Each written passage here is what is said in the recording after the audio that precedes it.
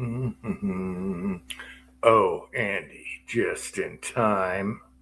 Late, Andy, bad, but late. Trouble with my camera. Oh, well, we are live. We got Andy here. We got Garage Guy in the side chat. F250. And I guess that's it. Happy Valentine's Day, everybody. Oh, that's what it is? Yeah, it's Valentine's. Oh, bad. Valentine's Day and you didn't remember? Okay. Let's see. We got Michael is here. Hey, Michael. So you forgot about Valentine's Day? Me? No. Kip is here. Hey, Kip. We actually don't really celebrate much in the way of any holidays anymore. We just kind of like, we do all year round. We were going to go out to eat, but I said, yeah, it's just going to, the parking lot of the diner was mobbed, so I said, nah. So we wound up with Chinese food. Oh, you had to say Chinese food. Hey, Pat. Is that you? Yes, it is, Jim. Hey, everybody. Hey, really quick professional question. Yes. The HOA is on my ass. Sylvia got this painted 3 years ago. The latex exterior paint is chalking, and she doesn't know if it's under warranty or not. So I am scrubbing the shit out of it to try and get rid of the chalk layer because I'll either have to paint it or leave it. So what's your opinion? Is there a clear I can put over it? Is it like when you're Mickey Mouse in cars and a thin coat of baby oil would just probably take care of it? Yeah. It looks like it's cleaning up. Why is it chalking? Is this in Vegas or California? This is in Vegas. Yeah, it's hard on everything. Rubber, paint, everything.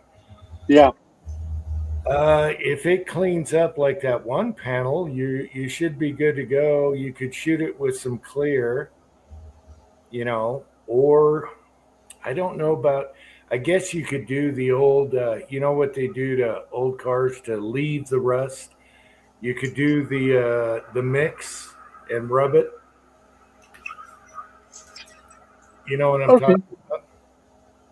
Well, yeah, I know how to Mickey Mouse it. Okay, but it's not going to last a year if I Mickey Mouse it. But anyway, that's what I'm doing right now. So I got 50% left on the phone. I'm going to mute it and get back to work before it gets dark. Okay, have fun, buddy. Have fun. All right, Pat. Take care, buddy. All right. Let's see. Chessboard is here. Hopefully, Pat gets his garage door shining and nice. And then we'll figure out what to put on it for that heat. I mean, it gets hot over there. Yeah. All right. So have fun, Pat. He's having fun. Yes. I just pressure wash mine down and it's kind of getting chalky, but it doesn't look like that. Yeah. So wait, we got 6-shooter Texans here. How's it going? 6-shooter and Jag is here. Yeah, good luck with that. You didn't want to repaint it again, a clear coat, but you don't have a spray gun, so you could do the wipe on for the vintage cars where you want to keep them rusty and everything. And that's a mix of different things. Tactical Foot is here. Hey guys, it's good to see you guys. All right. Well, hopefully Pat is not, getting too worn out doing that. We don't know that he put the right paint on there to start with, though. Well, that's the factory garage door paint, he said. So that should That's what he said. It lasted 3 years, so that it's only. I don't know, man. well, it's kind of like Arizona. Everything the sun hits kills it. So we're kind of in Yeah, between. but, so what if it, I'm looking at the top of his house? What are those shutters? Aluminum? Maybe vinyl. Vinyl is the way to go. So if the garage door is wood. He can't talk to us right now, but I mean, I'm just saying to you, the garage door is wood with paint over it, or is it no, aluminum? no. It's aluminum garage door. I'm guessing it's like my garage door. You Yeah, know, but I mean, all right. Well, it's an aluminum door. Mine gets a lot of. I mean, okay, I'm not in Arizona. Mine gets a lot of sun. It's 27 years old. There ain't a blister on it. tell him to get the ShamWow. All right, Kip. Yeah, well, everything, Yeah, but if it's wiping off, if he's washing it off. no, he's getting rid of it kind of like when you saw earlier. We don't have a close up of him now, but Yeah. it kind of had a corrosion. It's looking good though. Once he gets that all cleaned up, all he has to do is put a coating on it to save it for a while. I'd be out there. I got a I have a spray gun in the cold storage room. I'd probably get out there and shoot it with some clear. Yeah, but I mean, he could buy a $100 electric spray gun and at the Home Depot and paint and be done. I mean, you still got to clean it. Obviously, you got to degrease it, clean it before you paint it. But still, that's. I mean, Polish it with flits, Jag says. No, he needs to keep it from doing that. But I tell you what, the hot sun, and he's similar to where I'm at, where it's dry and everything rubber, anything plastic rubber is going to deteriorate in the hot sun. yeah, but I mean, if that's an aluminum door It is, and it's painted manually, I mean, aluminum is baked on paint, so I don't know what the hell. Maybe there's something wrong with the doors. they probably bake it on. Who knows what they use on it? I know my garage doors after, I don't know how old the house is. Let's just say 14, 15 years. It's faded, but it's still there. It's fine. But his front must be in direct sunlight, where mine only gets afternoon, and that's where it's bad. Well, that's what it's evening where he is, and the sun is behind the house. The sun is behind the house. Yeah, So but he probably gets all day sun in the front. I don't know. That's morning sun. Yes, because he's got sunset behind the house. Right. So that's morning sun. It starts. We're looking at the house. So the right side of the house is where the sun's coming up, and it comes around the front. So it's only there for 4 hours. Well, I'm guessing maybe six. Let me tell you a story. Our last house, we had a problem choosing because it was a buyer's market, so they lowered the price and everything. Anyway, we had our choice of houses to buy in the neighborhood, and I wanted to buy the house across the street, which is a friend of mine. That's who I got my Contender pistol from, and a few 1022s. Anyway, I'm so glad I went with mine because there was no one next to my right. It was a pond. And I'm so glad I did that because he got direct sun where I had a backyard sun, and his front door just peeled like crazy. It was terrible. Everything on his front of his house, his trim was terrible because of that. And luckily I got the backyard sun, so I didn't get that. Yeah. Let's see. It depends on color. Mine is white. Well, white does better. Yeah. Yeah. Anything dark in the sun is going to create. Yeah. gonna bake. You know, for the easy way, he could just take a sponge and mop on a mix, a three-way mix they use for keeping old cars looking old, and give them a clear coat. But yeah, it's a pain in the butt.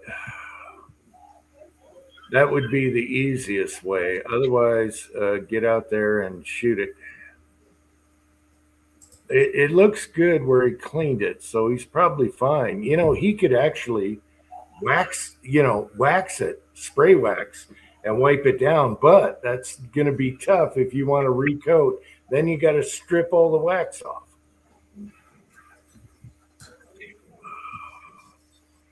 Did I get pictures? No, I did not get pictures. You sent Andy. Yeah, no, chessboard. I didn't get the pictures aren't attached. Pictures of what?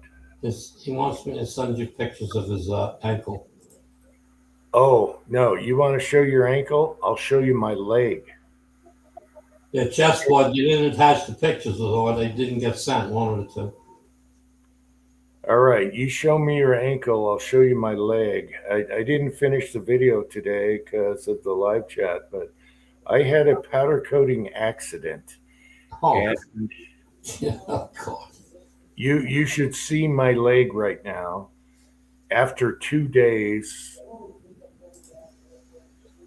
what happened was I was powder coating and I wanted to shut the garage door down below, and I plowed the driveway because we finally had snow. So I'm powder coating and I parked the quads in a different area, and so I had to hop over the snow plow to get to the button at the front of the door, and I caught the snow plow, and oh my God, I fell on my ear on the cement floor, but I grabbed the corner of the snowplow. I tripped over the cable that brings the snowplow up and down on an ATV. So here I think I'm done, da da da, and I go out there. I tripped over the cable and the edge of the plow scraped. I almost took my balls off. It scraped my leg. It's right next to my nuts.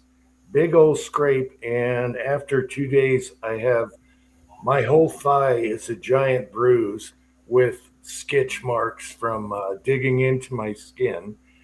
And my shoulder, I didn't realize it till the next day.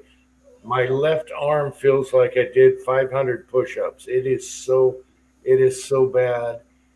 And luckily, I didn't crack my head open. I landed on my ear. And so I'm sitting here. My legs are in the air over the snowplow, and I can't get up. I can't turn. I can't do anything. So I'm laying there for like 2 minutes, like, oh my God, I don't have a phone. I can't tell anybody. Maybe I could yell. And finally, I kind of got to where I could turn and then it was a nightmare. But yeah, chessboard, you show me your ankle. I'll show you my leg today. It is bad. And I almost took off my nuts. And that would have been really bad. Anyway. All right. Where are we?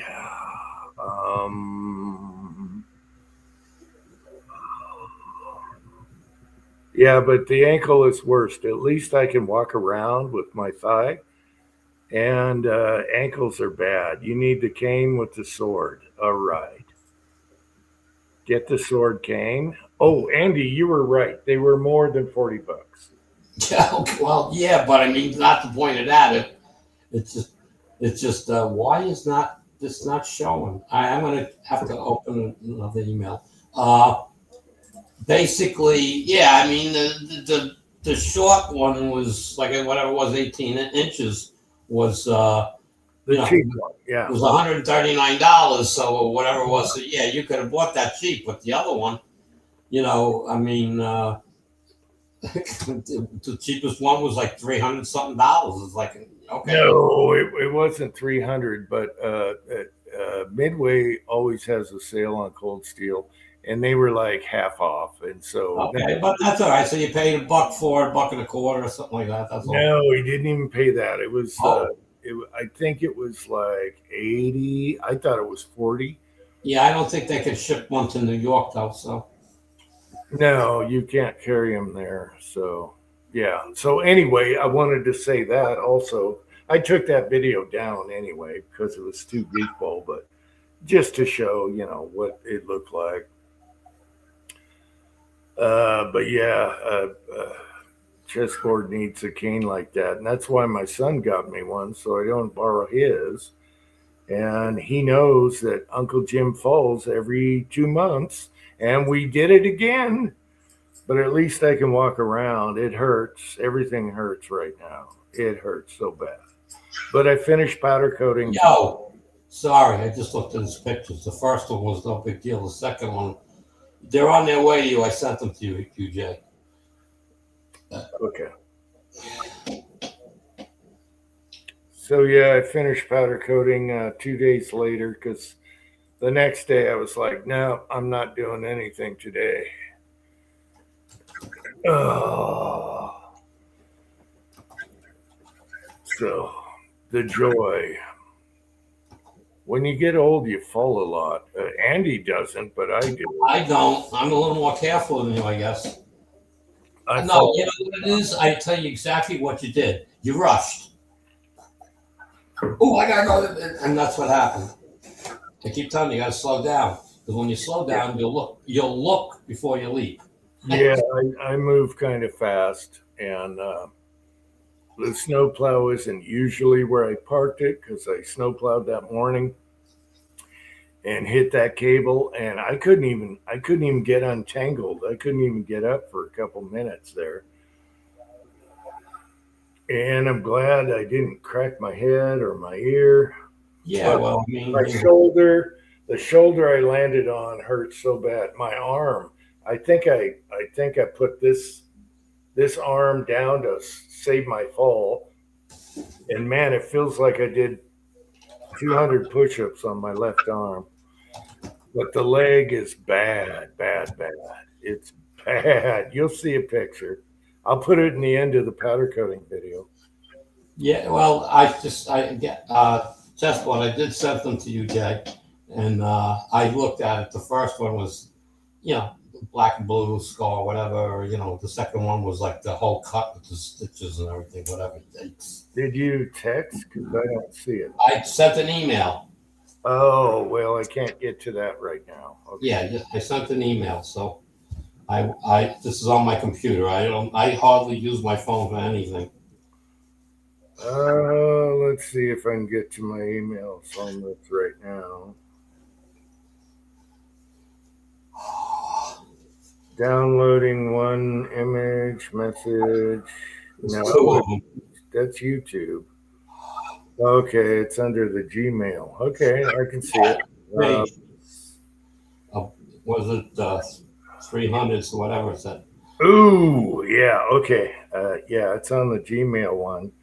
Yeah, the ankle part. Ooh, that looks bad, bad, bad.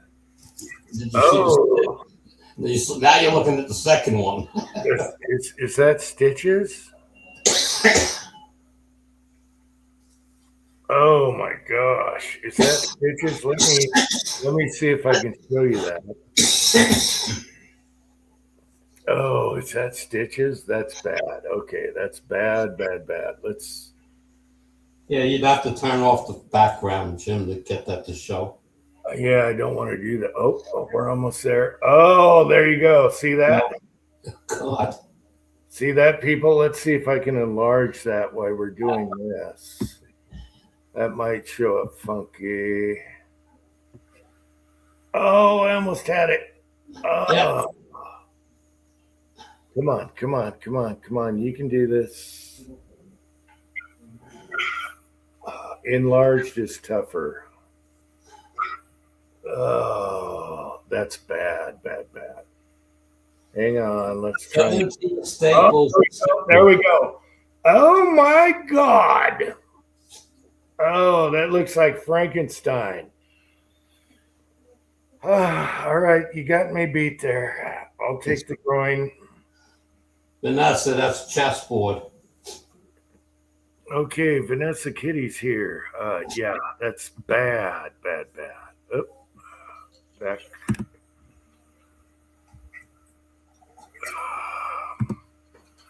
Hey, Vanessa, how's it going? Oh, we're still live on here. Okay. You know what he needs to do? He needs to get some Buster brown shoe polish on the door.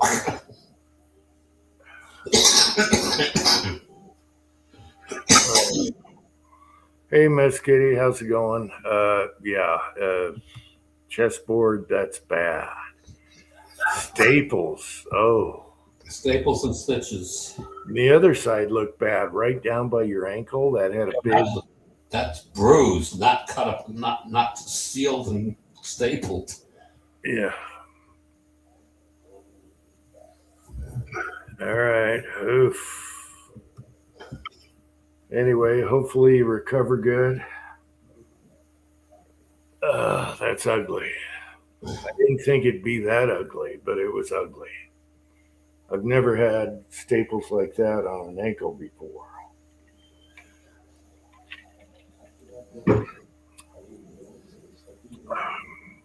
I got a knee I can show you with bad stitching back in the day, but there you go. Yeah.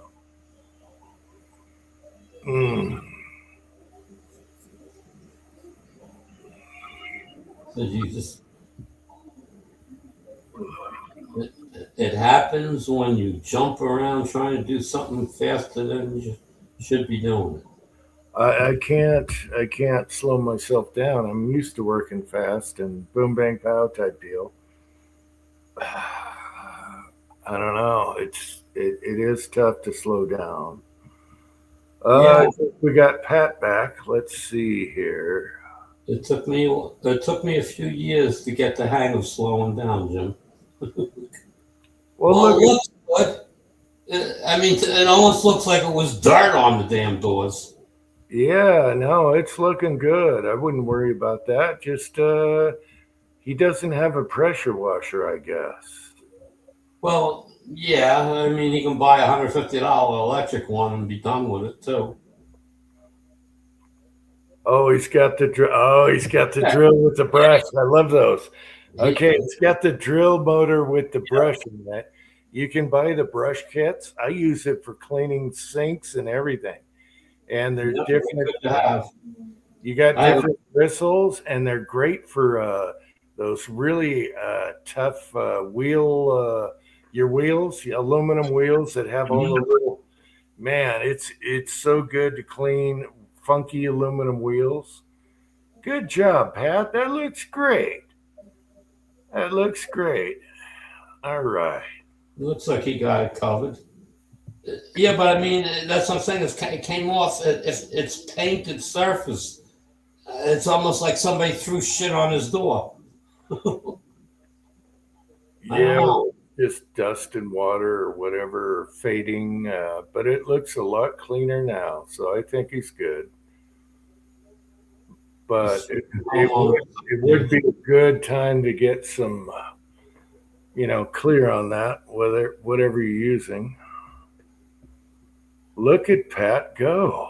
And he's hitching his pants. I do that all the time. Pat hitching. I get powder coat all over my pants doing that. Oh, let's see if he's talking. Pat. Oh, you're muted. Let me try and unmute you. Can you say something? No? He's still muted. There he comes. Can you hear me now? Yes, it looks great, Pat. Well, that's because it's wet. Yeah, that's true. Yeah. So, all right, got about 1/4 of the garage to go, and I'll be with you guys. Andy, it's good to see you. And I noticed you hitch your pants up. I do it all the time. I get powder coat all over my Relaxo pants. Yeah, hitching them up. Yes, as the little woman tells me, I have no ass. Well, I got an ass, but it still falls. All right. Oh, I don't. I'm worse than bored flat. And she only says that when I make fun of her shelf I can keep a six-pack on comment. So I'm going to mute again and get back to it before it gets dark. All right, I'm glad you showed this. Awesome. All right, Pat, take care. It's funny. Yeah. Just close it down before they come look at it. Yeah, that's what a little clear will do. So, yeah, you could do, like I said, you could do wipe on. Wax, you'd have to strip it if you want to paint it again, but wax would help. You know, just spray wax for your car. Spray it, wipe it, bam. But yeah, then you got to strip it to paint it, which you should do anyway. Just get all the grease and wax off. Oh, that's funny as hell. It's looking good though. Nice looking house there. Nice looking garage and shutters, and he's got the old timey shutters that look like Western days.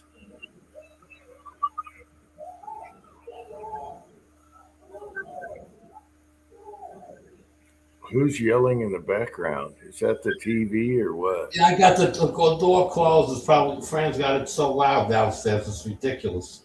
Okay. Well, Pat will be on later.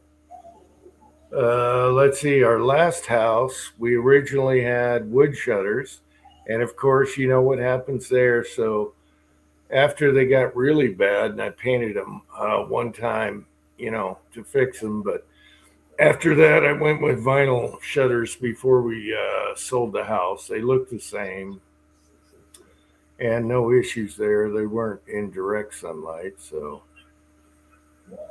there's got to be something said for vinyl as far as shutters go. Hip is here. Hey, Hippa.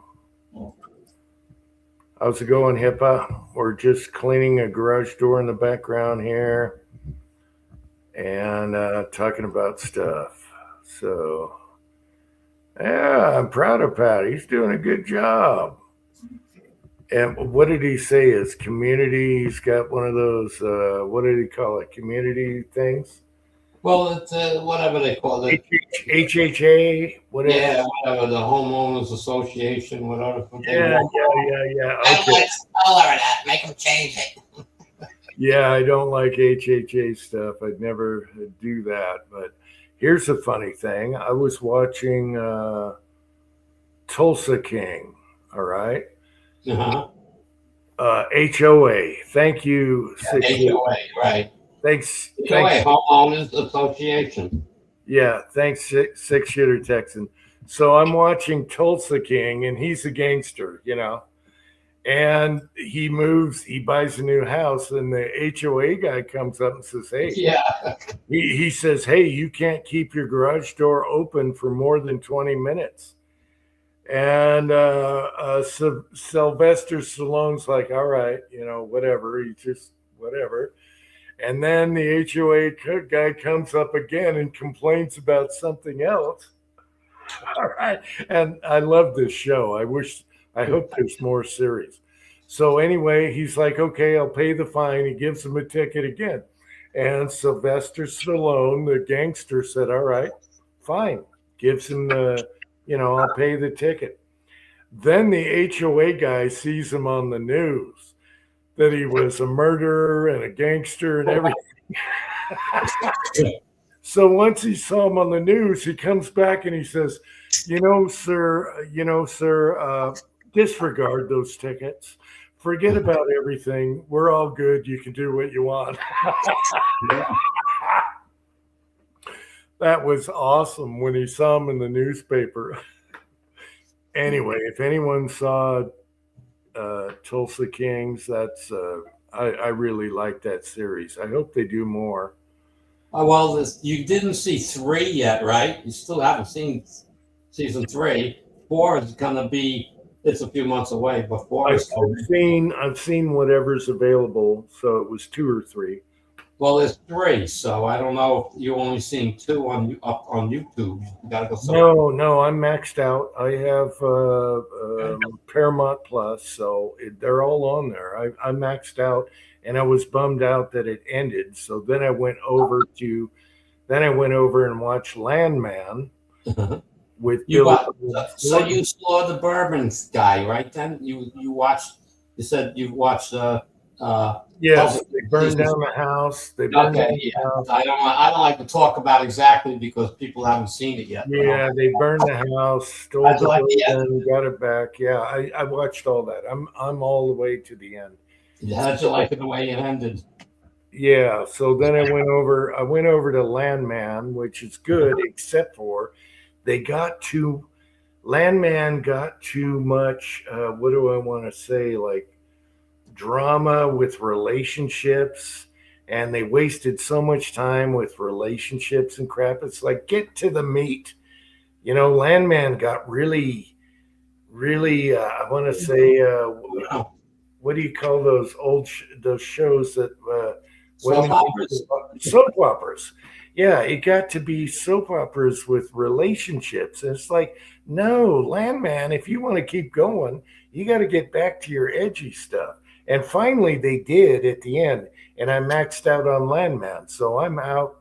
The last season of Landman got a little, like you said, in that direction. It just. I still loved when the woman attorney's on the plane for the first time with the guy. That was great. No, Landman. Yeah. I kept saying that. I said she needed a man in her life, man, to straighten her out, and it complimented her. Okay, and then she like, I'm actually falling for this guy, and she let loose a bit, and then with the kid in the police department station, she let loose. She didn't know what the hell hit him. Oh, the lawyer woman. Oh yeah, she went full Monty on them and straightened them out right now. And it's like, this is like call Saul the lawyer. This is this is the lawyer I want on my back. Yeah, she straightened them out right now. But they had, Landman. If anyone watches it, especially like the second to last series or the last two, they get really drama and soap opera. Just kind of skip by that, and then it gets better again. Well, they tried to, I think, make her, the lawyer, calm down a little bit, in the show, because she was too aggressive, and then the guy on the airplane, that loosened her up, but it sharpened her up at the same time. And then, of course, like you said, it got a little bit, a little crazy, wound up that way. But she's a lawyer I would want, because she just got in there and said, no more talking. But it all comes together, even with the the soap opera. At the end of it, it all comes together.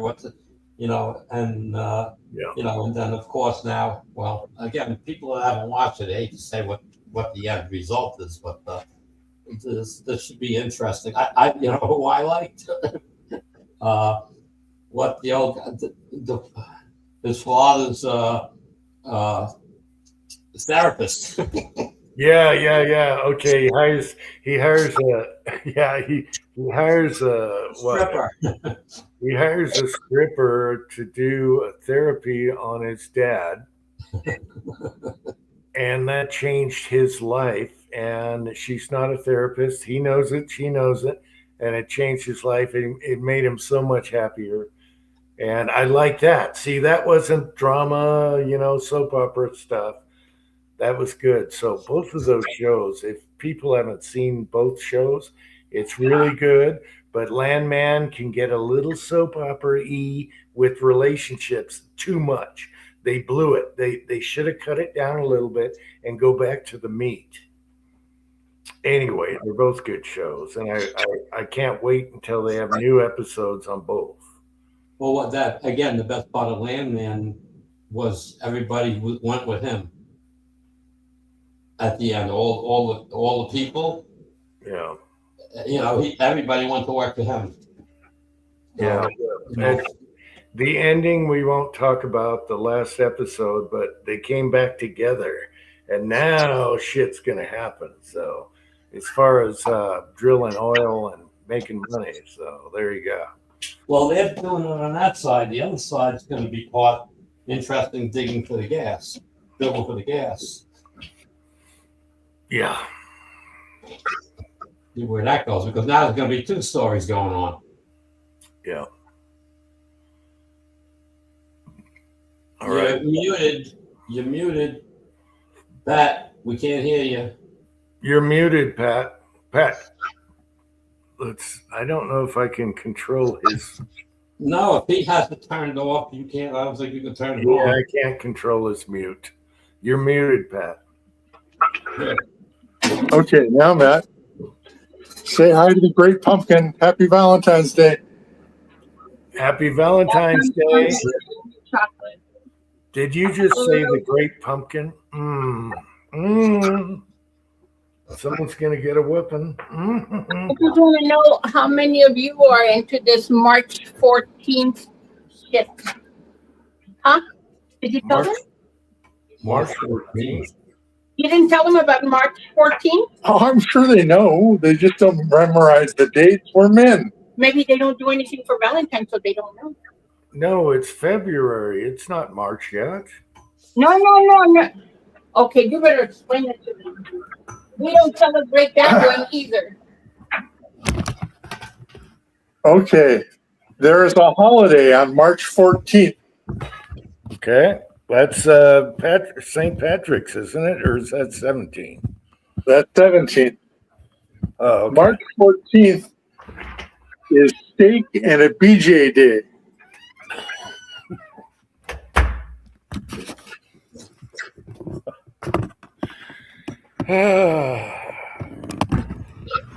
I'm gonna see if that comes up with Google. Hobbies is here. Hey, Hobbies. All right, Dr. Zink will back me up on this. What is the primary celebrated as National Pie Day? So it says National Pie Day, Potato Chip Day, National Child Craft Day, National Write Your Story Day. I don't know. Okay, search for. Here we go. Hold on. Wikipedia. Steak and Blowjob Day. It's unofficial holiday created in the United States as the male response to Valentine's Day, celebrated a month later. The day women are supposed to cook a fillet steak, and perform fellatio on a man in response to cards, thoughtful flowers, and other gifts given by men on Valentine's Day.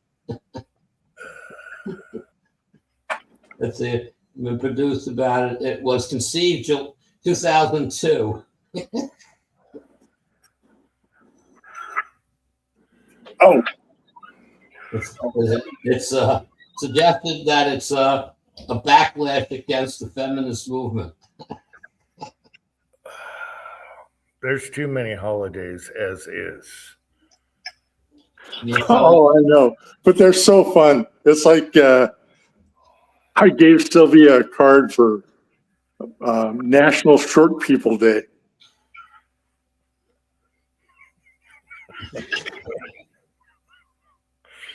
I'm surprised you're still kicking, Pat. You could easily get it in the middle of the night, Pat. Oh, I know.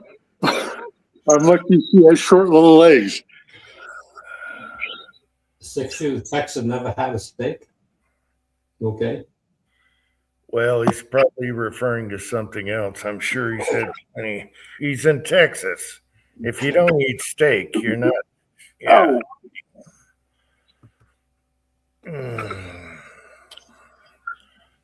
Yeah, Vanessa, I could almost qualify. I'm only 5'10".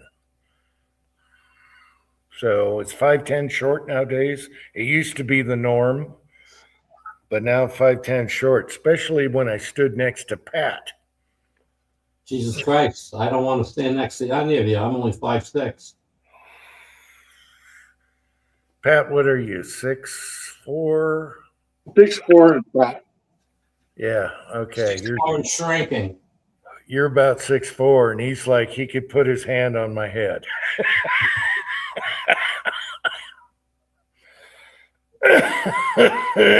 Anyway,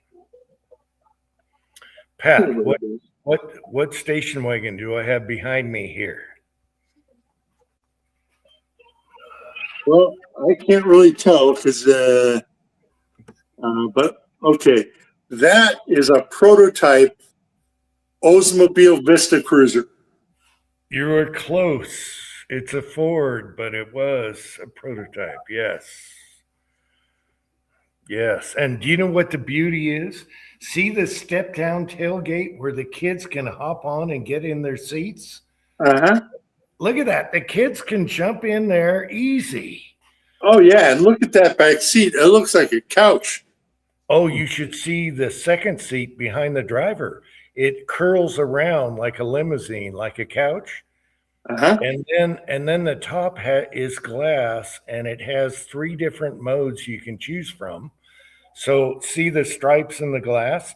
You can choose these different modes of shade that comes down, like a blue shade or pure sun or tinted down. This was way ahead of its time. Way ahead of its time. All right. Well, I'll show off my hurt puppies right now. As long as we're doing cars. Full screen me.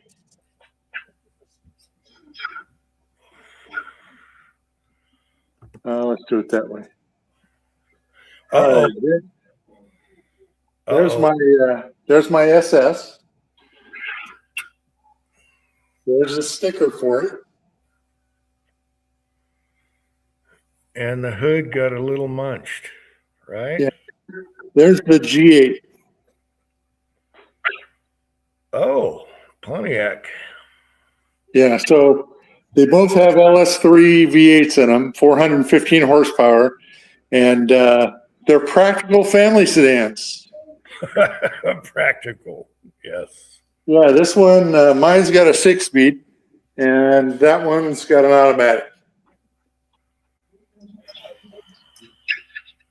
So those are my babies. I just need about $6,000 in repairs. For the one that got hit? Yeah. Yeah. Oh, that's too bad. Oh. And I ruined my shirt. Well, you got to put on your grubby clothes when you do grubby work. Well, yeah.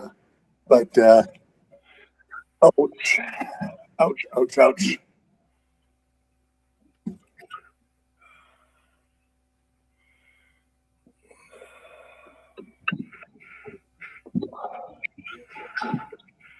Just Jeff is here. Hey, Just Jeff, how's it going? 5'7" on a good day.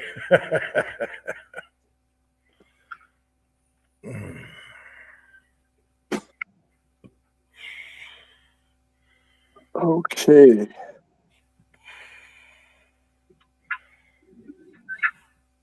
All right, I'm gonna hop off for just a second and come back on with something real, not Okay. my phone. All right, Pat. We'll see you then. Okay.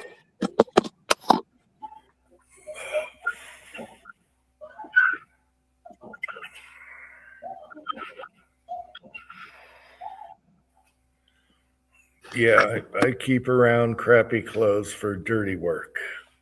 Yeah, I have work clothes. Mm-hmm. Whenever I'm doing something, like go to the old dungarees that are so faded or got a little rip or something like that, you know.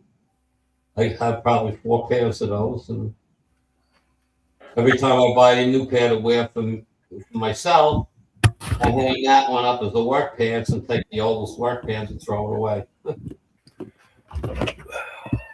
Yeah. I'm happy to report I can chat in the garage without lagging. All we had to do was unplug the pod and plug it back in for the garage. That's it. And that fixed everything. I had the son do it, and now we're good. No lagging in the garage. That makes me happy. When I have my ciggy. Oh. So I almost made a video today. Yeah, what about? The video I never made about the new table I bought in Vice. Oh, okay. It was downstairs, and I was like, it was cold down there because I mean, I have a heater down there, but I don't leave it on. And why waste the money? But it takes too long to heat up the basement. It was 59 degrees down there. But the humidity was at 40%, so I was happy. I wasn't at low humidity. I don't like it to be that low. I have a humidifier I usually run in the winter to keep it between 40 and 50. And during the summer, it stays at 50 all by its lonesome. So 6-shooter Texan says, I'm 6. That okay, that goes. Vanessa says 6'9". No way. it's Wow. Wow, that's basketball stuff right there. Or volleyball.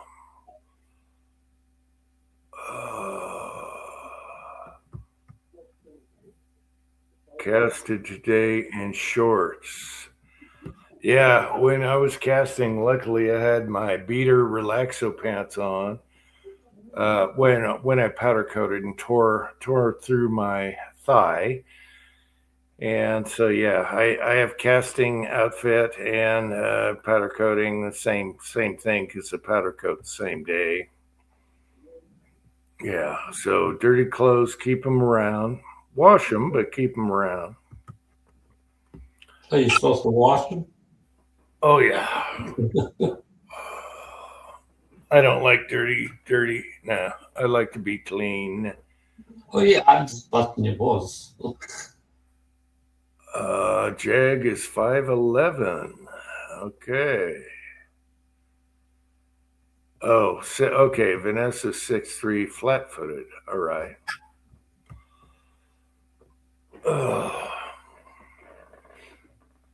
So yeah, I should have done a ton of shooting videos. It's nice out. Gosh darn it, I hate not shooting. I'm gonna have to get back to that, but stuff happens. But I needed to make more 300 blackout bullets, and then I got injured and couldn't shoot. I could tomorrow. I'm feeling better. I can walk around, so it's good. It's all good. But I wanted those to cure and size them because I gotta clean all the brass now. I got like 25 left to shoot, and then I'll start the batch all over again. As far as the brass goes. Yeah, I haven't processed any of my brass that I shot this year. This last year, I should say. It's like I didn't shoot enough. I have so much loaded, I don't need to do anything. I just have new molds that I want to cast and load some stuff up for. Yeah, I got buckets of 9 to do, but I still have fresh, clean 9, so I'm putting it off. There's Pat. Yeah, but you got the do you prime on the APP or you do it on a single stage? Doing what? Deprime your 9mm. A lot of times I don't deprime. So, they're dirty. It doesn't really matter. 9 I consider just blasting rounds, so they don't have to be, everything's not going to be perfect. what I do with my 9 is I throw them in the wet tumbler, but no pins or anything, just a little soap, just to get the grit off of them. Mm-hmm. And I dry them, then APP, size and the prime, bam, done. Yeah. It's cowboy dyes, and I also lube them anyway, so it doesn't matter. I'm going to clean them again anyway. So I spray that, the lanolin, the light coat on it, and I do have a brass feeder, not the 4-tube thing. I do have an electric one that I bought way back when, and I throw the brass in there, and I don't try to keep up with the feeder. I just go at a pace, and I can't even tell you how many they do in an hour. I mean, it's so many done, it's ridiculous. And then I throw them back in the wet tumbler with the pins, got them nice and shiny and clean, dried and whatnot. Throw them in the ready to load bucket, and that's it. When I'm ready to load, I sit down and I'll prime up 100. I'll do 100, prime 100, load the 100, prime another 100. Yeah. Yeah, on 9 I'll do that like every 3 times, but usually I'll just tumble them, dirty primer pockets, reload them again. I don't notice much difference. 9 and 38 I'll do that without having to clean the primer pockets every time. Yeah, but when you load 9, are you loading 500 up, or are you just loading 50 at a time? No. Yeah, a lot of you guys think I only load 5 at a time and stuff. And No, you kind of bum rap me because I have buckets of dirty 9 right now, buckets and buckets of it. And no, I don't load 5 at a time or 20 at a time. I fill up file cabinets, big file cabinets. And right now my file cabinets are low. And I was hoping if it snowed here, I could take the time and just fill up my file cabinets again, but they're getting low. But I do a massive. I do it on the Dillon 550, and I do massive. Yeah. Okay. No, I just didn't know how much you loaded at a time. It's like No. I have these. I don't know. I guess they're 6-inch square plastic tubs. Yeah, I fill. That's what I put when I fill that up. I think it's around 450 rounds. So in one of those, and I have like 15 of those loads. I shot 4 or 5 of them up, so there's still 15 left. We got a lot. Yeah. Rollis is here. Hey, Rollis, how's it going? No, I do. Right now, I'm deficient. I go by the file cabinets. Yeah. File cabinets are getting empty. I fill them again. I got those plastic ammo bins, and I'll I need to do that. I was hoping wintertime I plow, and then all I have to do is load, and it hasn't been snowing, so yeah. I just I have ammo boxes that hold 100. I only have a few of those, but those are mainly for newer bullets that I'm trying, that I found a load that works. And I said, do I want to make another bullet and another load and have 3 different bullets I'm shooting? And so it's more for testing purposes. Find the accurate one for that bullet and whatnot. But I got that all covered with different powder. I got like 8 different powders for 9mm. I tested out, all working good. Okay. Because I got all that powder I bought that time for next to nothing, and it's old stuff and it's shooting well. I just want to get rid of that first, so I finish off the can, whatever's in it. That's what I load for when I find the load that works, and then so I got a bunch of that done and whatnot. But I got so much loaded, I don't need to sit down and start loading for this year. I got plenty, so hopefully this year. The weather's going to be a little bit more better for me in the springtime, because Sundays are the day I would go until the end of the year. I won't go every Sunday, but I can go Sundays and have a good time. But I spent most of last year playing with the Rossi trying to find loads that worked in it, and then I got then when I got the chronograph, then it was like all over again. So now I'm looking at let's see, where the hell did I put it?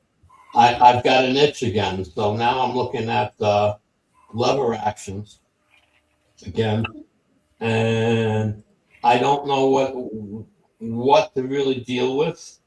I'm looking at 44 Magnum. All right, that would be the only thing that I would look at, but I don't want, and it's not that bad. Henry Big Boys are only like 750 here. This one is, they have different ones. Henry Big Boy, steel, lever action, rifle side gate, large loop. I don't want a large loop. Here we go.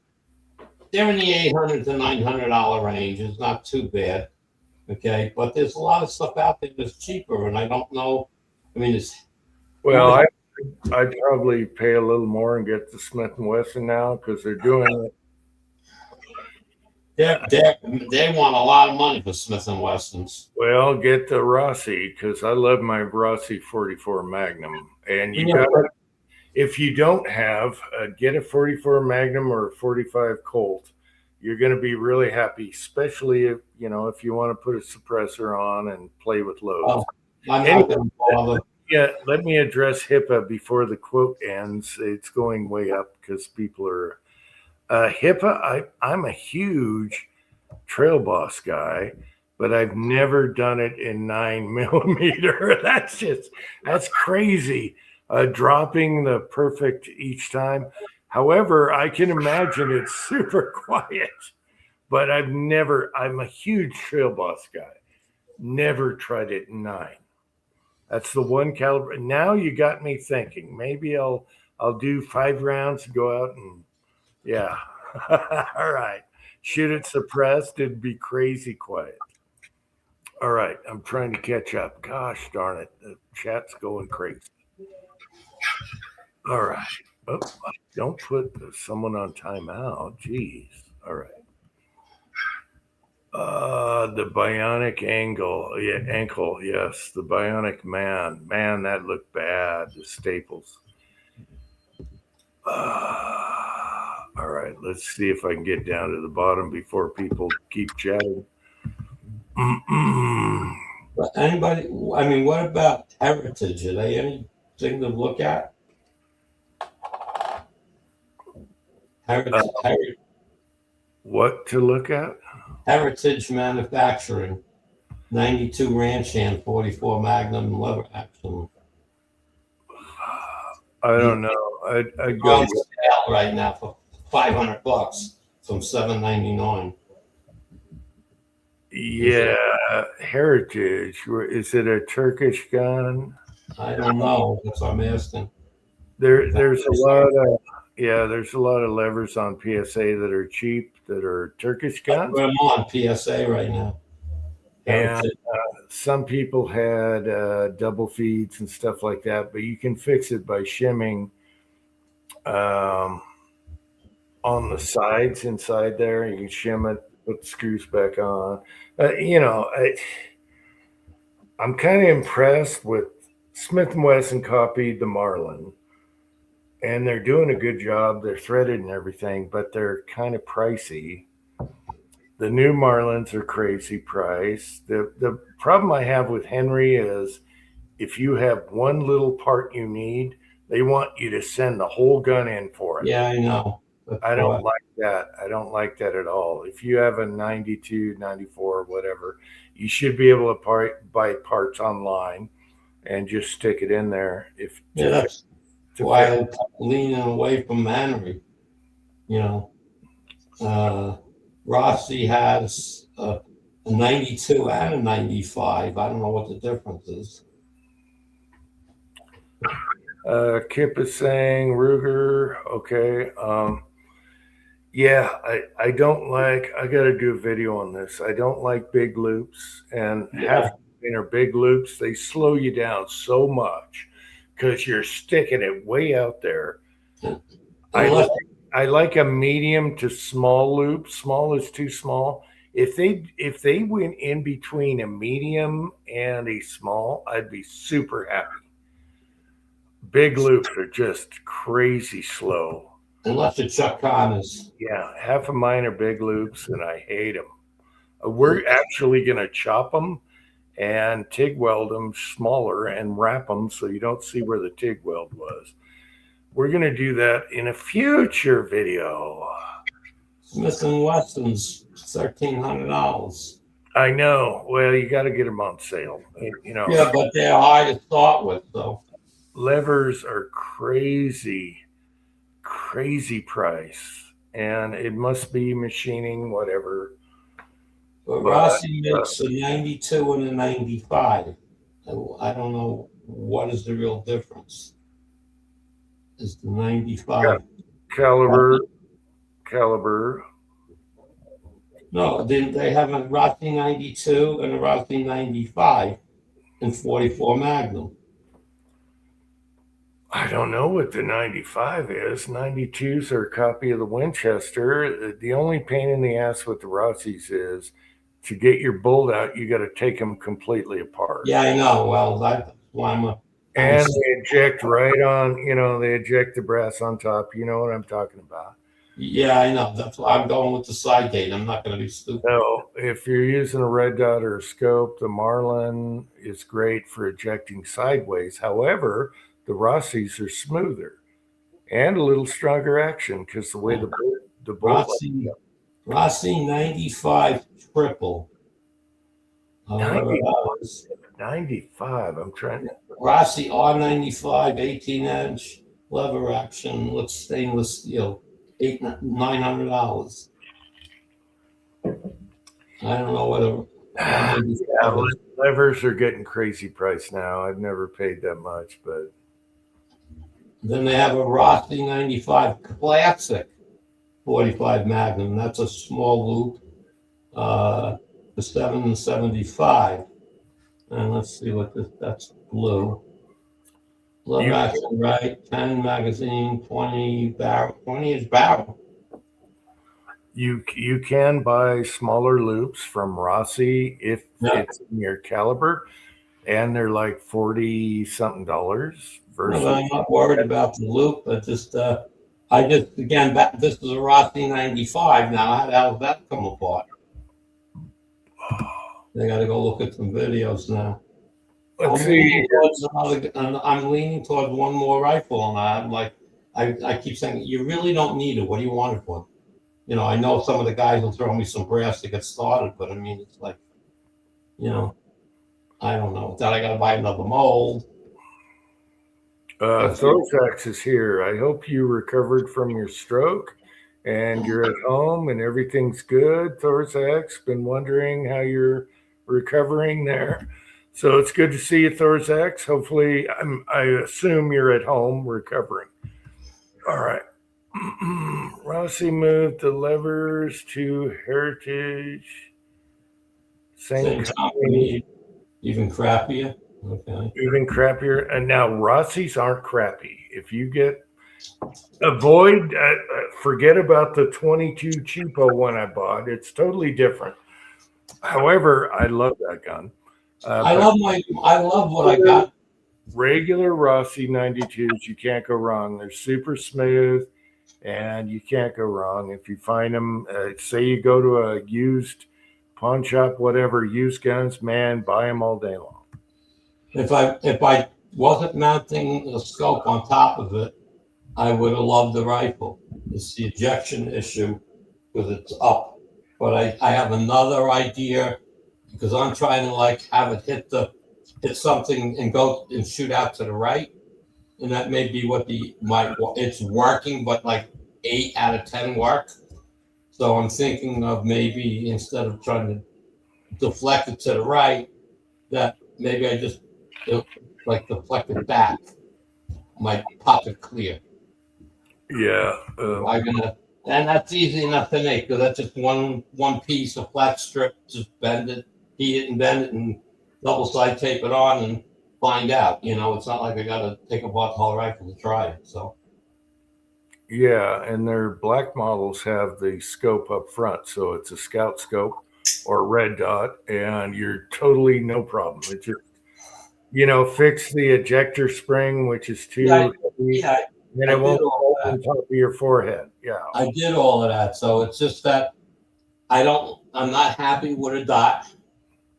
And I mean, I love it on my pistol, but I'm shooting much closer ranges. And with the Rossi out at 50 yards, the dot's just too big. I'm holding at 50 yards. The dot's covering the part of the target, so I'm not consistent with a group. But Well, I love my Rossi 44, but it won't like really heavy bullets like 310 because of the rifling. And so you have your Marlin rifling and diameter. Then you have your Rossi rifling, which is a little quicker. And who was the other one? I don't know where Henry is on the rifling, but 44, it's crucial if you cast. So you want to stick with certain weight bullets. You can't go to 310. I have a 310 mold. They're great for the Ruger Red Hawk revolvers. They love that. That's what it was made for. But in a Rossi, it's not the right twist. No. Not Well, I'm going to be shooting, I don't know the grain size of the 44. So let's say 220, 240 grain bullet. It's going to be zinc. This is going to be a 140 grain bullet. It's the physical size of whatever 230 grain is. Hobbies, hobbies, that makes sense. The Rossi 95 is the Marlin 336 clone. That makes sense. Okay. All Or right. it doesn't come apart that way. I got to go research it. I gotta go research it. I don't know what I'm doing yet. I mean, to me, it's just buying one mold, coming up with the right mold the first time. And, I'm only buying a 2-cavity mold anyway. So, but I don't want to spend $90 for a Lyman or an RCBS mold and wind up it's no good for the gun and then it's useless to me. In what caliber? The 44. Yeah, in 44, you want something that crimps a little shorter overall length than the Keith bullet. Because when you do the Keith bullet, you're right on the edge there in both, especially with the Rossi and your Marlin. So you want it to crimp taller so it's shorter a little bit for when it feeds up, carries up. You mean the feed ramp stuff and all that crap? Well, I'm not. I can go with any bullet I want. That's gonna function properly. It's gonna be much lighter, so it's the whole thing's a test. Yeah, remember, I'm gonna cast it with zinc. I'm not casting it with lead. Mm-hmm. So I can load it to full velocity levels. So, that's why that's the whole point behind the zinc. I'm still casting, but I got a solid hard bullet, and all I wanted to do was be accurate. So, so again, if you multiply, I don't know the bullet weights in 2, 4, 0 is my times 0.6. Yeah, the 240 grain is going to be around 140 to 145 grain in zinc. Okay, you can go 255. Yeah, but I mean, you're talking about having to crimp in the right place and stuff the like length. that. It's all about the length carrying up, and they do vary sometimes from action to action or lever to lever, same brand, but you're really close. So, man, I got a ton of 44 mag molds, but I got one from Cranky, a brass mold. He got me for my birthday or whatever, and it's a Keith style bullet. I think it's Arsenal. I'll have to go look right now. Arsenal or Accurate. Anyway, the crimp groove, it's just short enough where you can load it and it feeds beautiful in both brands. Carrying up. Other than that, you're going to have to, and that takes man balls, but you're going to have to change your carrier where the snail cam hits it to carry up. And I did that in my 357 Marlin, but that takes man balls to do.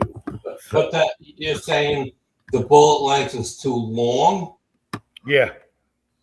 And the Arsenal I got from Cranky, it crimps slightly shorter, and it's perfect for carrying up a full 255 grain bullet in 44 mag. Where the Keith bullet, you got to be like right on the edge of the crimp. That the tallest, the shortest you can make that bullet. And then you got a little hitch every now and then. You rack it and then hitch and rack it. So Yeah. So you're using a roll crimp on a 44. Yep. Yeah. Okay. Of course. Yeah. You know, just like your revolvers. You don't have to, the levers, you don't have to crimp as much, but a revolver with full house loads, you don't want that bullet going forward in your cylinder.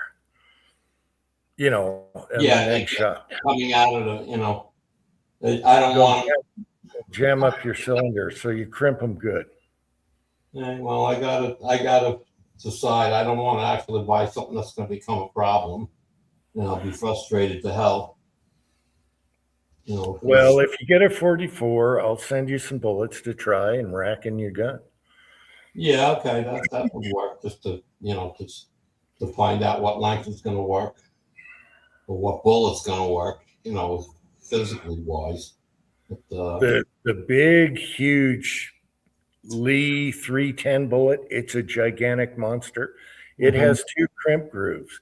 If you crimp it short, you got to use different powder charge. Yeah, well, of course. And those will rack in a Rossi when you crimp them on the shortest, the tallest crimp groove. They will rack in a Rossi. However, the Rossi, the rifling, the twist doesn't really, it's not perfect for that heavy of a bullet. They like the 255s, 245s. Well, then, but are they going to like the lighter bullet? Mm-hmm. Well, so if I use the three whatever that was, both sides. Okay, say you bought a Rossi in 44 mag and you did zinc bullets, it's going to be way lighter. The twist will be perfect for it. Right. And then use the top crimp groove and adjust your powder charge because, of course, you got less volume. Yeah. You said it's 355 is the weight? On what? The big bullets. What's the bullet weight of the bigger one? The Lee 310, you could buy a cheap cavity mold, whatever. It's going to be 310. Sometimes they come out 305. Well, I'm not worried about that. I really can't buy an aluminum mold. I'll ruin it. Okay, then you're screwed. Yeah, you can't use the 310. Nobody's got a 300 grain bullet for 44 Magnum? In a cast mold, I don't know. All right. Because all I have is like Keith copies, and they can be a little long. So it's going to be 310 is 186 grain of zinc, basically. So. No problem. I'm just trying. I'm doing research. I'm not even going to go look at a gun. You know what I mean? I just hit me because the President's Day sale, so I'm getting all these things, and it's like, what would I get? And that's the one thing that everybody says, 44 Magnum. I've had 44 Magnum before, okay, but pistol-wise, I mean, I've shot plenty of them, but it's like, I want the power, but I don't want the recoil, so it's like, okay, but in a rifle, it'll be less recoil. Zinc is going to make it less recoil because it's lighter, and I won't be using as much powder to go as fast as the lead would. So I'm going to still be lighter record. You know, so Yeah. you know, it takes a shepherd. I still feel like I've had the crap beat out of me. This will pass as I understand it, but I'm doing what I can. Well, Lord, we all wish you the best. Yeah. The good news is half your site isn't frozen from, people that get stroke. But- So. That picture, that background picture I have, that's 2 miles from my house. That bridge goes from What bridge is that? Smith Point Bridge. It's it goes from the mainland of Long Island to Smith Point, which is the second, like another island, a little island off of, that picture, Smith Point. And it's, I don't know, it's not, I shouldn't say it's not a big thing. It's a few miles long and whatever, mile wide, whatever, but it's, that's, the bridge itself is about 1.5 mile drive to the entrance of the bridge. So we get some nice shots here on Long Island. I was going to put up lighthouses, but I thought this was a nicer thing to look at. Nice sunset. Yes, I love those sunsets here.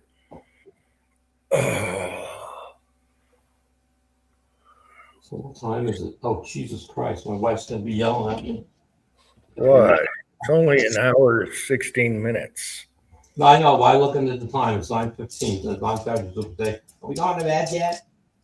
No, but, I wasn't watching the time. I usually go downstairs and set up the bedroom. Right. Pat, is this? Oh, I thought it was snow on the road. Okay, you're doing cafe racers. Yes, baby. No, I tried to tell you about it. The Isle of Man time trials. They have it every year.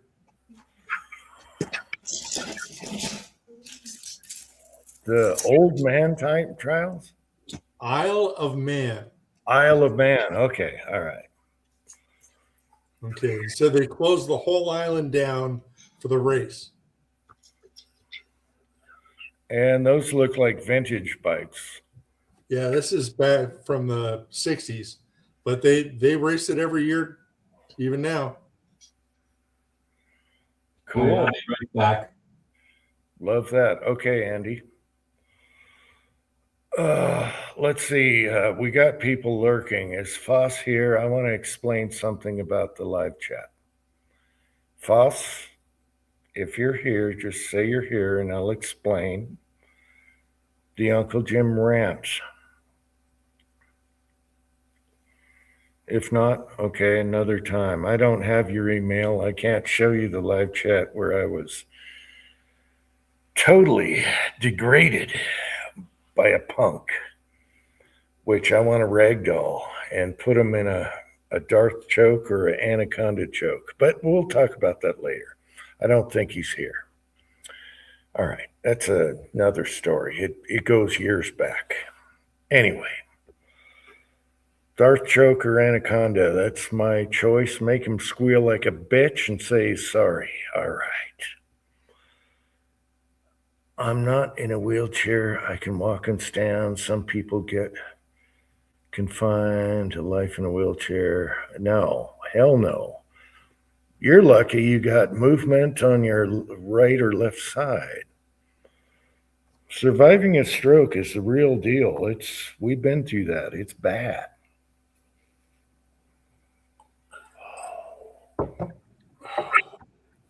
If anyone out there gets a stroke, make sure the ambulance guy gives you the right medicine so it saves you later on from freezing your face or your right side. They have actually a medication that saved my wife.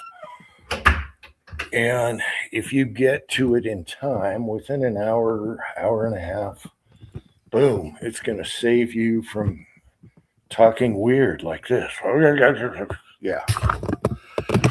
All right. It's no joke. tell you that right now. Oh, let me plug in. Yeah, I'm happy, Pat. I can talk in the garage, no legging. All we had to do is unplug it, redo it. The one little pod that's out there for the backyard and the garage and stuff. So it works All good. right. Oh, Mhm. Anyway, I guess Foss isn't here. I wanted to explain that so bad because he's probably like, what is Uncle Jim talking about in the side chat? Yeah, well, we got bills to pay with that other dude. Yeah. Anyway.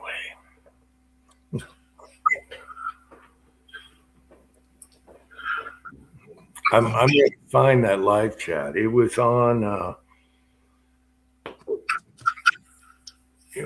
well, he changed the channel.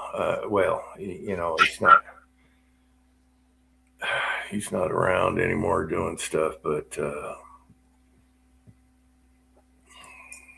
well. okay, I'm just thinking, of all the rotten things that have happened on your live chats, what could have pissed you off? Oh, well, it wasn't my live chat. I was just in the side chat, but I can't stand this guy. Costanza. Anyway, you guys remember Bunny and the Bullet Man? Bunny, well, now it's Bunny and the Reloading Channel. Anyway.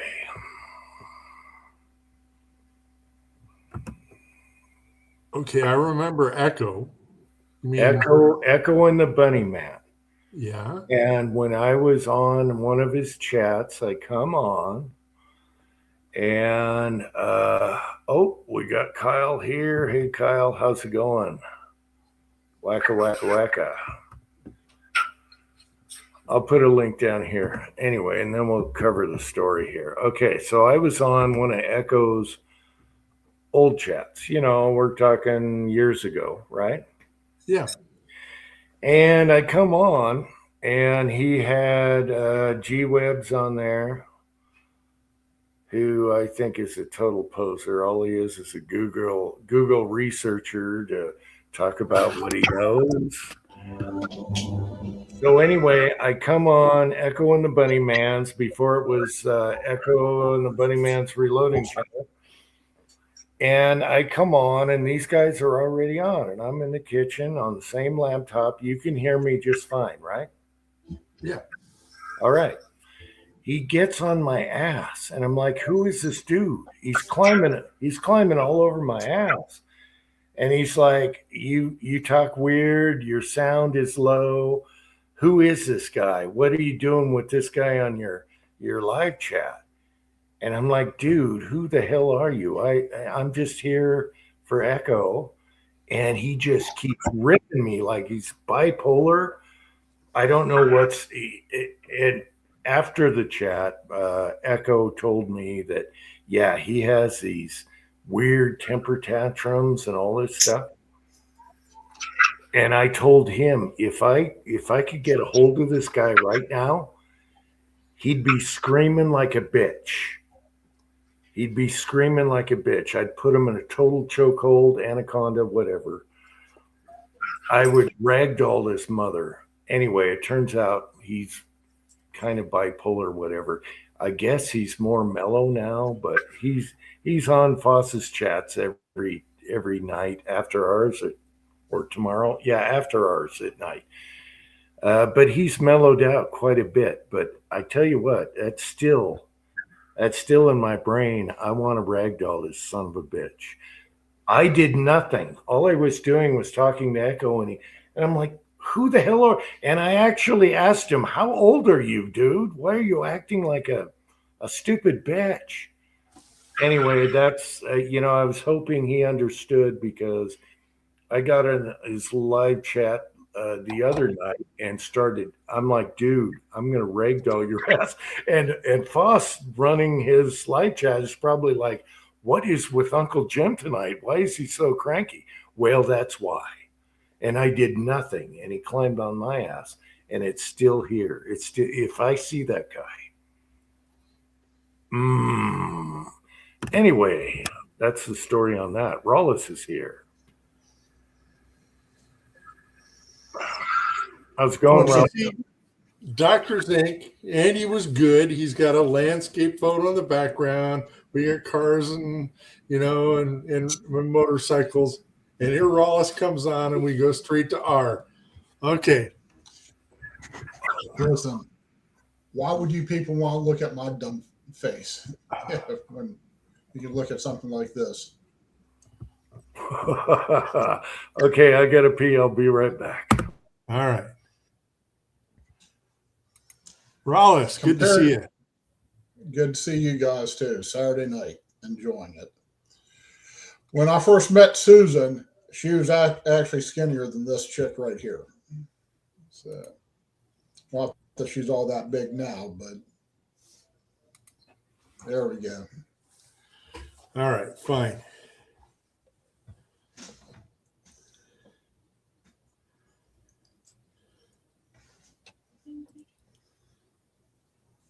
So how's casting, Rollis? It's more fun than sizing brass, isn't it? Now that you brought that up, I am downloading my first adventure in casting. Finally made it to the range today, and I only ran about 50 rounds with the 200 grain lead. Actually, it's about 210 grain with the material I'm using. Nice, good velocities. The coating worked fine.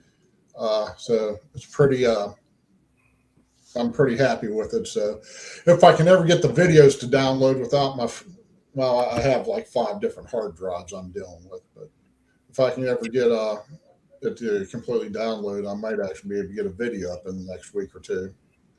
Because okay, I missed it. But yeah, so far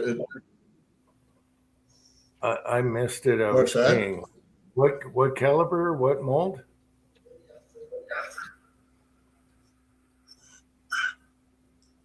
uh, 200 grain 45. I'm using it in the Colt, the 45 long Colt. Oh, okay. So, and then I took it out. And I was only shooting at about 7.5, 8 yards. But I mean, it was just stacking them on top of each other, and I'm a piss poor shot. So so far I'm happy. Good velocities. I'm at the very bottom of the load data. So I'm bumped it up another half grain, and I can goes between 6 and like 7.6, 7.7, something like that. Is it the round flat mold? I might have that mold. Is it elite? Yeah. So, but I mean, yeah, they're. We're losing the It's a flat. It's a flat point round. Are you? Now, any better? Yeah, he's late. Any better here? No, I think you're fighting. Let me jump off and come back in. Okay. What did he say? 200. Okay. Well, I'll just sit back here and be quiet for a little bit. Oh no, you're back now. We can hear you now, but Now when you're talking about the mold, you were frozen and breaking up. Wow, there's like nothing on Rocky Lane. Okay. Well, but yeah, so that was today's adventure. All right. So is it elite? Is Yeah, it that was elite? today's adventure, and yeah, I'm running a 6 cavity Lee mold. These are the bolts I was showing you last week. Yeah, I think it was last week. You know, that powder coated. Yeah, so I'm deep in it now, guys. Let me grab a few bullets and see if it's the same you got.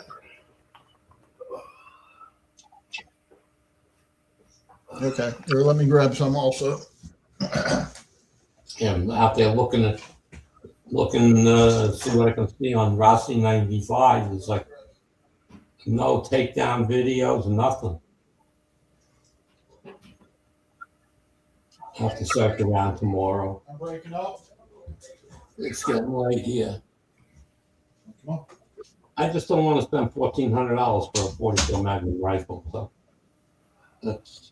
I'm better off with a Henry Big Boy. It's cheaper than a Wesson, except that trying to get parts if you need something is a problem. So Does it look like that? that's good. Pretty much here. Let me do something. You got a flat nose, a round flat. That's a 200 grain Lee 45 bullet. Is it that one? Yeah, hey, let's see. That's good, Jim. Yeah. Yeah, pretty much the same thing. Go ahead, pull me up. Okay. Let's do this. It's easier. Yes. Yeah, that's There it. you go. That looks like it. 2 crimp grooves. Yeah, That's that's it. it. Lee 200 grain. Okay. I like it. Now mine are pouring at. They're coming down. They're casting out right around 210. I'm using the Lyman. What is that? The number 2 Lyman mix. So they're coming out just a little bit heavy, but that's they're my Model 25 seems to really like them, so I'm not going to complain about them. And I'm already getting almost 900 feet per second with them. So Yeah, I cast those last month, and I'll have to weigh them, but they did come over 200. So I'll have to weigh this one. I'll be right back again. Oh.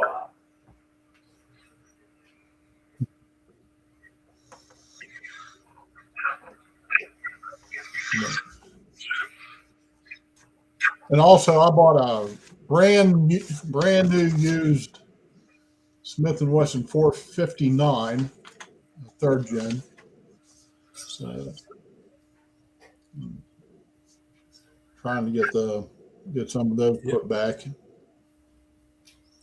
I've got a 1858 Remington with a conversion cylinder for 45 long Colt. Okay. Okay, I just weighed the one bullet. It came out 212, and that's Okay. soft Yeah. lead than yours. It's got more soft lead than yours. So 212 is what I got. Guys, I'm going to bail out. So have a good night, everybody. Enjoy your weekend. We'll see you soon. Good night, Andy. See you in a little bit. See you next week. All right, take care, Andy. Thanks for coming on. See you next time. Afoof. Yeah, HIPAA 45.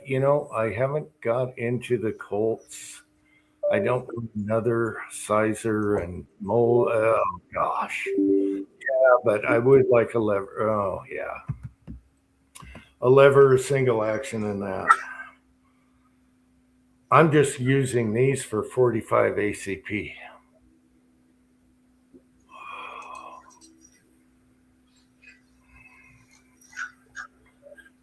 Anyway, yeah, it looks like a great mold, nice flat point, should do some damage, and yeah, there you go. Exactly. No, as of right now, I'm real happy with it. So, and the whole friggin' thing just crashed on me. All right, I'll be right back. I'm out of tobacco or tobacco substitute or whatever you want to call it. Okay, Okay, leave your background because I want to close up on that. See what the cleavage looks like. Oh, there's the cleavage. Right. There we go. I knew Pat would have cleavage. Put your head between them and just go. Yes. Yes. We all love that. And there's other things you can do too, but we won't go there. All I'm not right. there right now. Yeah, I can't wait to try that bullet in 45. So, Yeah, for XAR, stuff like that. Mm. and then, what's that? Yeah, I can't wait to try that in 45, like the short AR, Foxtrot Mike, stuff like that. It likes 200 grain. So I thought I'd cast them up, but I never got around to it. They're sized and ready to go.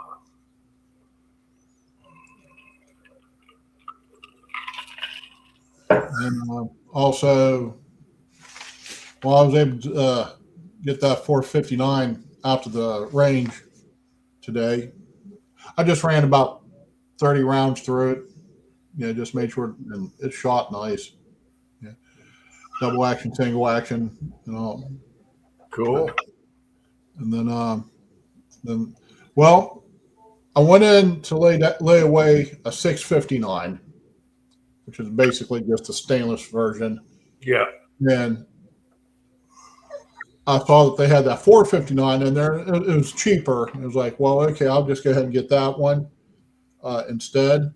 And so I put it on layaway. Well, get to the house, and when I was at the store, I checked my checking account, and there's plenty of money there, but it was just standard payroll stuff. So I get to the house. Well, my taxes had hit between the 10 minutes it took me to go from the store to the house. So I went ahead and turned around and went back down, paid that one off, did the background check, took 10 seconds, literally, and then went ahead and put the other one on layaway. So I'm trying to get some of those put back, because they're just becoming rarer and rarer every day. What length barrel is it? They're 3.5s. Oh. They're either 3.5 or 4. I don't. Yeah, but Okay. and so it works out nice. So, and like in the I was shooting 115 grain and 111 grain, 9mm, obviously, and they're both averaging up there in the. Both loads are just starting loads. They're still averaging 11-ish. Mm-hmm. Yeah, so I'm going to start pushing a little bit higher on them and just see where those ones go. But it worked out nice today. Cool. That sounds like fun. Oh, anytime you can get to the range.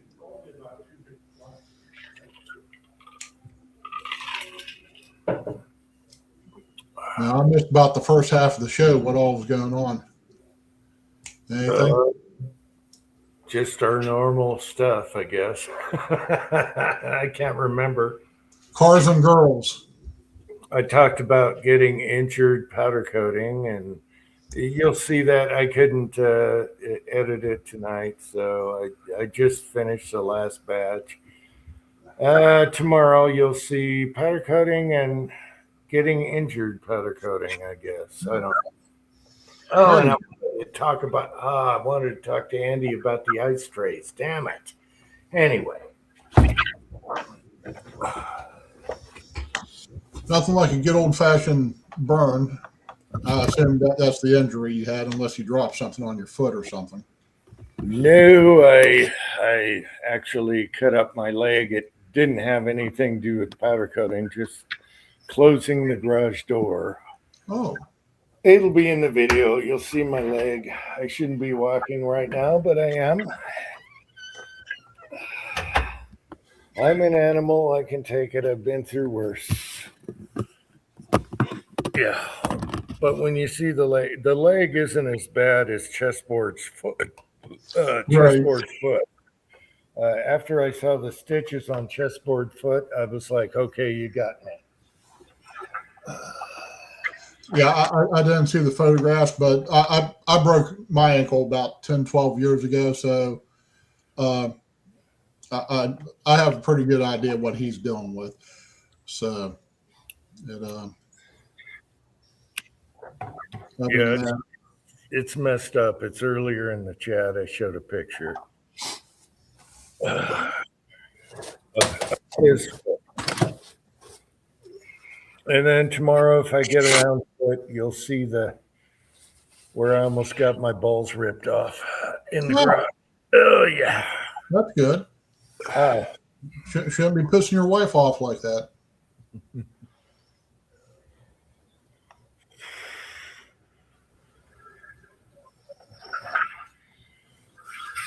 I missed by a few inches. So anyway, we've survived all these years with worse. So I'll get over this, but my inside of my thigh is bruised, all scraped up and everything. Well, you fell 4th of July weekend. That tore you up. Now you ripped your leg apart. What the hell's going on, buddy? You know, it's the kind of things he's doing, because every time he goes on a bobsled ride, nothing happens, and he's fine. But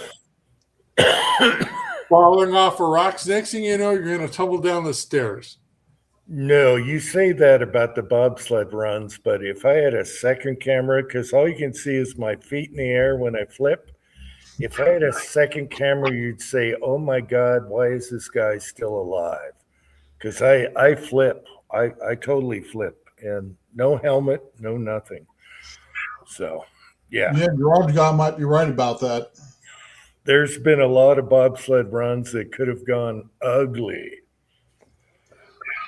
Yeah, so I wish I had a second camera right on Devil's Corner to show you when I flip. I flip. No helmet, no padding, no nothing.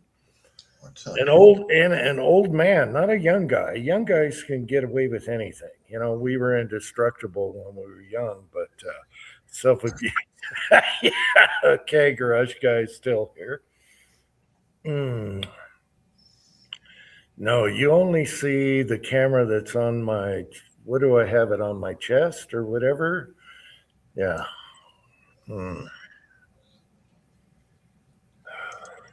Just about every bobsled that failed, my feet are in the air, and then you see all this drama, and then it comes back. I wish I had a second camera on that to show you. Yeah. That's a bad corner. Bad corner. Thus the term Devil's Corner. Yep. I'm done with, I think I'm done bobsledding. I'm done. I'm getting too old. Don't want to be in the hospital with a broken hip or whatever. So, Well, that'd be fun. So we can sit there and make fun of you.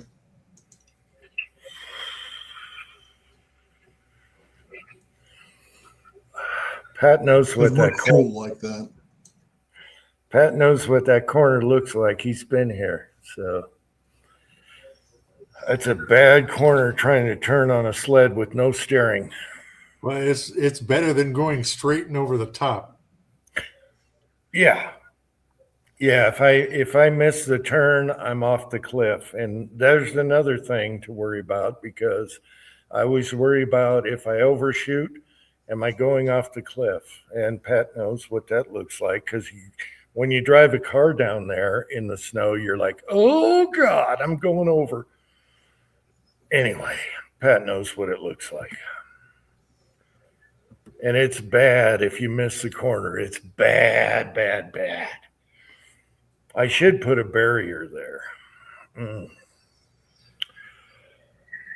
I worry about sliding off the toilet seat.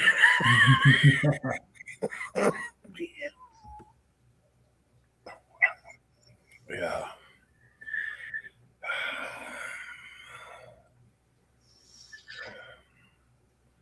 I agree. It's been tough the last couple days with my screwed up leg squatting.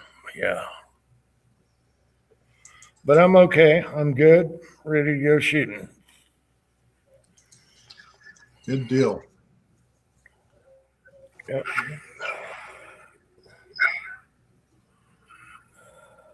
What are you drinking, Pat?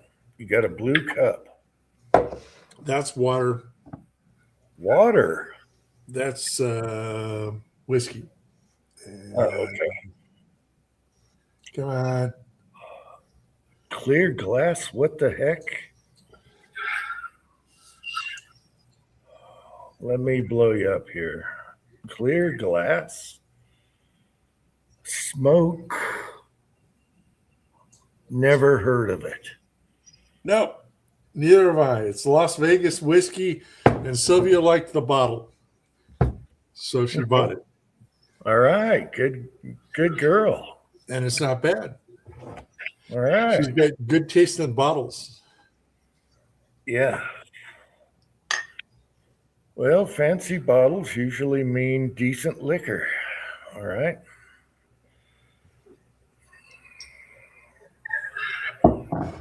Usually. Yeah.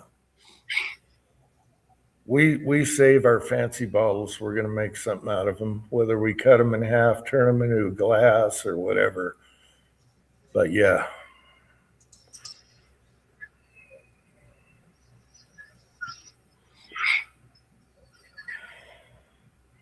So, hey, let's talk about your garage door. It looks great now. Was That's that because it was hosed off and wet when we left. okay? We're going to give it another hour or so because it's getting cold now right now, but it should be dry, and we'll take a look. And then, so you're the professional painter, and you know how to cut the corners. So should I get like a water-based clear and just slap some clear on it? Is there a UV protecting clear I can put on it that won't jack up the next guy? No, water base is not good for your situation there. You want to go oil based, but like I was saying earlier, you could actually wipe on a mix, what they use to preserve rusty cars and stuff with, to give it that retro look. And or I was thinking you could just wax it, but then the next guy that has to paint that door has to strip all that wax off. So, spray wax, whatever. Yeah. Then he's got troubles. But you could actually do a mix of some clear, some what do you call it, boiled linseed oil, and thinner down, and wipe the doors. Take a sponge, wipe it off, and maybe a rag and wipe that off, kind of like a gun stock or whatever. Or just see what it looks like the next day. I can't believe a stock. What did you say? It was 3 years, or how many years? It's 4. We checked the paperwork to see if we had a guarantee. And, I'm not going to spank her, but she got the whole house painted without a guarantee. Okay, now the door is directly in sunlight about 6 hours, I assume, because of your sunset. Yeah, so you're about 6 hours in that hot sun in Vegas. Oh, nothing would last. I mean, Jim, you should see the speed limit signs here. I know. mean, everything is gone. Arizona's even worse. Anything, any car sitting out just gets deteriorated being in the sun. So you're close. You're between Arizona and me as far as sun damage. Luckily, my door only gets end of the day sun. So, but it's kind of faded looking. But none of that white stuff on there. But yeah, if you go clear, you want oil base. No, latex ain't gonna, no. Okay. Now, all right. So, okay. No urethane though, because that'll yellow, right? Yeah, it could. It could, but urethane's damn durable. I love polyurethane, and they're a lot better nowadays. Um, but you could actually do the mix, which guys use for cars. Like I said, they buff down the rusty cars, clean them off, and then do the what do they call it? The wipe or the there's a certain name for it. Mix. Okay. Back in the day when I was doing Craigslist flipping cars and the recycler and stuff, it was just plain Wesson cooking oil. Oh no. Yeah, you put the Weston on and it was good for about 2 weeks. Make it look like a brand new paint job. Yeah. Yeah, I'm not sure about the Wesson oil.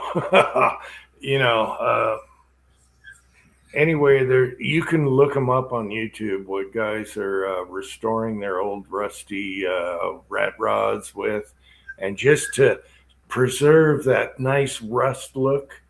Mhm. And they have mixtures they use, and I think it's like boiled linseed oil and some clear oil base, and you thin it down so you don't see streaks, and you can wipe that on there and then buff it off, and it should be good. Okay. Yeah, there's lots of YouTubes on guys restoring old cars and wanting them to stay ratty looking, and they hold up. You got to do it every, I don't know, 3 years or so on a car out in the heat. Other than that, you're either going to be painting it again or clear coating it with oil base. Spray it on there. But you could do the wipe on, and it should be fine. All right. I will wipe it down just to get the HOA off my ass. They're bastards here. I know. I know. Do you watch Tulsa King? No, but I saw the episode where they found out, the guy woke up with a horse head or whatever, and that. Well, I don't remember Horsehead, but Tulsa King, they had an HOA on their ass when he bought the house. He's a gangster, and they said your garage door can only be open for 20 minutes at a time. And he's like, I'm moving in. What do you want me to do? We're moving. And then the guy comes back and says, your mailbox, you're parked in front of it or something. Here's another ticket. And then you got to watch Tulsa King. It's on Paramount Plus. And then he writes him another ticket, and he's talking to a gangster who was convicted of murder. And so the HOA guy reads in the newspaper about Sylvester Stallone, and he's like, oh, shit. So he comes back to his house and says, all right, disregard those tickets. You don't have to pay them. Everything's good. I will leave you alone, because he found out who he was messing with, And Stallone was totally cool the whole time. Yeah, give me the ticket. But then he found out who the guy he was messing with was, and he never got bothered again. You got to watch Tulsa Kings. I love that. That was the third episode where that happened, but whatever. You would like that show. All right.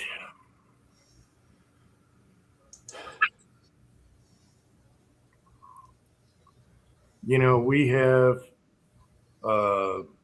people that live next to us.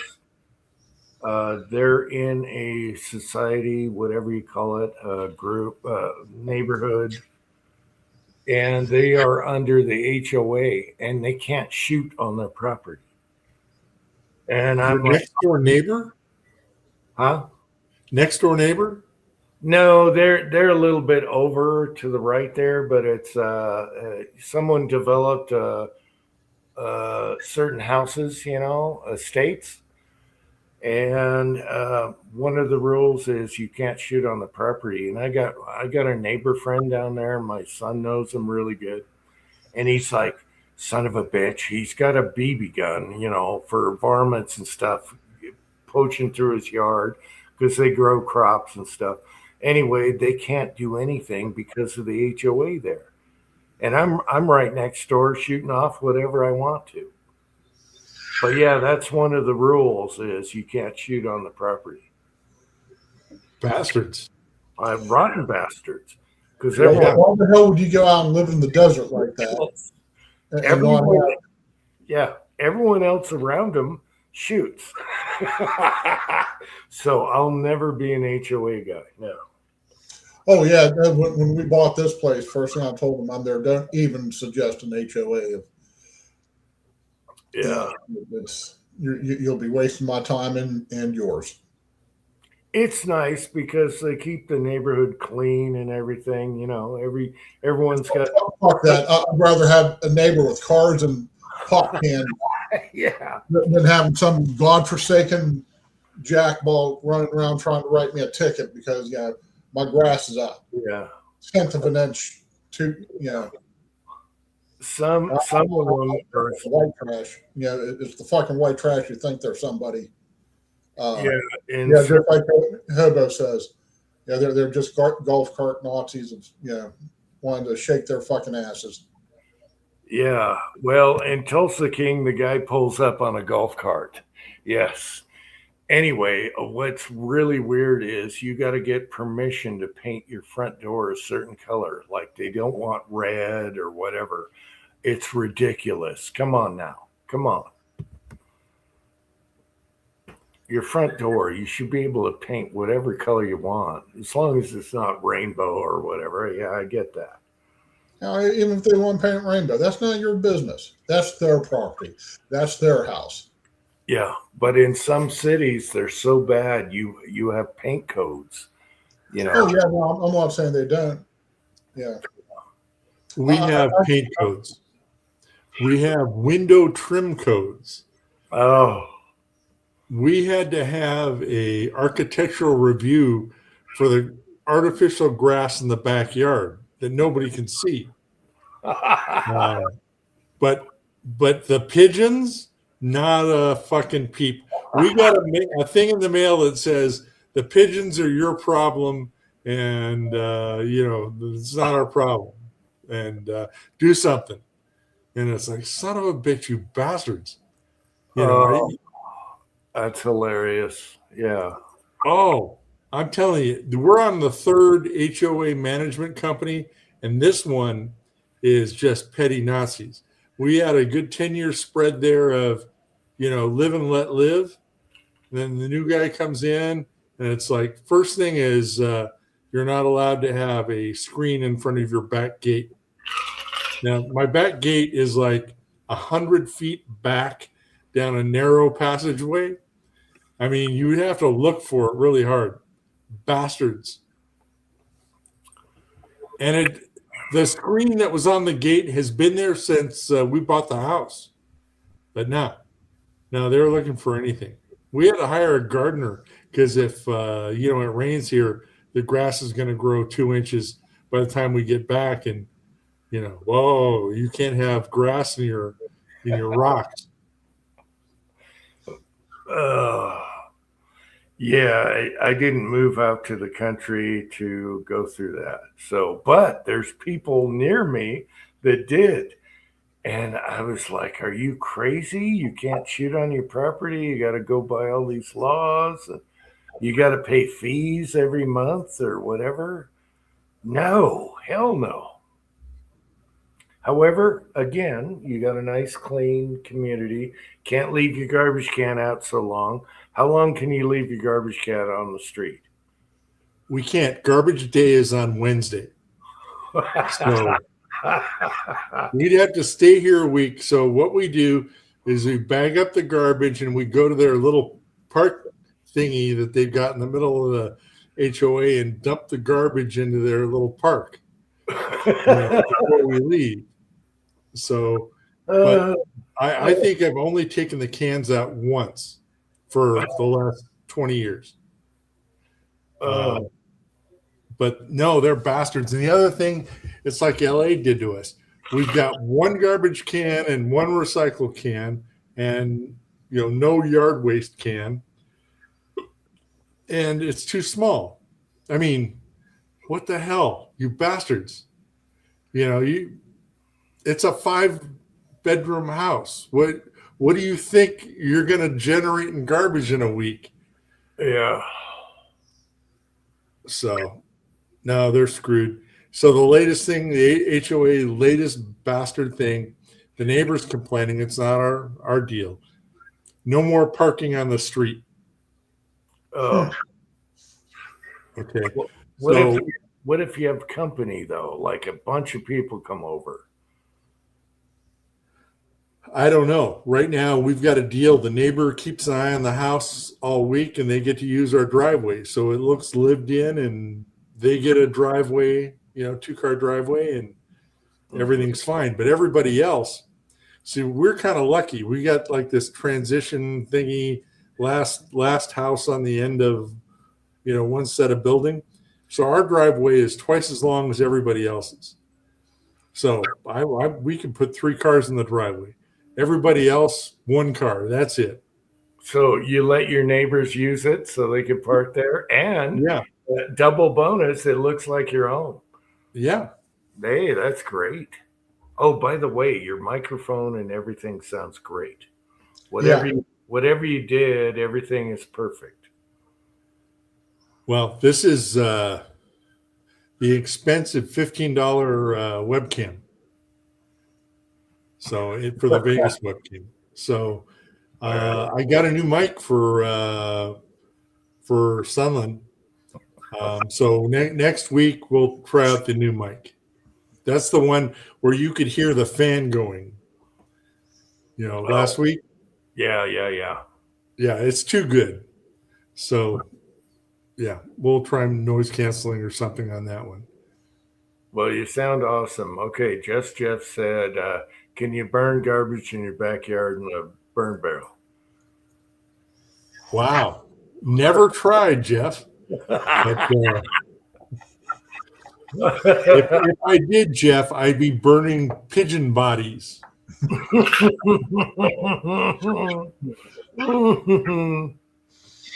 All the crows would start showing up wanting barbecue. All right, I'll be right back, guys. Need a refill. Keep her going. All right. I mean, I have like an acre and a quarter here. I've been burning in the backyard for the last 4 or 5 months. Just get out there and clean up. And, I'm cutting some old trees and stuff. And I'm not the only one. Everybody around here burns. So these friggin' HOA people would just have a friggin' aneurysm if they had to come down this street. Well, I'll tell you what. If it ever got bad enough, I'd put up a flagpole, and I've got a nice collection of flags. Yeah, I asked Sylvia when I was doing the garage, can I just, wash FUHOA on the garage door? Right. Yeah. And be nice, huh? It just, like you said, we just, I don't deal with authority all that well to start with. And dealing with some clown who, that way he can get his dick hard by acting like an asshole, fuck him. Yeah. So, well, about 10 years ago, they were being really chicken shit and really pissing me off and just jacking with us. And I said, do I have to run for HOA president? I mean, it cost me less to do a coup on these bastards than it would, pay the fines. And they lightened up. Oh, no. We're not interested in taking your money. We just want to, have you comply. Bastards. You got a special amount of tolerance that I just would not be able to deal with.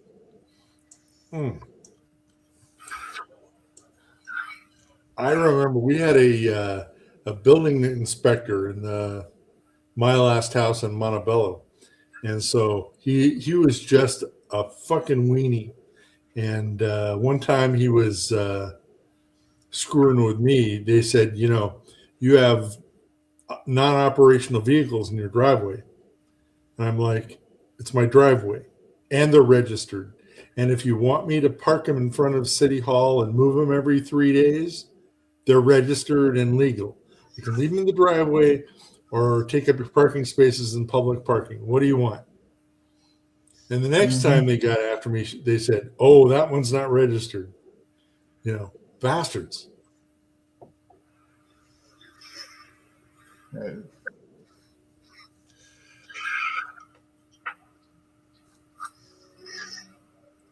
See, that was my hobby before I moved to Sunland and switched over to guns, because I had a nice level driveway, a huge backyard, nice garage. I had, you know, a compressor, a lift, and the whole 9 yards, and I'd mess around restoring cars, and it was fine. And I admitted I got up to 9 cars, but you know, that was fine.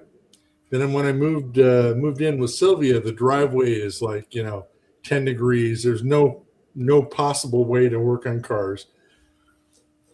So I got into guns.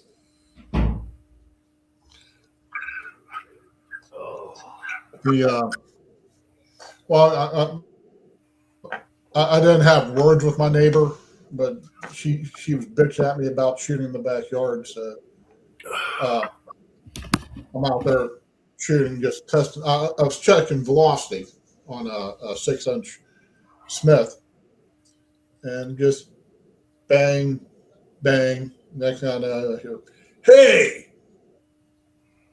Well, first I thought I had, you know, I fucked up and let a round go high, and and so I was waiting for a moment to hear the sirens going. Well, then I figured out what happened. So I packed everything up, took it all, put it in the house. I came back out with the 7.5-inch AR, and I just proceeded to light up the whole fucking hollow for about 3 or 4 minutes. Which is very loud. Yes. Yeah, so I haven't done anything since, and I haven't heard anything, and haven't had the cops called on. Well, everybody's out here shooting all the time, anyways. So I mean, it's legal to shoot in this county. If you have more than 1 acre of ground, if you can do it safely, you can shoot. America. Yeah. And If I had a neighbor like that, I'd take up hobby jackhammer. I'd be busting rocks, you know, right up till 9:59 at night, and then, you know, at dawn, get the jackhammer out. My solution along those same lines, it wouldn't be jackhammer. There's no rocks around here to jackhammer, anyways. Would be just, I'd go get a full stack Marshall. I'd get, probably, my cousin would tell me, get a V of some kind, a flying V of some kind. And I'd just sit there and I'd just practice 12-bar blues with 1 string out of tune. And I have no musical ability anyway, so, and it'd just be like, I'd turn everything up to 11. And I'd take up the electric accordion.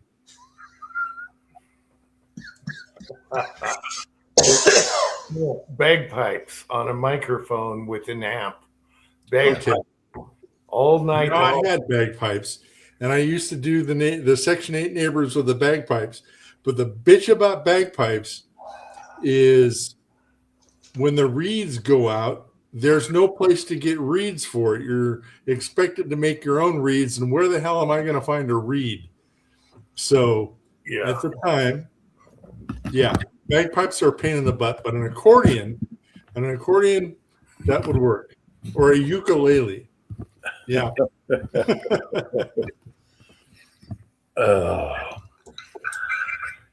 Okay, we've been hovering with 20, 21 people on the side that are lurking. I want them to just come on the side chat and just say who you are lurking. If not, whatever. But we've had lurker. Oh, now we're down to 19. I just want to get them all off, Jim.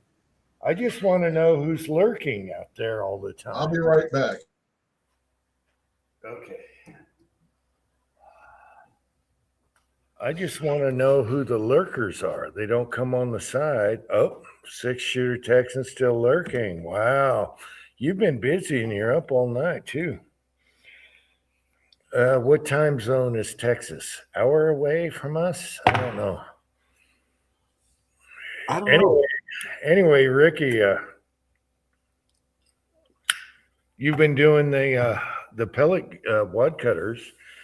Don't know what's next, but keep them coming. And I'm very proud of Penny for getting her in the last shoot. She did good. You did good too, but I praised Penny. I'm sorry I didn't praise you too. All right, but good for Penny. Anyway, good stuff. That's what it's all about. So you lurkers out there, if you don't want to come on and say you're lurking, he says he's been lurk. Oh my gosh. He says he's been lurking. You lurker. He say. You got to come on. You got to come on here, he say. Eventually, someday, I got one of your triggers on the desk right now.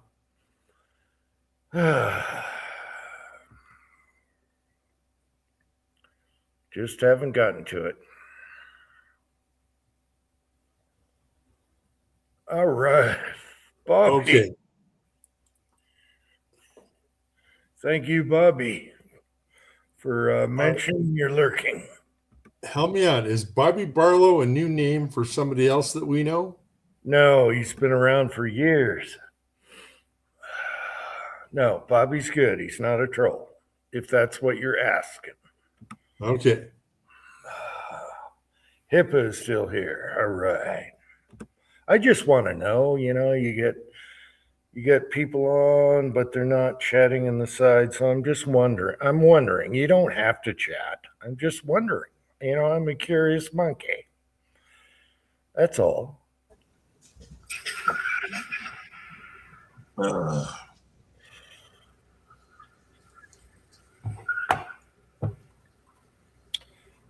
Oh, got a dislocated finger. My son's like, oh, I can fix that. And I'm like, no. I'm like, get away. He cracks all his knuckles and stuff. And I've always I actually went into the doctor, which I never do. 30 years ago, 25, on this finger, and they x-rayed it and everything. They couldn't figure out what it was. And it's my trigger finger, but I have a nerve pain in this finger, which is my trigger finger. And they never could. He's like, I can't tell you what's wrong with it. We can't find anything wrong, but it's definitely a sharp pain. Anyway, when I go to open a jar like I did yesterday, I'm trying to open a honey jar, which is stuck. I ripped the crap out of the finger, and my son said, give me your finger. I'm like, hell no, I ain't giving you my finger. You ripped the crap out of it. Yeah. All right, Thors, thank you. Let's see. Got 3 wad cutter videos uploaded. Oh, wow. Okay. 6 more 10s today. All right. Very curious because I do have 2 pellet guns. They're not like yours, but I'm curious. I want best bang for the buck accuracy. All right.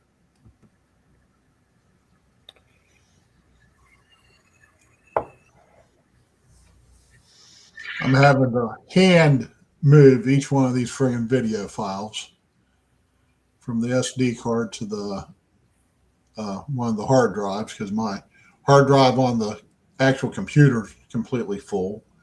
Need to go through there and move stuff around. I'm a friggin' data whore, so or hoarder, I guess would be the better. Okay. Rollis, have you tried the Hitachi Ultra Stars? No, I'm not familiar with that. Okay.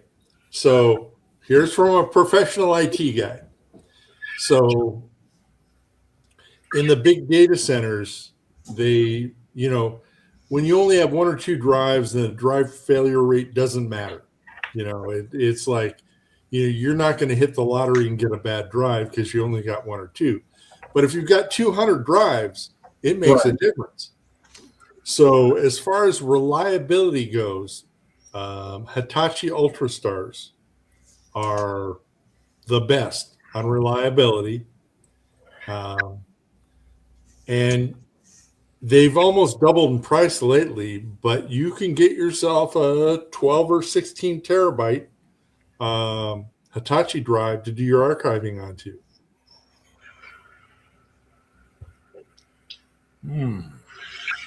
Yeah, I have a 6 terabyte now. I think it's a Toshiba. I can't see it from exactly where I'm at, but So I have that damn thing full. my advice is, Hitachi. okay, the sweet spot for price per terabyte right now is probably the 12 or 16. So Amazon is unloading them. It used to be eBay was the best price, but if you go look at Amazon and do a search for 16 terabyte Ultrastar or 16 TB Ultrastar, you should see something for 200 and change. Okay, Hitachi Ultrastar. I got shoes.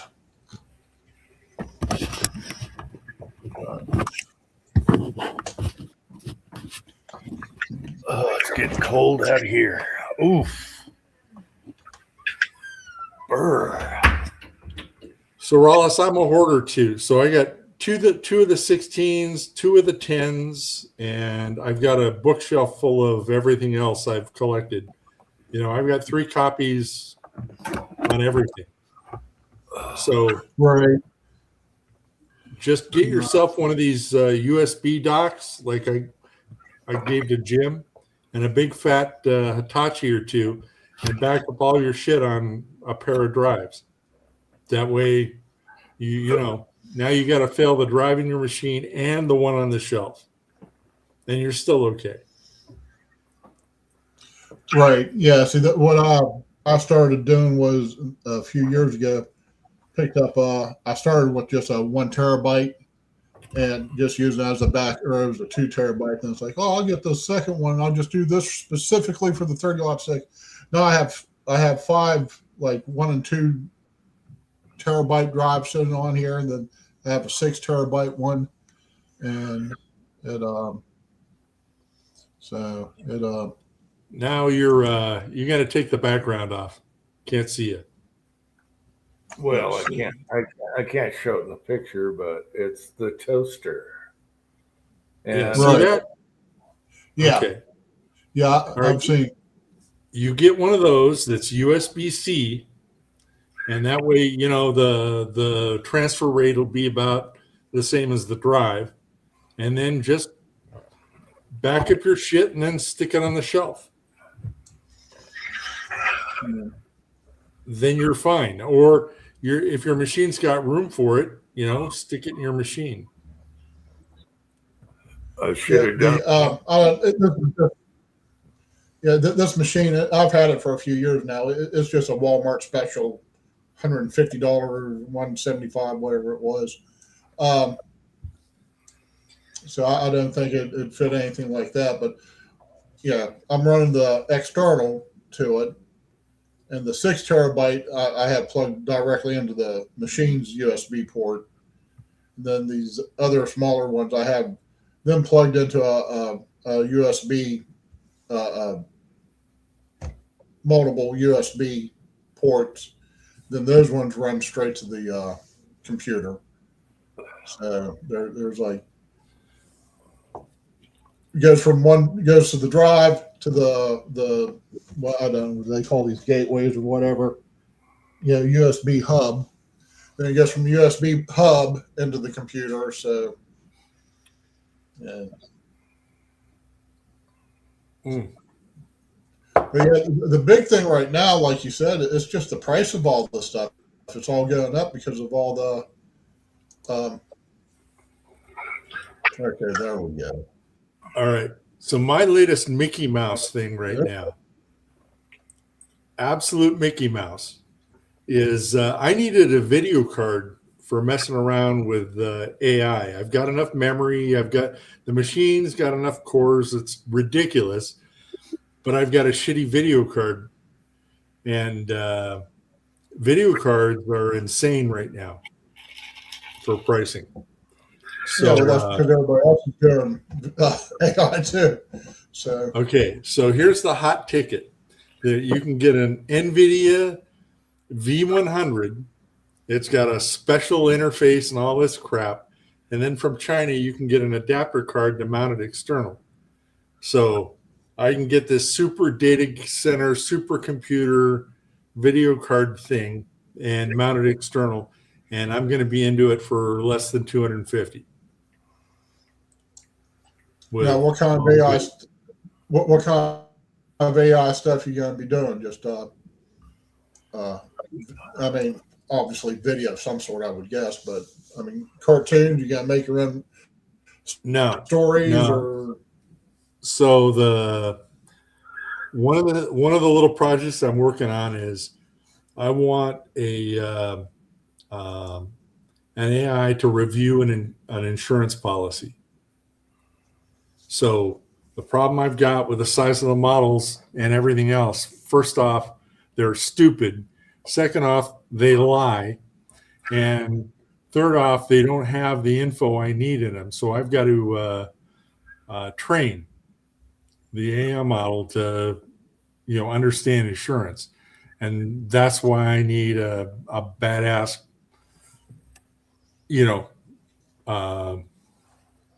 processor for it. So anyway, the V100 chips, you can get them right now for $100. right? And then 150 for the external cables and all this shit. So you don't have to mount them in the case. You can mount them outside. So then a couple of fans. I've got enough power, and boom, I'm done. So that was my $250 solution. So if you look at like on eBay right now, if you look for an NVIDIA Tesla or an NVIDIA V100, which is what a Tesla is, this is the cheapest way to go. Kyle, I'm not too far behind you as far as that feeling like a monkey. I just barely kind of understand what's going on here. Yeah, Kyle, I would have saved, when YouTube killed my video channels and stuff, I could have saved all my videos, but I didn't because I'm a monkey. So they gone. I was able to save mine. There's no reason why you wouldn't have been able to save yours. You just need to have a big enough card and just spend the time to do it. Been a couple years since I backed up videos, but so Yeah, I only have a few old videos on I think it's on one of these, a little zip drive, and that's about it. And YouTube destroyed a lot of videos I'd love to have back, and they're no longer found. Yeah. the 1 terabyte, I think it's a SanDisk that I put in this phone. When I bought it, it was 94. It was sub $100, and I put the same card in Susan's. I put the same card in both of our tablets. Now that same card has gone from $100 to almost $200, and the 2 terabyte card has gone from like 150 up to like 250. Again, and SD cards. Now it's really cool that we have SD cards that you can put 2 terabytes of high resolution video on, but watching it just jump up that much, and it was only a few weeks. I mean, from when it did that, probably in a 6-month period. Yep. And I got lucky. I got done, building out my machine. So I got a 0.5 terabyte of RAM now. you know, 540 gigs or so. And now that'd be like $5,000 for RAM. I got surplus, server parts, and it was cheap for a while there, but it's crazy now. I think I must have spent $200 or $300 on getting a half a terabyte of RAM, and right now it cost me $5,000. Yeah. The chessboard, of course, he plays with computers anyways, and he does some AI stuff. Now his is more entertainment, video stuff, not insurance paperwork, but he put up a pretty fun AI video it's been a few months now, but So this is for HIPAA. HIPAA, go look up on eBay because somebody must have scrapped a data center or something. Go look up an NVIDIA V100 on eBay. And then you can, depending on, how much power you got and how many channels you've got, you can run a crap load of V100s right now. So some guys have done like 4. I'm going to start with 1, but I can expand up to 4 if you're playing around and you want 4 V100s. It's cheap right now.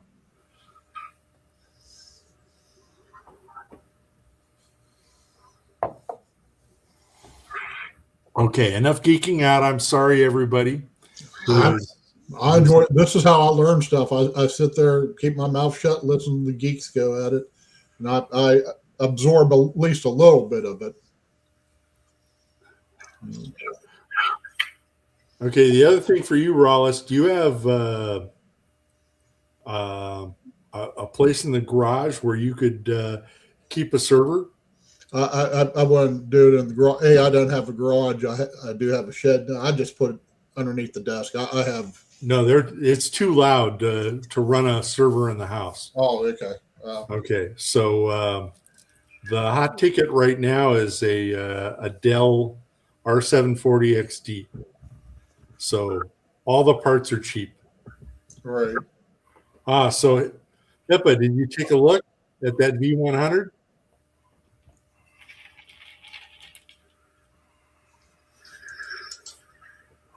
Listening, but can't see it. My legs popped up.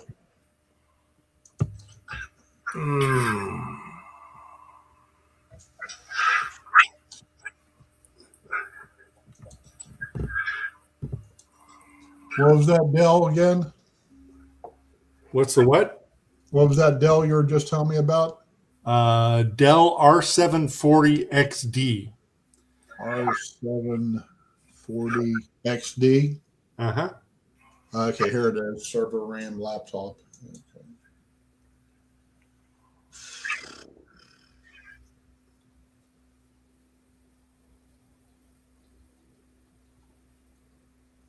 I'm going to get 10,000 advertisements now about this.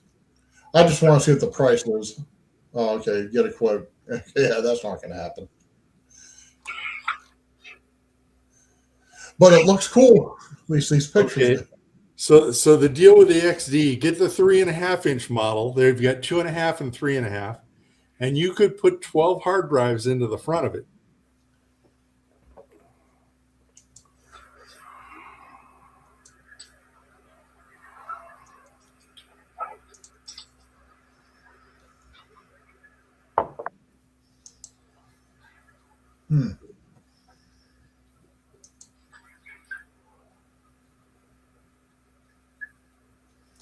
Yeah, now I've gone into monkey land. Yeah. Well, okay. So there's 2 things to tell you, Rollis.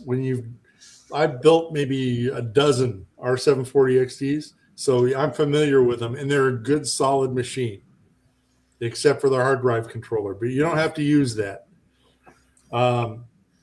But the other one for you, and I tried to talk Tin Man into it. They've gone up, but for a desktop PC, you want an HP Z8 G4. And where is Tin Man? Where is Tin Man? HP, what is it? Z8 Z8 G4. Oh, there it is right there. And where is Tin Okay, Man? that's only 1,500. And I'm not being sarcastic. That's only 1,500. And has a solid state drive. Here's the workstation. That's only 1,200. Okay, they're all 12, 15. Okay, so what you do on that is you like search on eBay once or twice a week, and somebody will be selling one for $700. Here's the important part. You want to buy one that's got dual processors and a crap load of RAM. Right. And everything else doesn't matter. But dual processors, because the secondary processor fan is a royal pain in the ass to get. Okay. Then after that, everything's nice. Now it's got what they call dual personality cards. You can put, 4 SSDs in the thing without taking up a slot. And then you can run 3 full graphics cards. It's got a 1,200 watt power supply. The fans are big, so it's not noisy. It takes all server parts, so everything is cheap. And that's what I'm running at home right now. I just got one for my sister. Back in the day, they were, $400 or $500, but right now, because of they're just worth it to strip them out and sell the parts right now. Right. So if you get something with like 48 gigs with dual processors, the good processors, because you're going to replace the processors anyway. So all these guys listing processors will probably have like a 4114 or 51 something or other, or a 61. Now you want the 62s. You can get a 6254 processor for, I don't know, less than $100. Get a pair of those. Now you've got 38 cores and everything's powered up and all sorts of good shit.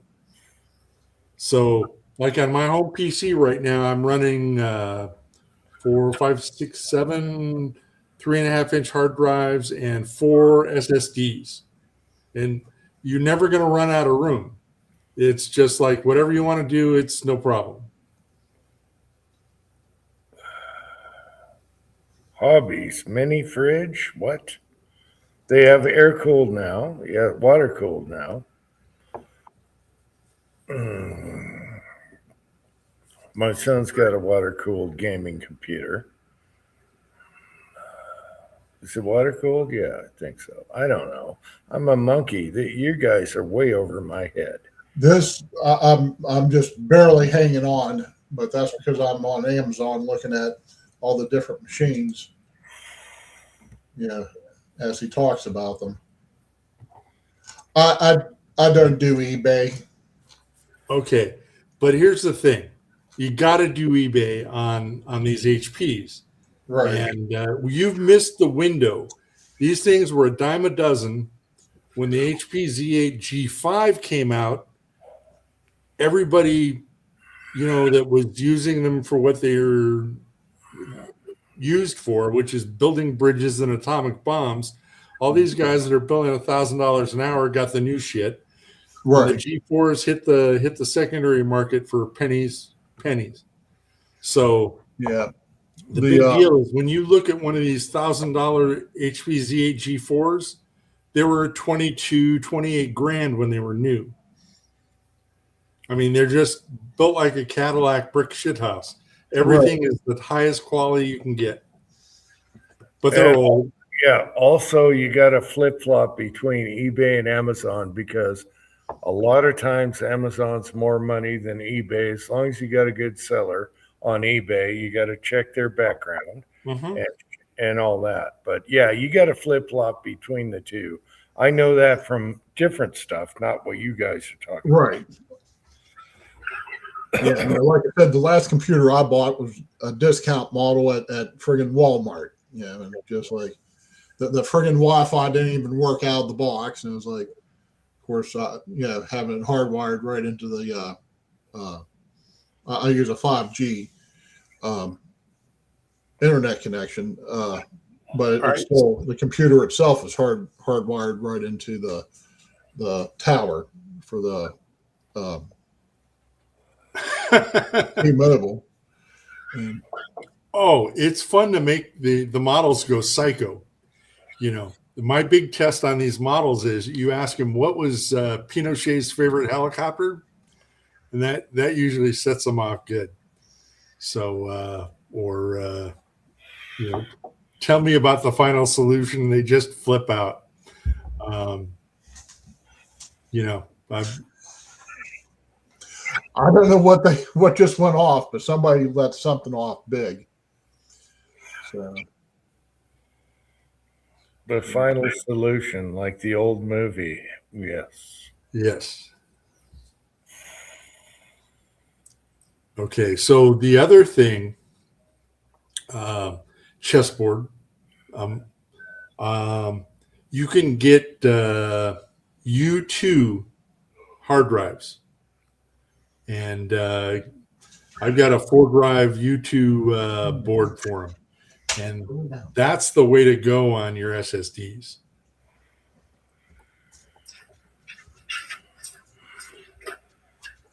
You should take over YouTube and change their hard drive. Oh, yes.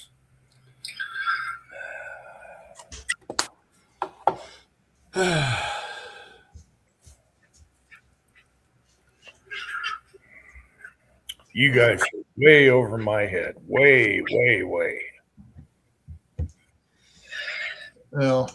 like I said, even though the taxes came in, we paid everything off. We're not only current, we're ahead on stuff.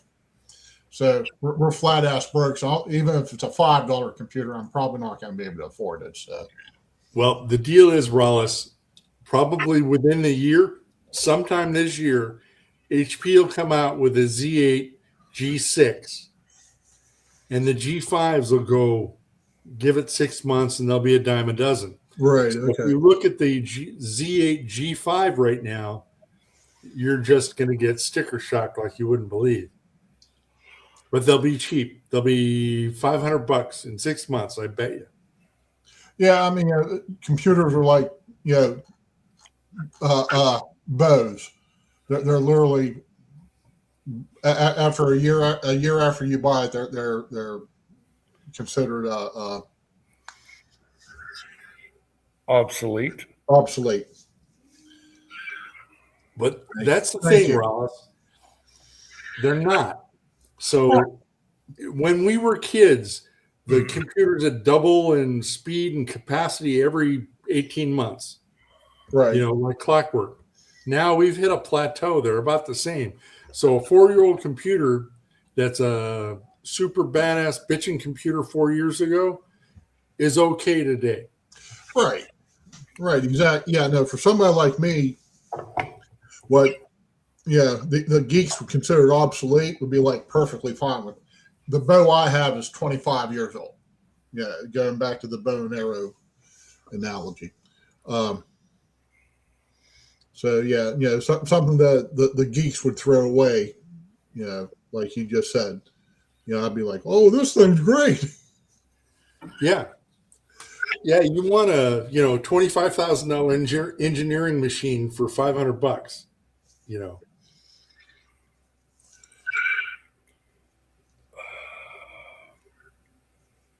What is Uncle Jim trying to show us? I don't know. The caveman bow and arrow, which I'm Yeah. with. With the tech light. Where's the tech light? Right there. All right. The tech light. Should I light it? Maybe. Let's see. Let's light this. See if I can get that lit. Come on, lighter. There we go. The original tech light, people. There you go. See that?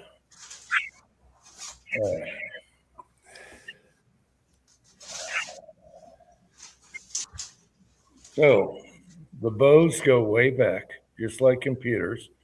There is your original tech light on the caveman bow.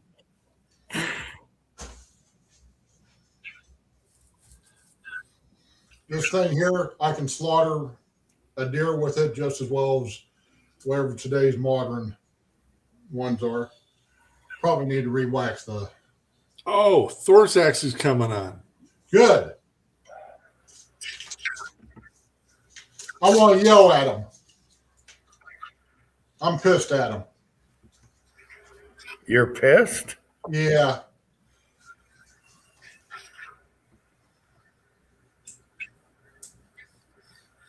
Yeah, if it wasn't for him, I wouldn't be addicted to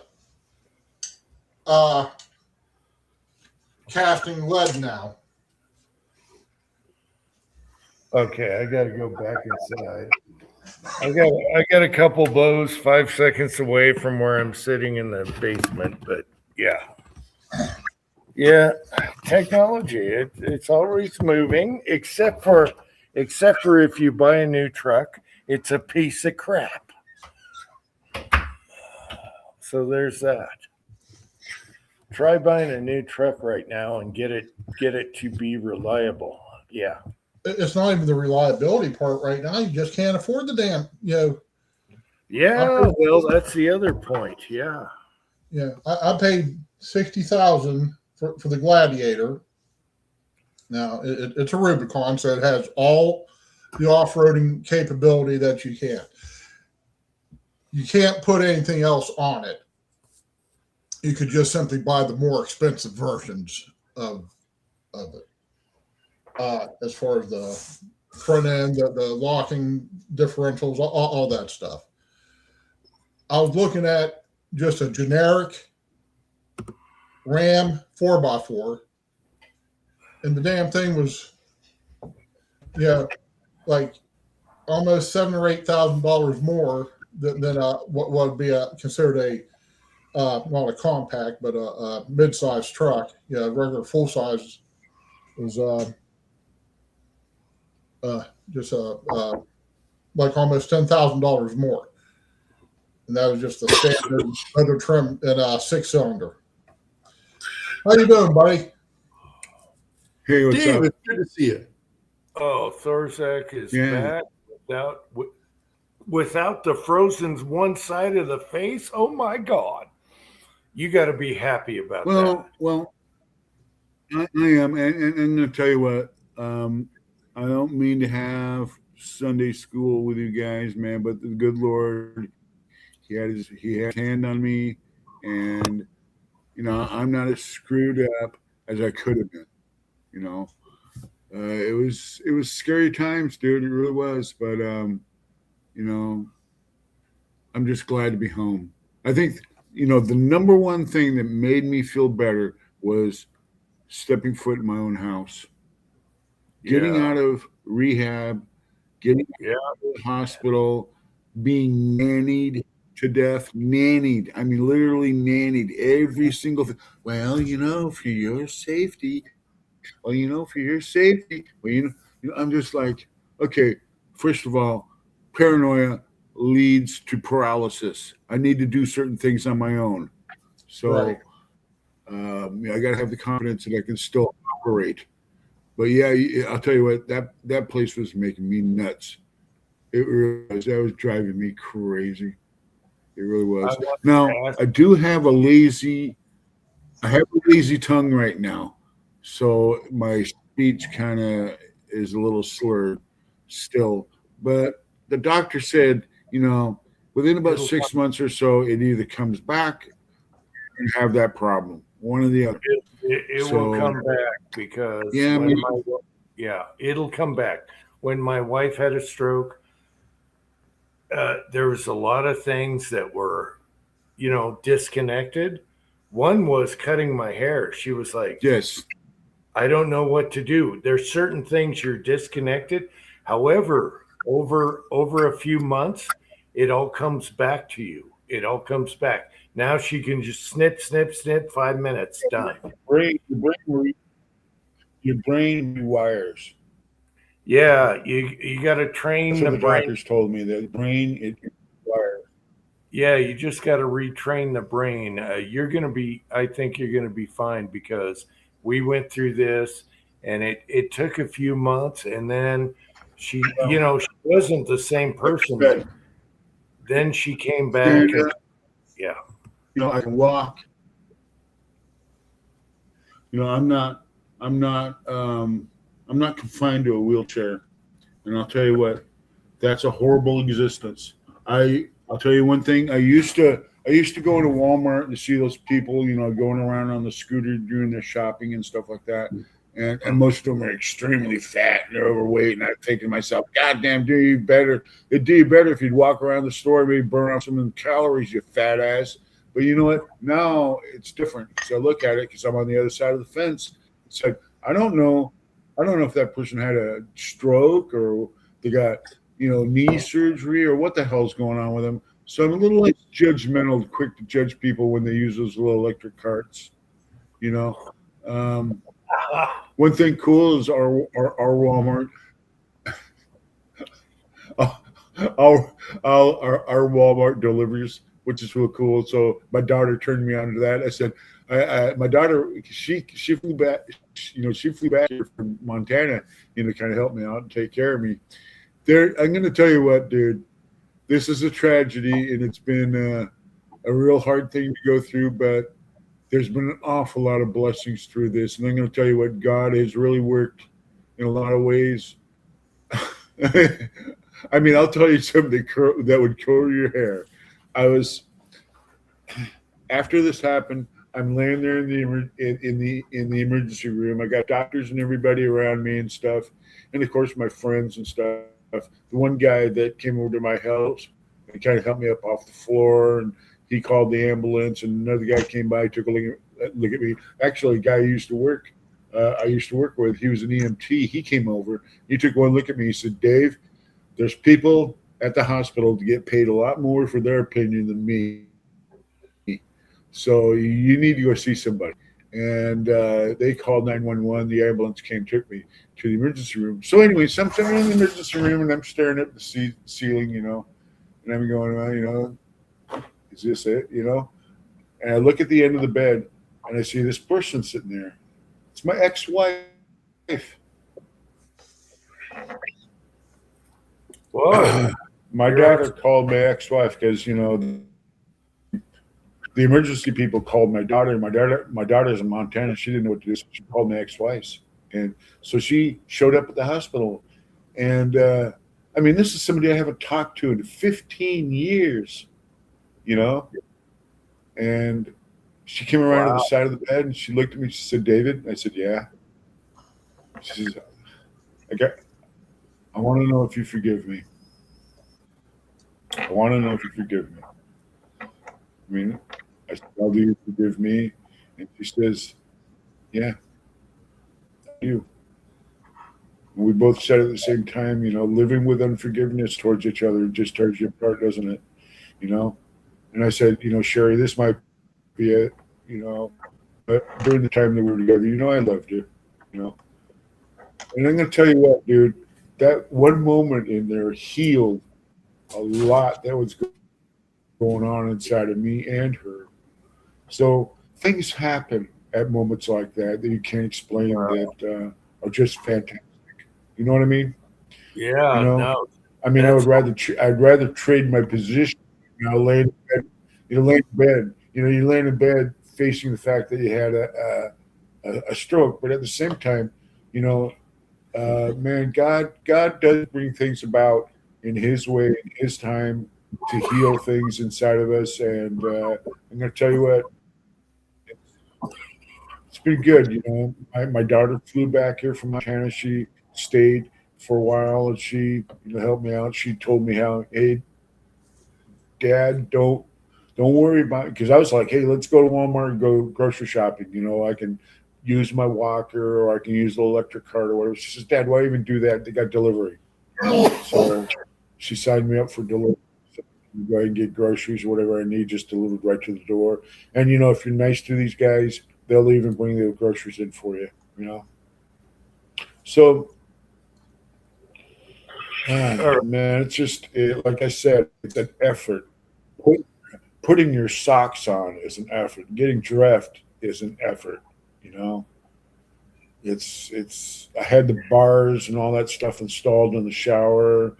Got me a nice shower chair so I can take a shower. So I take a shower by myself, and things are coming back a little by little. It's just going to be in the weeks ahead. You know, more and more freedom is going to come as my brain kind of rewires. But I'm going to tell you what, guys.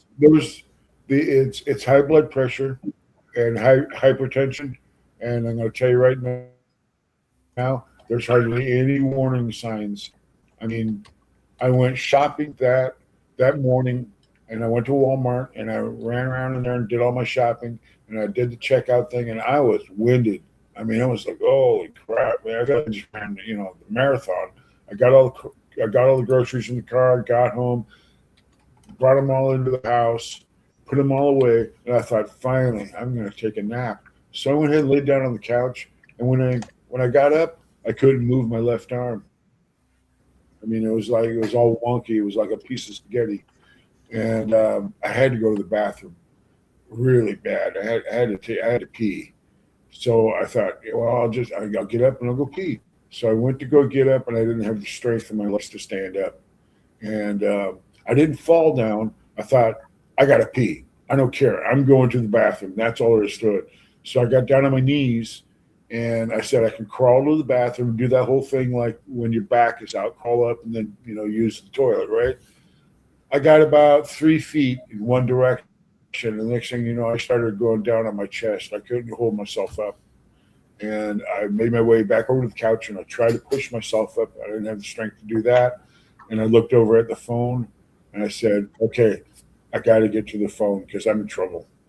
And I started heading towards the phone. I knocked the phone down, and the first phone number I came to was my good friend John. I hit his phone number. He picked up the phone. I said, John, I'm down on the floor. I don't know what to do. I can't get up.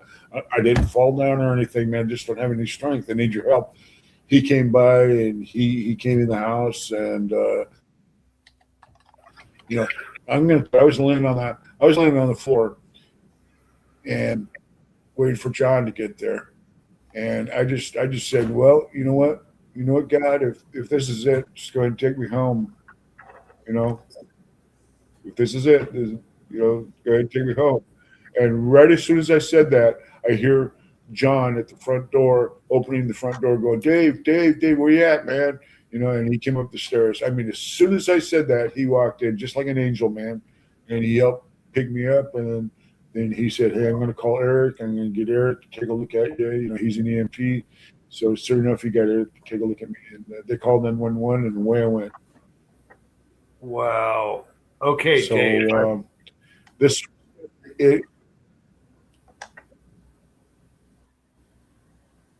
Go ahead, Jim. Oh, I Go just want to say, okay, Dave, that was awesome that they got to you in time. And I must say, even with your lazy tongue right now, which will go away, you sound better than I do in some of my videos. All right. Now, the next question, Dave, is where were you? Where were you when the Seahawks won the Super Bowl?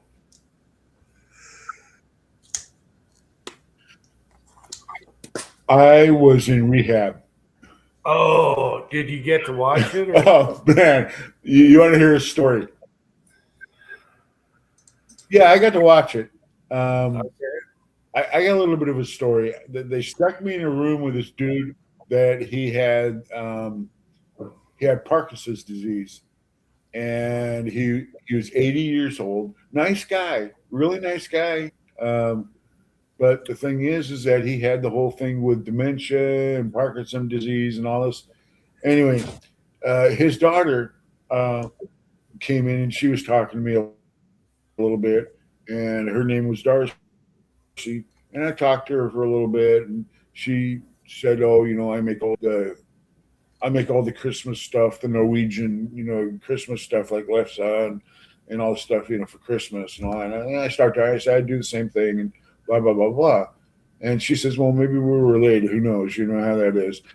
I just laughed about it and I kicked back, Well, I'm going to tell you one thing. Old Carl, he did not like me at all. And he did not like me talking to Darcy at all. And one thing that he would do is in the middle of the night, he would wake up and he'd start screaming for Darcy. In the middle of the night, "Darcy, Darcy, Darcy." Because he'd hear some female, nurse or something out in the hallway, and he would think that's Darcy. And he'd just start going off. And then they come running and, "Hey, Darcy isn't here, blah, blah, blah, it was terrible. And I'll tell you one thing. He did not like me at all. He told the nurse, she told him, "Hey, your neighbor over here is trying to sleep. You got to hold it down, blah, blah, blah, that sort of thing." And he says, "Oh, no, he's not there. He's not there. As soon as you guys leave, see, he runs out. He goes downstairs. He's got a room down there.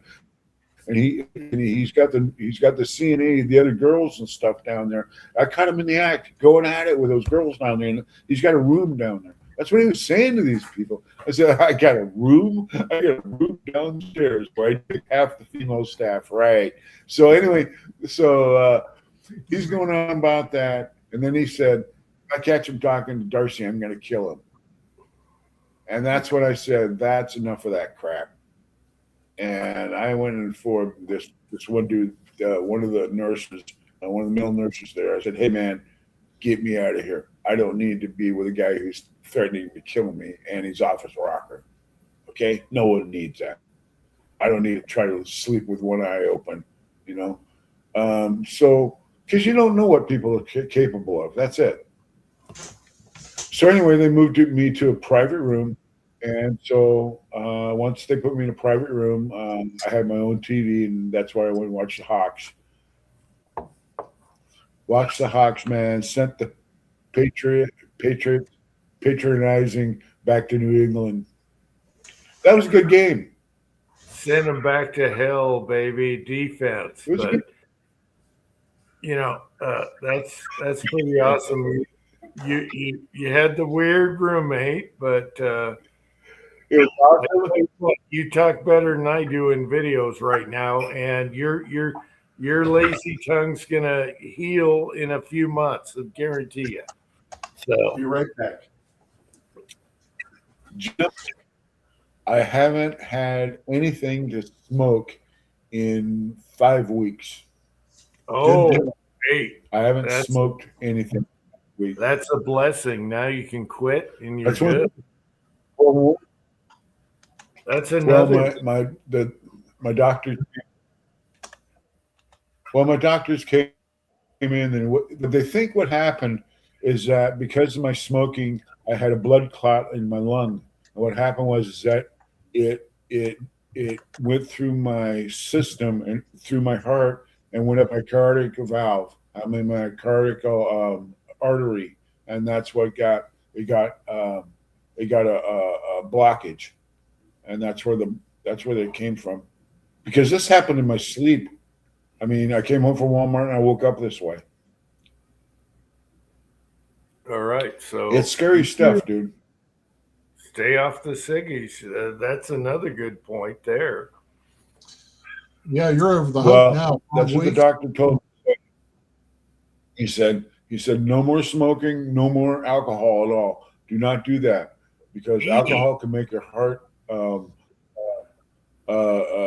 fibrillate. We don't want your heart to fibrillate right now. Most people have another stroke within probably the first 3 weeks after they have their first, because their heart fibrillates, because it's also there's more little teeny tiny blood clots that are going around in their system, and it fibrillates their heart, and alcohol just makes it worse. He just told me, he said, no more drinking, no more no more smoking. And so I was like, well, it's not going to hurt me to stop. And plus, my doctor, my doctor was pretty cool about it. He says, I'm going to go ahead and prescribe you some Nicorette gum, kind of help you get through this. And so they were giving me like 2 a day when I was in rehab of the Nicorette gum. And it did help. It did help. There's nothing like smoking, though. I'm going to tell you what, a couple of days ago, man, I was dreaming about smoking. I mean, I was literally dreaming. I was out of my back porch. I had my pipe, tasting that tobacco, having some tea with a little bit of honey in it. Oh, it was delicious. It was absolutely to die for. It's like, man, I missed this. But the bottom line is, man, that shit's gonna kill me, and I don't want to end up in a wheelchair. And I'm not doing this just for me. I'm doing it for my daughter. I don't want to do that to my daughter, where she'll have to come here and put me in a home, and I'll be in a wheelchair like that, with drool coming out of my mouth and all that crap, man. I don't want to do that to her. If I got anything to live for, it's for my daughter. You know what I mean? You know what I'm saying? I love her so much. She's just great. I mean, my daughter really helped me through this a lot. I really miss her. When she left about 3 days ago. And the day that she left, we had the whole, are you going to be okay? Are you going to be okay? Well, you're going to call me every once in a while, blah, blah, blah, blah. And I just put my arms around her, and I cried. I mean, I cried on her shoulder, man. I was going to miss her so much because we really got close. I'm really proud of her. I mean, I'll tell you, it's one thing to have a son. It's another thing when you have a daughter, because you look at her one day and she's a mature, grown-up young lady. Has got kids of her of her own, has a home of her own and a husband, and she's living her life. But you know what? Down deep in her heart, in your heart, she's always going to be that little girl. She's always going to be that little girl to you that you love so much. And I'm telling you what, dude, it hits a man hard. It does. It does. It really does, dude. Yep. Having a son is one thing, man, but I'm going to tell you one thing. Having a daughter, it teaches you to be a man. I'm telling you that right now. It's hard. Yeah. So, like I said, I'm just going to keep on plugging on. I'm not going to worry about, I'm not going to worry about what I'm going to do with all my stuff and blah, blah, blah. That'll all just work out. I'm just not going to borrow trouble and worry about a bunch of stuff I can't do anything about right now. I'm just going to work on me. All right. Well, Yeah. with you being off the alcohol and being off the cigarettes for this long, And another thing, too, I lost probably about 30 pounds. I've lost about 30 pounds. I thought you look like you shed some weight there. So Oh, yeah. that's a big help too. Well, it's that hospital food. That'll do it to you. Eating powdered eggs. They'd serve me powdered eggs, oatmeal, and then some diced peaches with orange juice every morning. And I was just, I just got to the point where I'd make my way through breakfast knowing that I was going to tell them to take lunch and just take it away, because it looked like cat food with brown gravy on it. It was terrible. Yeah, so I shed a few pounds. But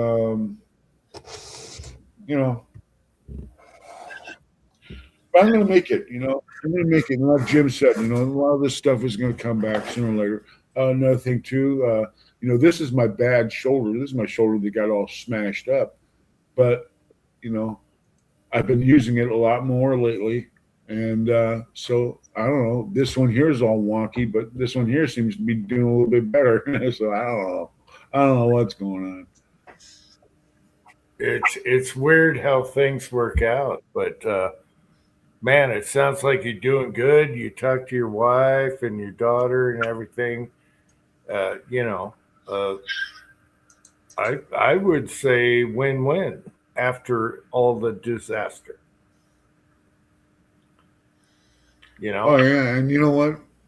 The last 5 years of my life, with all the physical therapy I've had to go through for my shoulder, with all the bull crap I had to do for my retirement, with all the bull crap that I have to do with the Department of Labor, with all the bull crap that I have to do to get rated for disability and all this other crap, it's just been a huge load. And to have this happen on top of it is just like, you know, I don't know, dude. Like you said, you know, the whole thing between the wife and my daughter being here, and just having some peace for a while, some normalcy and some peace, even though I'm screwed up and recovering, you know. Yeah, I don't know. oh, you know, you got to look at the bright side, But- and you have a lot of pluses on the bright side there. So always look at the bright side of life. And I think a lot of this stuff is a good thing, even though you went through a disaster.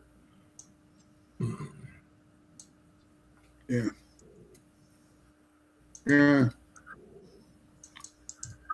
Well, there's going to be challenges coming up because there's a lot of copays and stuff.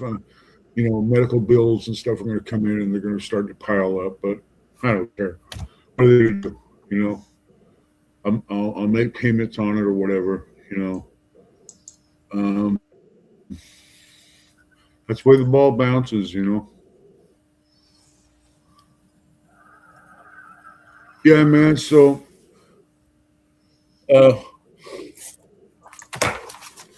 like I said, I've gotten a lot of support from a lot of friends. A lot of people just came out of the woodwork and started helping me out.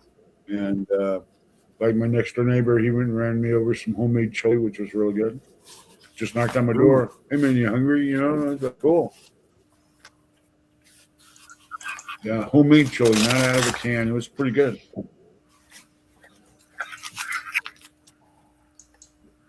Yeah, so the only thing I can tell you guys, you know, just take care of yourself. I'm not going to nanny you. I'm not going to tell you that smoking's wrong or drinking's wrong or you guys shouldn't do it or anything.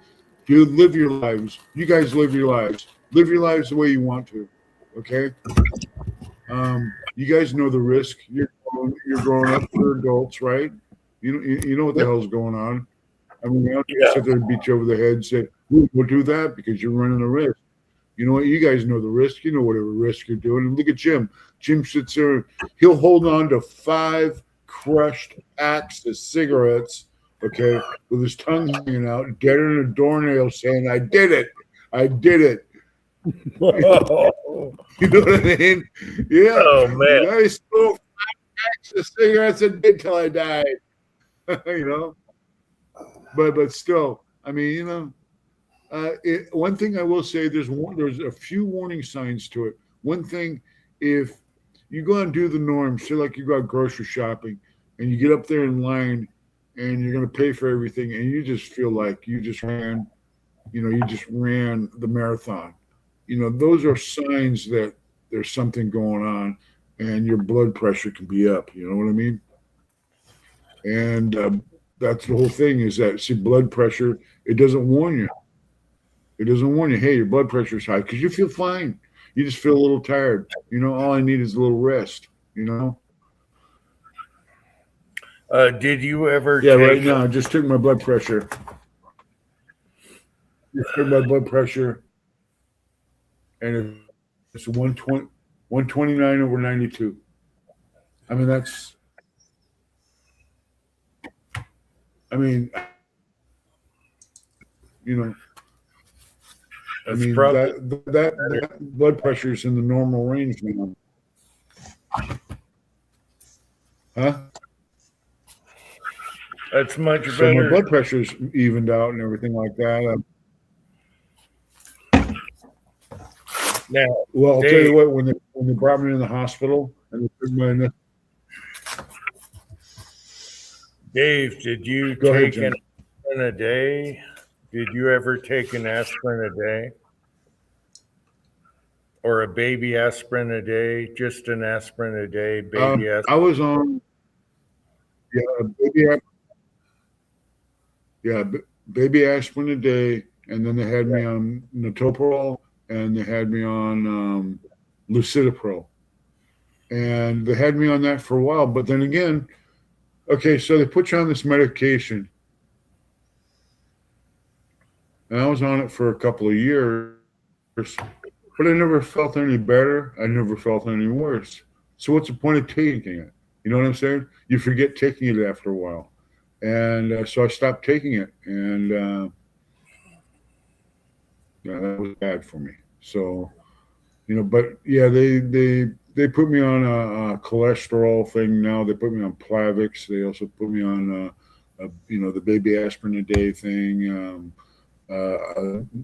Metoprolol, and also the Lucidiprol. They got me on the blood pressure stuff, because I'll tell you what, when I first went into the hospital, they took my blood pressure. My blood pressure was like 190 over 178 or something. It was just, it was super high. And the doctor was telling me, he says, what happens is when you have a stroke, your brain, you get real high blood pressure. Your brain's trying to protect itself. It's trying to shut down anything from coming in there. So your blood pressure goes way up to try to keep blood clots from getting up there causing any more damage. So they had to get that under control, and they had to bring it down over a series of a couple of days. Yeah. But yeah, man, just watch out for being winded, and and it doesn't hurt to get your blood pressure checked every once in a while. And if you're running a little high, maybe you should see the doctor about it. They got medication for that. I'd hate to see this happening to you guys, and you guys didn't luck out like I did. You end up in that wheelchair that has the bag of pee on the back, and you're sitting in a diaper, and you're drooling, and somebody has to feed you. What a horrible existence. You know what I mean? Yeah. That would just be horrible. I wouldn't wish that on anybody. But that's where it can go. That's what happened to a guy that I used to work with. He always had hypertension, and he was always just spun a little bit too tight. And he went home one day. He said, and the way I heard, he couldn't lift his right leg, and then he couldn't lift his right arm, and they took him to the hospital. And the next thing you know, he couldn't talk. He just, that was it. And now he's sitting in a wheelchair. Yeah, I take 20 years. I worked with that guy.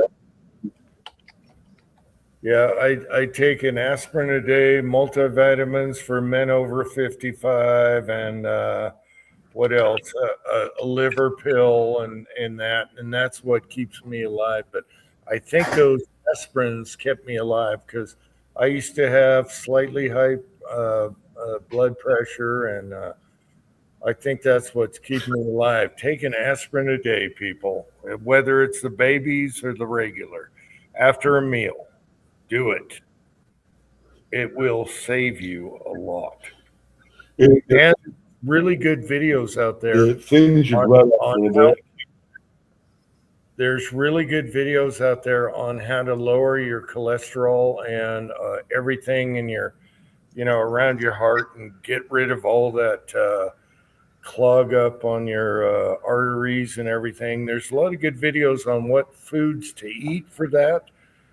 And I try to stand by that, but my days are numbered also. Any day, you never know.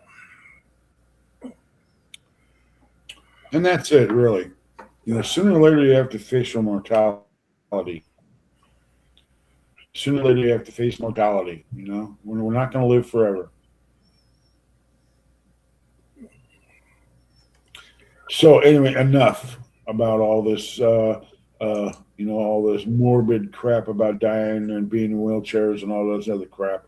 I know one thing. I just pray God that He had His hand on me, and he took care of me you know, I mean, I'm lucky. I'm blessed. I'm blessed. What happened? If it had to happen, um, you know, I got the better end of the stick on this one, the clean end.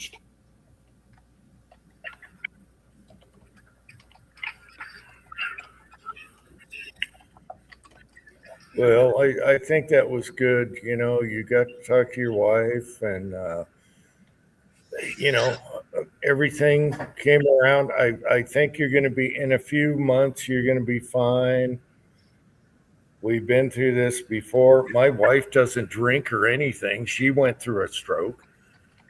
And, you know, it takes a little time, but your brain's going to come back. Everything's going to be right.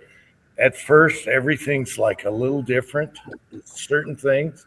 And I've Yeah. been through that watching her, and now she's back to normal. And I think you're going to recover just fine.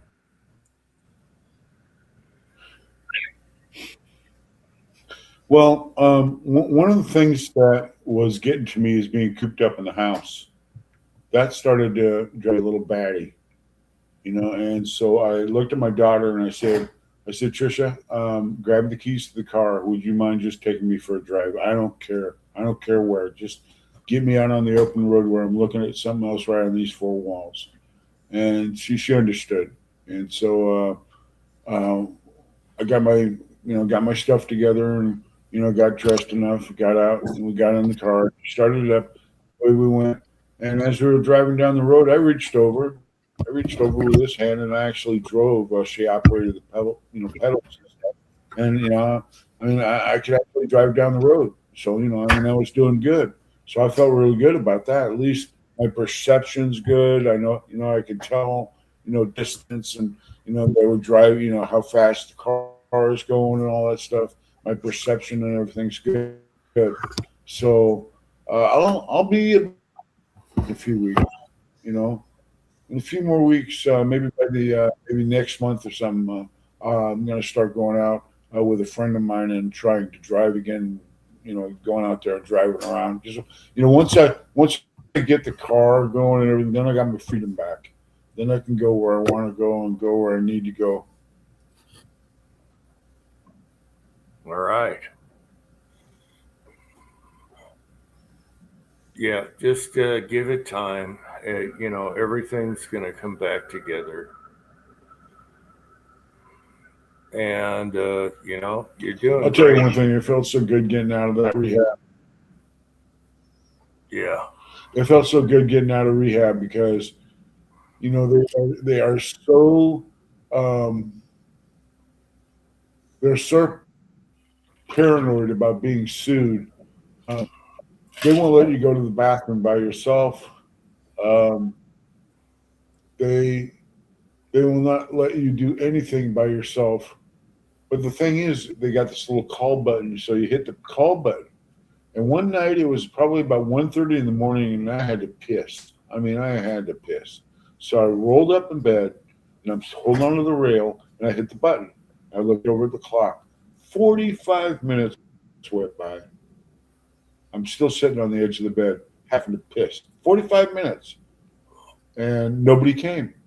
I kept pressing the button. And finally, I reached over and I grabbed the wheelchair, and I pulled her over close to me, and I stood up a little bit, and I sat in the wheelchair, and I got myself into the bathroom, and I went by myself.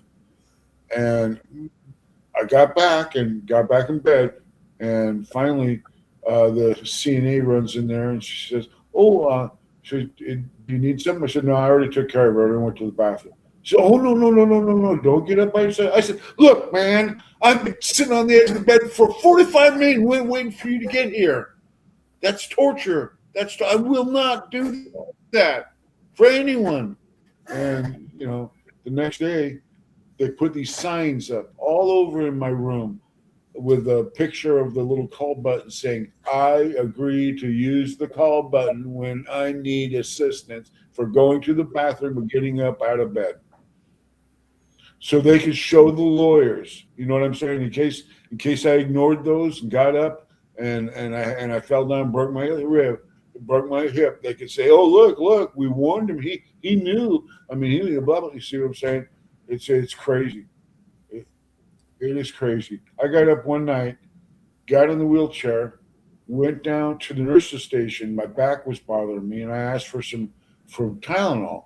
Well, the gal that was there, she gets up, she blinks, she smiles, she looks at me. She goes over to the cabinet where they keep all the drugs, and she can't. Her key won't fit because the other nurse that's there has the key to that cabinet. So she goes in to see the other nurse. She comes back out. She says the other nurse has the key to the cabinet. It'll only be a few minutes. And I said, okay, I've been down this road before. It's going to be more than a few minutes. She says, oh, no, don't be silly. It'll just be a few minutes. I said, okay. So I sat there in the wheelchair and I looked at the clock. And I sat there nice and patiently while she sat at the nurse's station. And I sat there and looked. 15 minutes went by. Guess what? I rolled. I said, this is going to take more than an hour. That's what I said to her. She looked at me and I said, this is going to take more than an hour. And she kind of giggled a little bit, and said, no, it won't be long. Well, I went back to my room and I got back in bed and I laid there and I watched that clock like a hawk. And man, when it hit an hour, I got back in that wheelchair and I went down to that nurse's station. I raised holy hell with those people. I told you it was going to be more than an hour before you get to me. She stood up right away and she ran off and she got the key and she got me my Tylenol. See, they don't care. It's like a swimming pool in there. Everybody's in their own lane. Everybody's just staying in their own swimming lane until the end of the shift. They can give a shit less about you in places like that. And nursing homes are the same way. It's all about raking in money. That's all. So much for the room. That's it. That's all that they. And that's the reason why. See, if this happens to any of you guys that are over the age of 65, immediately they'll send the financial person in there, and it'll go to Medicaid. It'll go to Medicare. It'll go to Medicare, and they'll start charging Medicare. This is the reason why our care is so expensive, is because we've got nursing homes and these rehab centers just raking in the bucks on this shit. Raking in the money, the taxpayer, at the taxpayer's expense, and they don't care. You're just a bean in the bean hopper to them. That's it. Anyway, that's enough of my rant. Don't ever end up in a place like that. They're not there to really do you any good. They're there just to collect a paycheck. That's it. Yep, I hate hospitals, but I'm eligible for Medicare now in a month or so. And I don't want to be there ever. I'd rather go in the backyard. Well, I got to admit one thing. I did have some CNAs. They're certified nurses assistants. Those are the people that have to change your Dundies. Okay. And the girls that I had came in and they would change my briefs because they give you these disposable briefs. They won't let you wear your own underwear, so you got to wear these disposable briefs so they can just throw them away for sanitary reasons. And there were 3 girls that came in that they did it every morning. I never had to sit there in ones that I've been sitting in there for a day or so. And another thing too, they always made sure that I got a good shower. Everything was cool, and so I went down to the director of nurses at this place, and I gave her the names of these 3 girls and said these guys they're quality minded. I don't have anything to worry about with these people. They're not going to make me wear the same stuff to make sure I'm clean. When they're going to make sure I get a shower, I brush my teeth, I wash my face, all that stuff. And I said they got a level of quality to them. There was one CNA was horrible, and I didn't tell on her, but I'm gonna tell you what, man, there are some people that are just dead wood. They shouldn't even have that job. You don't want to end up in a place like that. Believe me, you don't want to end up in a nursing home. And if you go to rehab and just do what it says, spend your time there and just look forward to going home because you're going to feel a lot better when you get home. And when you get home, you're actually going to feel you're not going to feel better. You're going to do better. You'll heal faster at home than you will in a place like that. I agree. So anyway, yeah, that's enough of that, man. Wow, that was a lot of information there. I don't want to. I don't want to end up in a hospital. And why didn't they give you a catheter so you Well, don't Jim, have? Yeah. well, they did in the hospital. In the hospital, they gave me what they call a PureWick, and they tape this thing on you. They don't actually stick anything in you or anything like that. Oh, good. They tape this thing on you, and when you go, you go. All right. Yeah, That's when you go, you go. When you go to rehab, you see, they don't do that. You actually have to use the call button, and then the girl comes, gets you, puts you in your chair, and then you and her go in the bathroom. She helps you stand, or she gets you on the throne, right? And you do your business. And if you have a number 2, then she wipes it all off for you and everything like that, and make sure everything's nice and clean downtown in the other carriage, and puts new briefs on you, and you can go ahead and go back to bed. But the thing is, you're waiting. 45 minutes. Really? Sitting on the edge of the bed waiting 45 minutes. That wasn't the first time I had to wait in order to go to the bathroom. After a while, you say, fuck you, I'm done with playing this fucking game. You know what I mean? You just get in the fucking chair, you go do it yourself. Just, sometimes you just got to do what you got to do. You know what I mean? yeah. Let them come in there and plaster all those things over the wall. I agree to do this. I agree to do that. Yeah, well, you know what? You're not agreeing to do your fucking job because you're not in here after I press the button. And we're still waiting after a half an hour or 45 minutes for you to come in and help me. So what the hell? Yeah, no, I remember when my ankle was broken after the surgery. I had to have my dad help me get into the men's room to take care of business because they wanted me to shit in a pan. A fucking pan that big on my big fat ass. Yeah. So yeah, I understand that frustration you feel.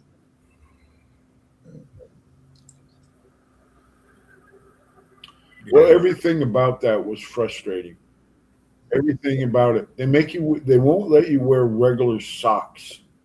They make you wear these socks that have these little gummy things on the bottom so you don't slip and fall.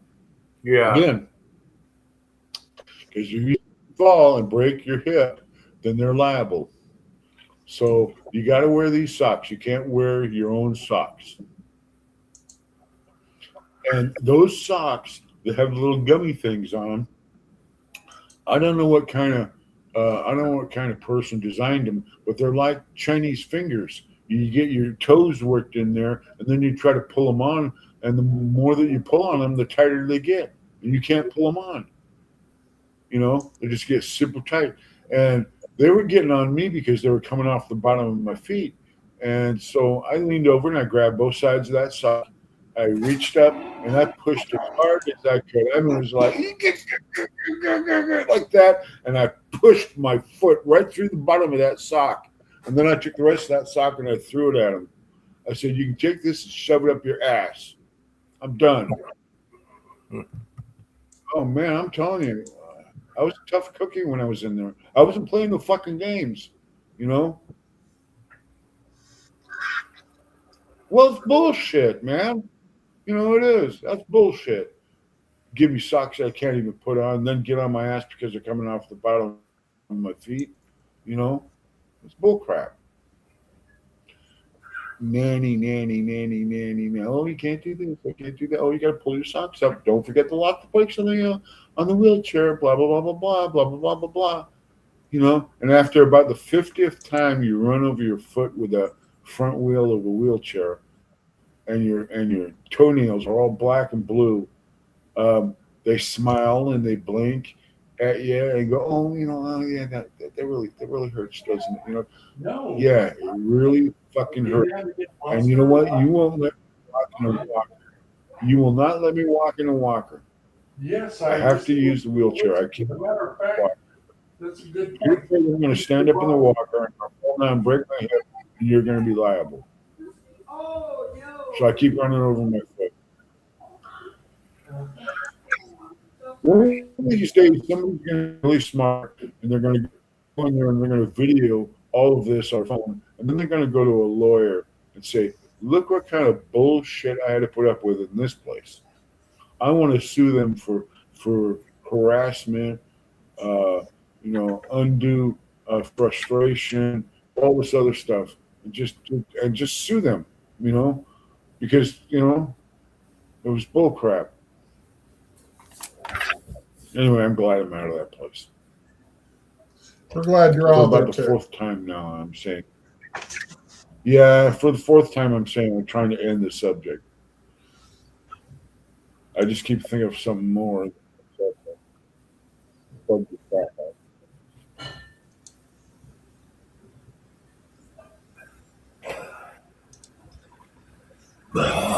Yeah, but it's a good insight of what you went through.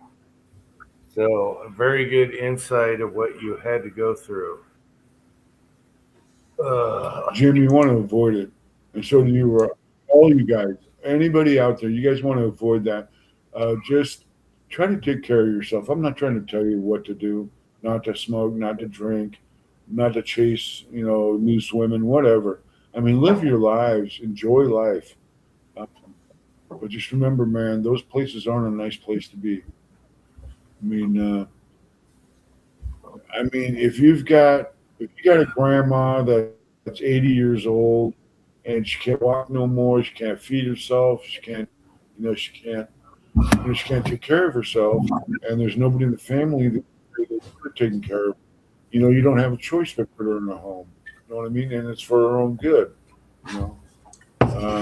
Because you just can't take care of somebody like that. I get it. There is a place. Those places do have a purpose. I understand it.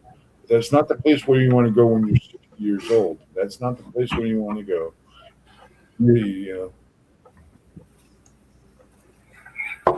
Yeah, I agree with that. So, Rollis, you enjoying that Model 25 right here? Yes, I am. Well, Yeah. Isn't that a nice pistol? because you're badgering, I just went out and I started casting. Had a pretty good day on the range with it today. So it's just fun. It's like shooting. It's like shooting an automatic. 45 automatic, but you don't have to chase your friggin' brass everywhere. And it just. No, you just bring a coffee can. You just hit the ejector button, and they all go into the coffee can. Yeah, That's as a coffee can, I use I keep a strainer so that if I pick up any grass or whatever, any dirt will fall through, and it works out nice.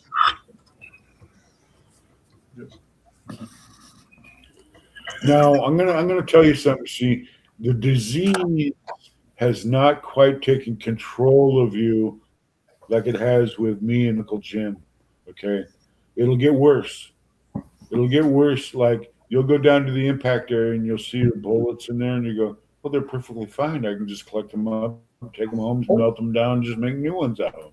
You start getting a little crazy about it after a while, but then that's already that bug bit me a long time ago. I was putting away lead for a long time before I ever started. Well, there you go.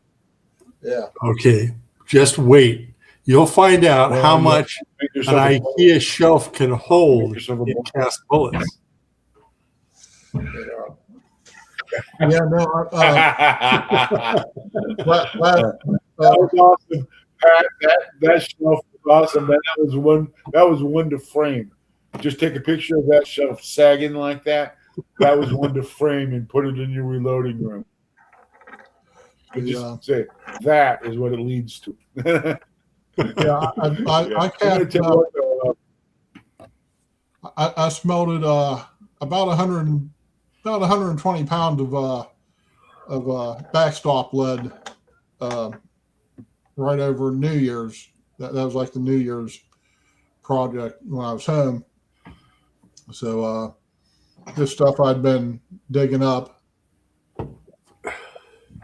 of the hillside and stuff. Because in the backyard, I have a backstop that I made out of cardboard boxes and rubber mulch. And about once a year, the cardboard just finally breaks down, and I just dig through it and dig out everything I can, and then finally I did the casting. When I jumped into it, I mean, I'd been casting brass and copper for a little while now, so I kind of knew what I needed anyways, and I had some of it already. And then so I just, over the course of I think since the summer, I was just starting to put, picked up a burner, picked up a small cast iron pot, just a cheap Chinese made one. Picked up, of course, the Lee pot. Picked up the mold for these ones, and I'm getting ready to order one for the 357. For the 38 caliber bullet, and I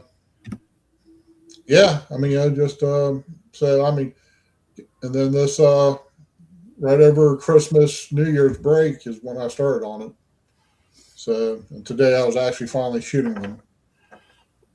So, I always had good luck with the Lee 140 grain plain base semi-wide cutter. That's a good mold. You can get it in a 6 cavity, and you can. I use that in 38 special, and I also use it in 357 Magnum, and it's a very accurate bullet. It's a very accurate bullet. You Rawls, you to a point like me and Jim and Pat have, where you prefer your own bullets over store bought. And then when you walk into like Sports and Warehouse, or you're going to Cabela's, or you're going to these big box stores or anything like that, and you see they have lead cast bullets, for sale. You look at the price that they want for that stuff, and you think, man, am I saving money? And just in what you're saving over jacketed bullets, and when you think about it, unless you have a particular need for a jacketed bullet, you don't really need jacketed bullets. You don't need jacketed bullets for handguns. You don't need jacketed bullets for handguns. And if you have, like, say like you have some rifles, like what's his name, like Kyle Lusk, he's got the 7.5 Argentine, or if you have a what is that, a 7mm LaBelle or whatever, you got some weird old military cartridge, you can probably, more than likely, you can find a mold, and you could cast bullets and go back to shooting that old surplus rifle and have a lot of fun with it. And you might be surprised what kind of accuracy you get. I got an old 303 Brit, and I cast the 314 299 for it, and they'll shoot within an inch at 100 yards.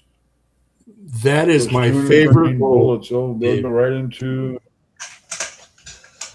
I'm going to get hit the head. I can hear you guys. Keep talking. That shoots excellent. My favorite mold, Dave, is a 314 299. And you know what? You can also size that down for 30 caliber. What? I said you can size it down for 30 caliber if you got a 0.6, just put it through a 310 sizing die, and you put it in a 0.6 and shoot it. In fact, I think Lyman makes both. They make one in the in 314 diameter and one in 310, but they're both the 299 designation. They're the same bullet, except for one's 3/4 train diameter, and the other one's 310. My problem In with it is fact- in the out six, if you powder coat it, the nose writing part doesn't size down. And yep, There it is, best right there. bullet ever.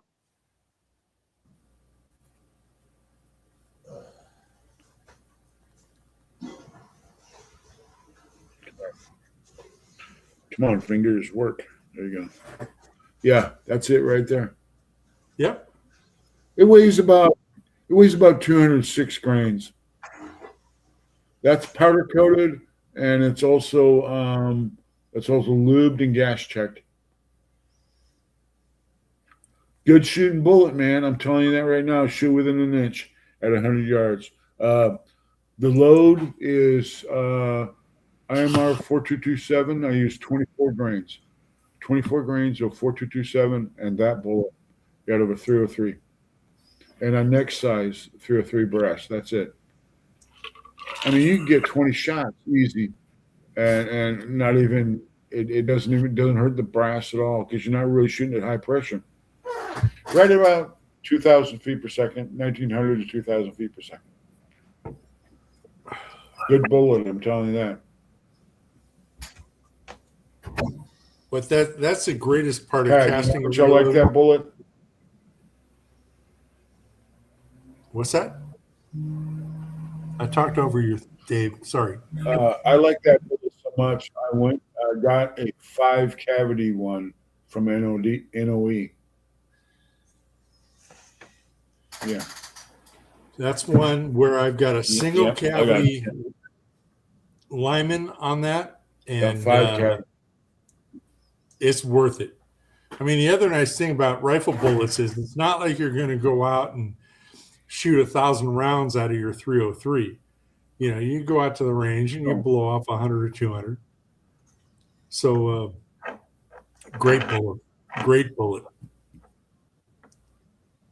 Well, it's one way that 303 is starting to fall into obscurity. I mean, 303, anything factory loaded in 303, other than the PPU. The PPU is still reasonably priced if you're going to buy them all, but just finding 303 that's already loaded, I mean, your stuff is expensive. And so this way, I can just buy some brass. I can cast as many bullets as I want, and I can keep my 303 well stocked with ammunition, for just going out and shooting. Just having a good time with shooting out there at 200 yards or, that sort of thing. I mean, Now, how does it shoot out of the K31? Really satisfying. Huh? How does it shoot out What's of that? the K31? I don't know. I never tried it. That's one thing I'd have to try to develop a load for that out of the K31 for that bullet. Size it down to 30 caliber, and then come up with a deuce load for the 75 by 55. Looks like Jim's having lasagna. Oh, he's muted, so we can't hear him. No, how I did know you know he- that was lasagna? You guessed it right away. How did you know that was lasagna? Because Cranky will be on here any minute with the enchilada, and he'll freak out about pineapple pizzas Looks like and enchilada. Yeah, but how did Thorsax know that was lasagna from that picture? It could have been anything. It's lasagna. I'm starving. I'm sorry. that was Had to come up to the my kitchen. best guess. The way I like lasagna, I like it when it's all crusty on the top, when it has that crustiness on the top. I like that. Yep. It's delicious. Food of the gods, Jim. How did you know that was lasagna, though? It could have been anything. I'm starving. I haven't eaten all day, so I had to come up to the kitchen. All right. You nailed it. Lasagna. How did you know? And That's the first thing that came to mind when I should make garlic bread, but a quick fix is crackers. All right. Oh yeah. I'm starving, guys. I'm sorry. I had to come up to the kitchen, kind of That's okay. laggy. Anyway, I can't Man, you believe got to you eat. lasagna. It could have been anything in a bowl. Mm. Mm. Mm. So, Rollis, now that you're casting and reloading, you can get anything no matter how weird it is. You want a 30-40 Craig? Hey, no problem. You want a Martini Henry? No problem. You know, I mean, anything. Yeah, no problem. I've You want a 50 BMG, but you don't have to pay for full metal jacket bullets. You can cast them. the Cast bullets for 50 BMG. Mm. the one thing, if and it's more of a space issue than anything, it would be nice to be able to swage my own jacketed, match bullets. But the CH4D, I think they call it a rock crusher, also like RCBS does. That damn thing's like $1,500. Yeah, it's about the size and weight of me. But yes, it. Rollis, that'd be real cool to have. That would be real cool to have, but I've been that route. I used to swage my own bullets, and it's a pain in the ass. It's trial and error. And I'm telling you, once there's a certain amount of lubricant that you use for the jacket when you force it up and you're forming your jacket and you're bonding it to the core. If you use too much pressure, that lubricant will diesel on you. It'll diesel on you. You'll get an explosion inside the die. And when you go to pull the round out, it'll have ash on it. That ash scratches the living crap out of the inside of your die. So now you got to take your die and you have to send it out to be polished by Corbon, and Corbon's going to run you probably about $150 to recondition your die. It's really expensive. You really got to know what the hell you're doing. I did it before, and I'm telling you, you got to jacket material, cores. You got to pour your own cores. If you don't pour your own cores, then you're gonna have to cut them from lead wire. Then you're gonna have to form those. It's a long process. Just buy bullets. If you're gonna shoot jacketed bullets, just buy them. Pick out a real good brand and buy them. I have not shot anything. I was just going to say, I have not shot anything that will outshoot. I have not shot anything like Berger or any of the handbooks. Just save your money. Just buy some Hornadies. I mean, I've been really, really, really impressed with what a Hornady will do. I shot Sierras before. The Hornadies are cheaper, and I never got any higher scores shooting the Sierras. That's my experience, My experience kind of leads me to my opinion. My opinion, my judgment is my belief. It has nothing to do with what other people believe or what other people are going to support about one brand versus another. But I have not found anything that will shoot better overall. Not. I don't want to say one time or out of a box. I'm just saying overall, I've had great luck with Hornady bullets. Hornady makes some damn good bullets.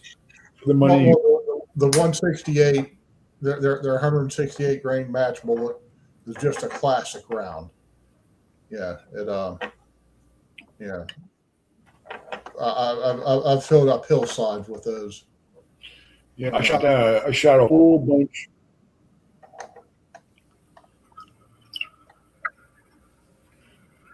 See, I got sponsored by Nosler for a while, and they allowed me to go ahead and order 1,168 grain J4 competition bullets with the J4 jackets, and all I had to do was send them my score. My scores were not bad, but their J4 Nosler J4 competition bullet did not outshoot the Hornady's, and I told them that. And you know what their response to that was?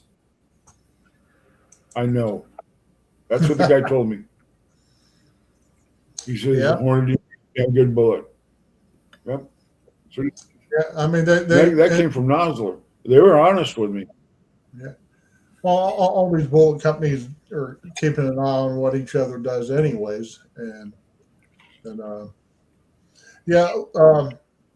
I have a bucket full of Noslers I picked up a long time ago. Just I'd order some every couple weeks, and they shoot really well, but they don't shoot any better than the Sierras in the 175 grain or the. I've never played with the 175 grain Hornadays or their equivalent of that, but the 168 grain, which, like I said, is the best bang for your buck. Yeah, especially compared to the Sierras, because they're less expensive, and yet just as good as the Sierras and the Noslers.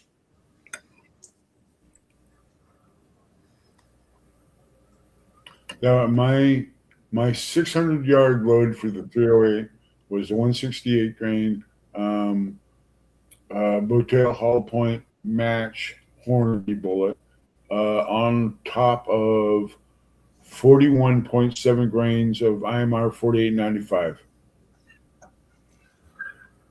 That's the match load. That's a good combination right there. Yeah, that's a nice combo. Well, with the M1 Grand, I would use 47.5 grains of IMR 4895 with a 168 grain Hornady Botail Hollow Point, and that was another match load that I used. Now, I always use 4064, IMR 4064, but yeah, they're in the same family, so where powder goes, and it always had fantastic results. What? The 4064. I'll use 4064 in a bolt action, but I won't. It burns a little bit on the slow side for a gas gun. Yeah. 4895 is a little bit faster and a little bit better for the gas guns. The 4064, I've seen guys shoot that before, and they end up with wear on their locking lugs on their M1s and M1As. 4064 is just a little bit slower than 4895. I'd rather shoot the 4895. It's just better on the action.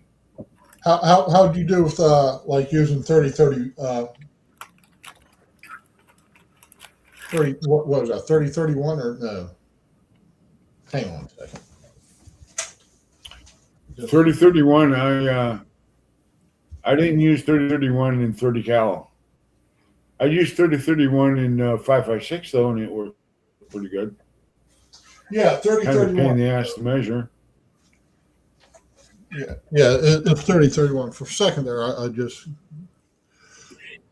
it's getting late for Yeah, gentlemen. for 5.56, I used to use 3031, Okay. but it's a little bit too. That's a little bit to me. 4895 seems to be the right burn rate for gas guns. 3031 to me is a little bit on the fast side. I'm not saying it doesn't work, and I'm not saying it doesn't, give good results. I'm just saying to me it's a little bit on the fast side. 4895, those loads have been proven. They work. And like I said, 4064 is a little bit too slow. For me, And that's my opinion. Again, Right. No, I've used 4064 for years until it became unattainium. And but most of my shooting is for the dynamite powder.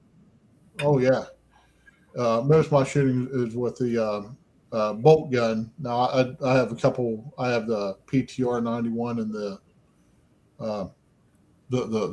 AR-10, but I've been using other powders for them because of just, like I said, 4064. I used up the last of it. I think I have like a pound left, and it's, and the damn stuff's like $75 now a pound. And it's just like, time to find something else. I got an 8-pound keg of 40. I got an 8-pound keg of 4064, and I have 2 8-pound kegs of 48.95. I have one 8-pounder of 31. It was like on sale just before this last big bump where everybody took. So I got into it right around $300 for the 8 pounds. Now the same thing is like $400 if you can find it. And like I said, I just haven't seen 4064 in been years now. For 3031 is good powder. What was that? 3031 is good powder. Yeah. 3031, it's good powder. Yeah, it is. Like I said, I used to use it in 5.56, and it was just a real pain in the butt to meter in my powder measure. And then I discovered H335, and I went through a phase where I was using 3031, then I used AA22, and then I used 748 for a while, Winchester 748, and then I went and tried some H335, and then that was like boom, that was the H335 was the 5.56 powder, boom, right off the bat. Yeah, no, I have shot really well. I've gone through probably 8 pounds, at least 6 or 7 pounds in the last couple years, just making it's a match load, and it's a max load and produces good velocities. Doesn't get the gun too damn dirty. And if I want to really push it, I can still go like $1.50 above what for a gas gun going into the bolt gun territory. And still plenty of it's just a nice powder, and you can find it, and it's not quite as horribly expensive as a lot of this other stuff. No. Yeah. Yeah. Varget is really good in 223, and I'm saving it for 308.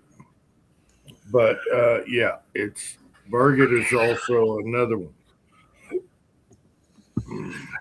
Another good one's the CFE 223. Problem is, you use about a grain more of that than you would for any other, for the speeds. Let's say it's 25 grains of H335. Well, it might be 26 grains of CFE 223 to get the same velocities, which is really convenient for them. But it does. I use that for the 22 arc. Another good powder. Another What's good that? powder, if you can find it, is Benchmark. Right. Another good powder, if you can find it, is Benchmark. Benchmark works real well. Ironically, just down the road at the Academy Sports, they had a couple pounds Benchmark and a couple pounds Varget on the table, or on the for sale. But I was looking for H335, so, and Well, that's what the Dillon set up. Yeah, it's already set up and calibrated for H335, and so I'll just wait till next time I find a couple more pounds and then just finish up this run I'm doing. And but so I went ahead and bought some CFE pistol, which I was shooting today, and I was having some pretty good results. Cool. And going back to just old school with this one, I was shooting green dot. Hey guys, I'm kind of running out of steam, so I'm going to tell you what. It was nice chatting with you guys. I just wanted to make an appearance and kind of show you what's going on with me and Jim. You enjoy your dinner, and Pat, it was good seeing you. It was so Good seeing you, good Dave. seeing you too, Rollis, and all you guys out. I'm glad you're back up and running. Yeah, it's gonna be a couple of months, and I think what Jim is saying is right. After about 6 months or so, my tongue won't be so thick anymore, and it just really makes you feel like you've had the shit beat out of you. It really does. It makes you. I mean, just like you're pushing an elephant up the stairs, and the little things like taking the trash out or stuff like that just takes effort. Getting dressed, taking a shower, doing this. After you've had something like this happen, man, it just takes a lot of effort to get going and doing it. So that's one thing that I've been kind of dealing with. Hey, you take care, Dave. It's going to get better. It's going to get better. We've been through this. It's going to get better. Yeah. Where's Tin Man? Right here, brother. What's up? Oh, hey, man. How you doing, brother? Oh, I'm pretty good. How you doing, man? How's the fam? How's the girls? They're just great. They're wonderful. Keeping you on your toes, man. Oh yeah, 100%. All right. Yeah. They're exhausting, but that's all right. Well, you know what? That's part of being a parent. And like I said, 100%. one day you're going to be sitting there in your chair and you're going to take your eyes off the TV for a minute. And you're going to look up and you're going to realize that little girl is now a woman. She has a life of her own. She's got kids of her own. She's got a husband. She's got her own life. She's trying her best, just make it through life and everything. And you're going to look at her and say, you know what? No matter what, she's still my little girl. 100%. Oh, man, you're going to melt. It's going to kick you right in the heart, dude. All right. Well, anyway, I'll catch you later. All right. I'll Take care, catch you guys Dave. later. Well, but Good seeing you, brother. Yeah. Dave. Yeah, good seeing you, man. Good night, Dave. Take care, buddy. Yep, sooner or later, Tin Man's going to be an old man and wonder, what the hell? What happened to Tin Man? He left. All right. Oh, we got talked about. no, Tin Man gets knocked off every time someone leaves, so he'll be back. Well, good. We can talk shit for we've got like 2 minutes here. Yeah, we got 2 seconds. Here he is. Here he is. Yeah, I can't wait till the kid with the nose ring shows up. Yeah, Tin Man gets bumped off every time someone else gets bumped. I don't get bumped. I just lose audio. Oh, okay. You lose audio. All right. Yep, I can't hear anything you guys say. You guys can hear me, but I can't hear you. All right. Good to see you, Tin Man.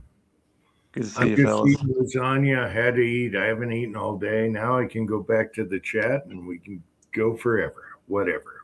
There you go. Not forever. No, I'm tired. All right. Me too. Kat, I was gonna sort through some golf tees there, but now you're laying there. Thanks. Golf tees. Yeah, dude, the ground was hard as hell today, and we were trying to push the plastic tees into the ground, and they were just bending. Oh, so you went golfing today? Did you get to try out your new irons? I did. And they're long. They must have been made for a 6'5" guy, but did you? Well, try? they're only a half inch long. Yeah, but you got your lie angle on the, when the iron sits on the ground to where your stance is. Right. Make sure you got the right lie angle. Yep. Yeah, that's the first thing I do when I'm getting up to the ball is get the club at the lie angle. Then I base my stance off of that. So it was okay all the way out. I mean, yeah, I didn't have an issue with them. If anything, I'm still topping them. So Well, they can also be adjusted if the lie angle is too steep for you. So you can. It's a little vice where they adjust all your puzzles on your clubs. yeah, I think I'm the one that needs the adjustment, not the clubs. Okay. So this is also my second time ever playing in my life. So I'm Oh man, yeah, you should be at the driving range for days and days before you even go out on the course. Yeah. that's kind of what I was thinking too. But my father-in-law needs somebody to golf with. So Yeah. yep, we went today and played 18 holes. We're gonna go tomorrow. We're gonna go tomorrow too. All right. Sounds like fun. Yep. And it's your father-in-law you're playing with, Yeah, my wife's dad. and he's a 10 handicap. Oh, if not lower, yeah. Okay, he can help you with your stance and swing and all that stuff. All right, that's good. He can really help you out. Did he give you any tips? Yeah, it's just being able to execute those tips, you know. Yeah. But you haven't been at the range. You should be hitting balls for like 4 days before you go out. Okay. Oh, I don't disagree with that. Yeah, before you try your first course.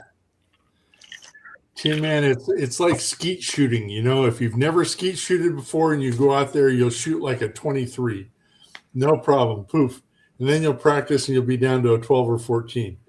But yeah, you'll shoot the best you've ever shot your first trip out. All Boy, right. I hope that's not true with golf. Did you have fun? Did you walk or use a cart? We use a cart. See, to me, I never played good on a cart. I like to walk, and then you think about everything, get to your next shot. There's something soothing about walking. And whenever I get in a cart, it's like, oh, we're here already. Boom, hit the ball. Do you guys have a rangefinder? Because now that's legal. It wasn't legal in my day. Yes, we do. Yeah, rangefinder will help you a million times instead of walking off the rangefinders and big clubs. I've never swung a big driver. The new drivers are 10 times the size of what I use. Yep. I had I still have it in the closet. I had the top of the line. Tiger Woods won most of his victories with the Titleist, 945. Anyway, I still have that driver. But if you compare that to nowadays, oh my God, it's Fred Flintstone compared to what I'm using. They're gigantic drivers now. Yeah, I forget what kind of mine even is. I'm using one of his hand-me-down drivers for now. Well, what is it? I mean, if you got a Give me a second. Let me sort through these tees real quick, and I'll go out there and show them to you. all right, if you got a top name brand, should be okay. It depends how many years ago.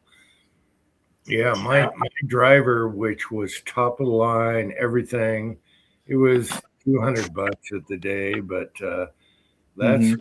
that's what won most of the majors.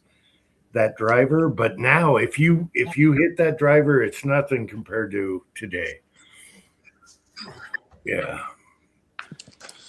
I was out at thrift stores today, and I was looking at golf clubs, because it was $30 for a set of irons and a bag. Yeah. Yeah, and there was really cool Panzer. I've never heard of Panzer irons. Panzer. All right. It had a little red tank on them too. Mm-hmm. I saw that today. Oh, that's funny. That's funny. I sold my irons and my favorite putter and my favorite lob wedge when I moved. I should have kept those. My favorite putter and lob wedge. I should have kept those. I don't care about the irons. They were a ping knockoff. But I kept the driver and the putter that I didn't win a lot of stuff with. So I don't know why I didn't keep. The only reason I sold my old putter was the shaft was getting speckled rust on it. I should have kept it. It was a Ping I2. Damn it. Now I have a Ping whatever answer. I have a Ping answer now. No, it was the Ping answer, and now I have the Ping whatever. Anyway. What's the super expensive putter? Scotty's Custom Shop. Scotty something. Yeah, anything Scotty on it's going to cost you $500. That's what my putter is. You don't have a real Scotty putter. I do. How much you pay for it? I want to see a picture. Oh, hang on, I'll show it to you. There's knockoffs. Be careful. It's my father-in-law's old putter. Your father-in-law had a Scotty Cameron. Yes. Are you shitting me? It probably looks like my Ping answer putter. I bet it looks like my Ping answer. If it's old enough, what he was doing. He was doing the Ping answer putters back then. Does it have little serrations on the front? I don't. Hang on. I'll just let you get a good look at them. Yeah. Does it have little circular motions on the front of the face? Yeah, it's got little circles on it.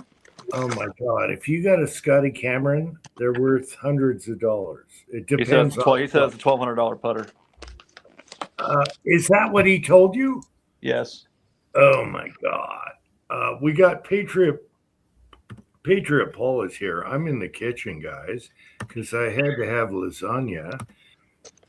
Patriot Paul, good to see you. I want to see pictures. I want to see pictures of that putter. Now, did you ever get a driver? Yeah, I have a driver. What is it? I don't know you. That's one of his old ones.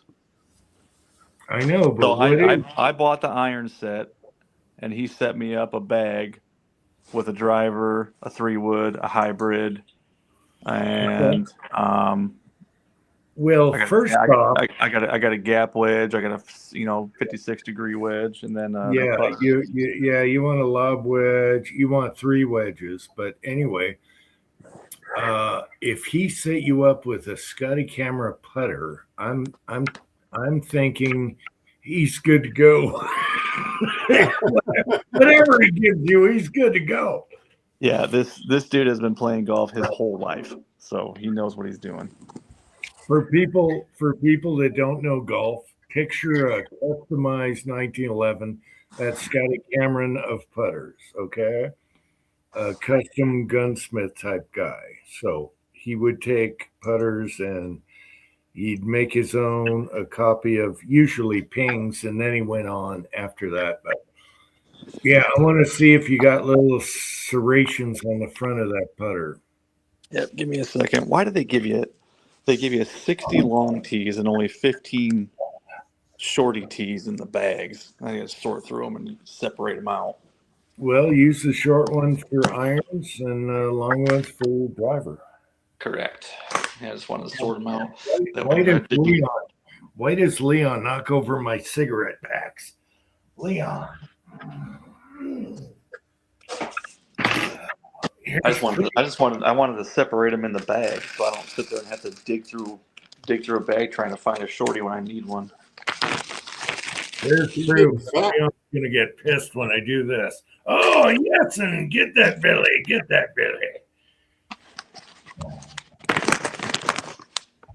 Pat appreciated that. All right. It's time for another hydraulic fluid mix. I'll be right. Well, I'm right here.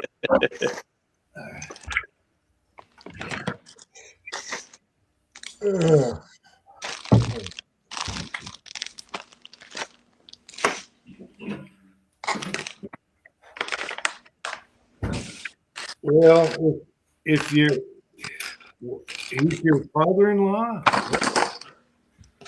That's my wife's dad. All right. Well, if he's a 10 handicap and he gave you a Scotty Cameron, I'm giving a thumbs up. No matter what he tells you, just follow what he tells you. Okay. I try my best. All right. 10 handicap for his age isn't bad at all. Yeah, he's only 61, 60. Oh my God! Wait a minute. Wait a minute. He's only 61. He's younger than I am by years. Yeah. I think. All right, I thought he was an old. You know, he might only be 59. I don't know. Bree's right. Bree's mom is older. I thought he was an old fucker. No, her young. mom. I think her mom's 62. Oh my Look God. at the envy in Jim right now.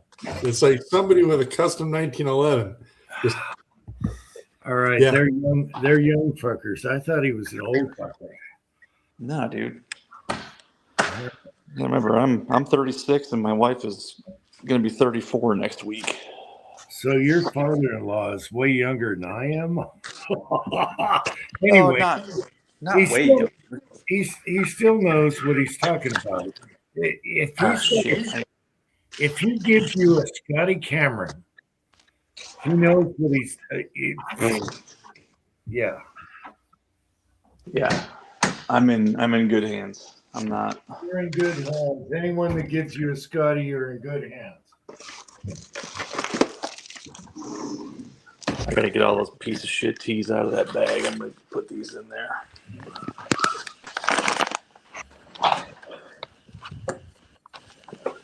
Okay, guys, I'm my head about touching the desk, so I'm gonna get a call it. And I will see you guys next week. yeah, Rob. Well, good seeing you, brother. All right. Oh, he left already. Good night, Rollins. Damn it. Hang on. Let's see. Let's cover the side chat. Haha, I'm 59, soon to be 60 in 2 weeks. Well, congratulations. Hey, wait a minute. In 2 weeks, are you in Aries? No, I don't know. All right.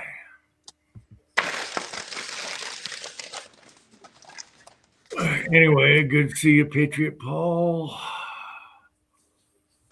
Good night, Rollis. I guess I can go back downstairs and just stay up here and smoke out of the top of the garage. Very interesting. I'm curious about your father-in-law. I would love to see a video, just like tripod on a camera, just show a few shots. I love watching, He's YouTube. awesome. Huh? He's an awesome golfer.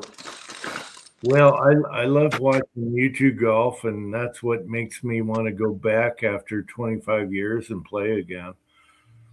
You know, it's been a long time, but I still have urges to play again. I miss it so bad. It's tougher than shooting or anything. You know, you got to master. Golf is never mastered. Right. No matter how good you are, you're never going to master it. I don't think there's no doubt in my mind that when that dude retires and he plays every day, he'll probably be a scratch golfer. All right, I want you to show your Scotty Cameron putter, and I want to see the face of it and what it looks like. I think it's a Ping Answer 2 copy, and that's what I sold when I left, and I should have kept that. I won so many tournaments with that Scotty Cameron, the Ping Answer 2, and I'm pretty sure. I'm almost 100% sure it's a copy of a Ping Answer 2. Hang on, why is it mirrored? No, we can see it right. Why is it backwards? It's backwards, the picture. No, it's not backwards to us. Oh wow, you got the cover? Wait.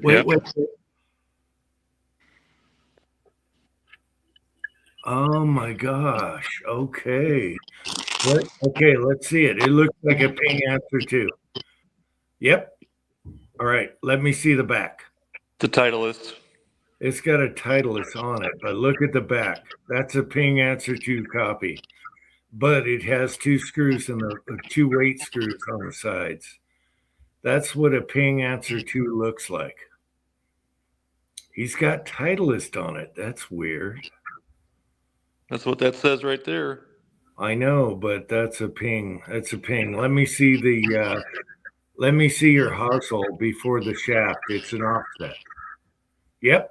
That's my favorite putter I sold when I moved. It's offset. See how it's offset? Yep. That was my favorite punter. I won so many matches with guys with that. It's weird that he put Titleist on it because that looks like a ping. It's more rounded, arched than a ping. So, wow. That thing is worth a few $100 right there. He said it was a $1,200 puddle. It's got jumbo grip on it. Oh, you got the fat shaft. You got the fat grip on it. Yes, sir. Yeah, okay. In my day, they didn't have fat grips, but that was the best thing for putters ever. It keeps you nice and solid going through the stroke. Yep. Wow, it's got the fat. All right. Give me it. Come on. Hang on a sec. Wow, this is awesome. Titleist 917 D2. Nice. 10.5 degree. Nice. Hell yeah. Hell yeah, that's nice. My old driver's a Titleist, and that was the biggest thing ever. But now you got Fred Flintstone drivers out there, huge. Mm-hmm. The three wood's the same. The hybrid. What are your shafts? Are they stiff shaft? I honestly don't know. Rescue. Well, it should say S on the side if it's stiff shaft. We got a tailor-made rescue That's for a hybrid. Yeah, it's a hybrid. What? Okay, that's a rescue club. Yeah. Yeah. Hang on. Let me put this sock back on. Put the condom back on it. Oh, geez. Here we go. Let me mix my drink here. All right. My irons are tailor-made burners. Okay. Those are 2000 era, something like that. 2000, Yeah, something like that. 2004, maybe. All right, that'll help you out. What's the shaft say? It should say S. R. Okay, you got regular shafts. You got regular shafts that don't swing too hard. It depends on your swing speed. And then these grips are a little bit fatter too. They're fat. Yeah, those are fat. Yeah, when I was golfing, no one got into the fat grip thing, but I guess it's a good thing. Yep, I got, let's see, there's a 60 degree, 56 degree. I got my A wedge here, a lob wedge, pitching wedge. Yeah. Yep, that's it. The bag ain't nothing special, but whatever. Does it have the stands on them? No. Nope, it does not. It doesn't have the 2 feet when you put it on? No, because he uses a cart, like a bag cart, so he walks most of the time. Okay. All right. So he never had it on his legs that flip out. Okay. Gotcha. Let's see, what's this? Got lots of pockets. Well, there's a ton of pockets. Got bottles of water in there and all kinds of shit. Yeah, it's a pretty slick setup. I think you're good. I think you're ready to go. Yep. I don't think I'm missing nothing. How the hell do I turn my camera back now? Whose Jeep is that? That's mine. Oh, that's pretty fucking nice. Thanks. My wife's is outside. My wife's is like 5 or 6 years newer than mine. Hers is the newer style. This one's old. Newer? Wow. Okay. Yeah, this is an old guy. In 2010. What engine? Six cylinder? Yep, 3.7 liter V6. Hers has the 3.6 liter V6. All right. Wow. Let's see. What do we got for miles? 169. Okay. I've put 100,000 miles in that thing in 4 or 5 years. Wow. It still looks really nice. Thanks. Yeah, that's pretty freaking sweet. Hi, buddy. Oh, there he is. There he is. Pick him up and show him the face. I don't know if he'll let me. Hang on a sec. Oh yeah, he'll let you. I just grabbed Leon. Are you kidding? Oh, there he is. There's the face. Oh yeah. Look at those glowing eyeballs. I know. He's got the face from hell. It's perfect. Oh yes. Look up. That's a good boy. Here, buddy. Oh, that's a good boy. Oh yeah, he's got the eyes from hell. What are you doing, my buddy? Oh yeah, he's a good boy. Good boy. He is a good boy. He's getting old. He's 9. A good boy. He's 9 years old. He's an old fella. Yeah, I think my wife just said our cats are 10. Yeah. So Leon's 10. We don't know Minnie for sure because, Check these bad boys out. Excuse me. I'm not Callaway a golfer. pants. My mother-in-law found them at, what the hell store was that? Marshall's? mm, $6. All right. well, good deal. Are Yeah. the pups deep enough for a 3.8 or a revolver? Maybe. Reach in the front pocket. Is it deep Yeah, enough? I had my hands in them, but I'm not sure. Yeah, they are. Yep. Yeah, that's the first thing I check looking at pants. Is it deep enough for a revolver or a 380? Dude, golf pants are like sweatpants. They're super stretchy. Oh, that's golf pants? Yeah. Wow. All right. Yeah, these are Callaway pants. Well, we were, in my day, we wore Dockers. They were like flared out, everything big, everything's tight now. All the golfers wear tight pants now. Oh, these ain't tight. These are just, oh hell, sorry. 36-32 or 36-31, something like that. Hell, I don't know. Okay, I was thinking the regular pants, not golf pants for Carrie. All right. Well, they put a tag on it that says the MSRP is $96, but then on the other tag it says compared to $38. So I mean, which one's which? Man, you're getting all pimped out for golf. Scotsman's getting into it now, and I've had urges, but I'm thinking, I'm either too old to start over, or I got to find a range. We do have golf courses around here, but I don't know. That Check this driveway out. I was is just at a nice Walmart. They fairway. actually have a pretty decent golf section at Walmart for like practice balls and shit like that. They had these little. They look. Here, hang on. Let me turn my camera back You're around. probably better off at Costco getting the golf balls, but whatever. Well, I'm not talking about balls. What I'm talking about is they had these. They look like little hockey pucks, and they're only maybe a 1/4 inch thick. And you set them on the ground flat, Yeah. and if you can hit that, you'll never hit. You'll hit a fat shot again. So that's how you get your aim down. I was like, that's a pretty good idea. Hitting them little pucks like that. They're like practice pucks. Yeah, so shit, get some of them and just start whacking them. They ain't gonna go very far. I mean, hell, practice balls, the wiffle balls, they only go about 30 yards anyways. Do you have a driving range near you or a simulator? Yeah, I have both.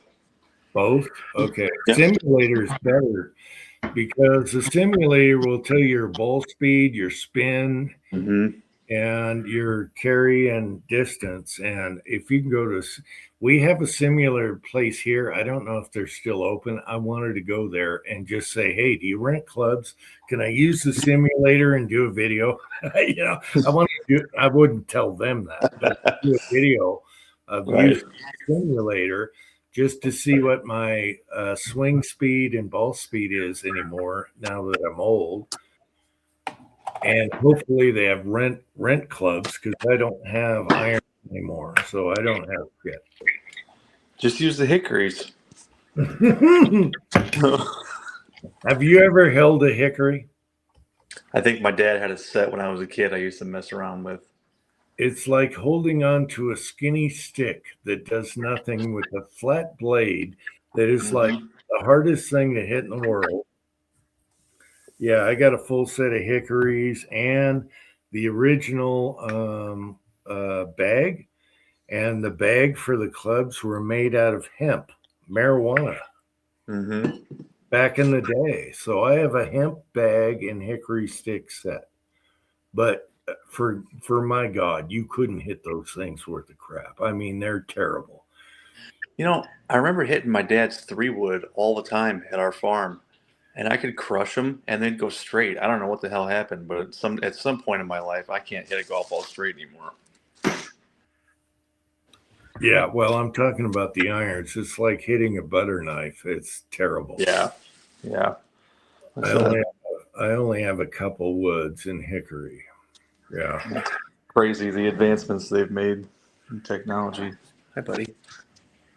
There he is. Well, you look like you're ready to go. I'd get out to the simulator and see what you can put a fake course out there on the screen. Yeah, we've been there. What's really cool about the simulator too is they have the camera that's directly above the ball. Yeah. And so it'll show you a slow motion replay of the exact moment you make contact with the ball, so you can see if your face is open. It'll show you where your face is, if you're straight or if you're off. So I know. I think I'm going to wind up probably getting some lessons or something, and then just doing them at the simulator, so that way you get a super detailed. You got your father-in-law. If he's a 10 handicap, he can get you close. You don't need to wait for a guy until later. Well, everything he tells me to do, I try to do it, and just I don't know. No, if he's a 10, he can get you close. He understands the stance and the swing path and all that stuff. You don't, most people are way over a 10, so he's only 10 over par for people that don't know handicaps. Like, I think, what did he shoot today? 70. He either shot a 73 or a 71.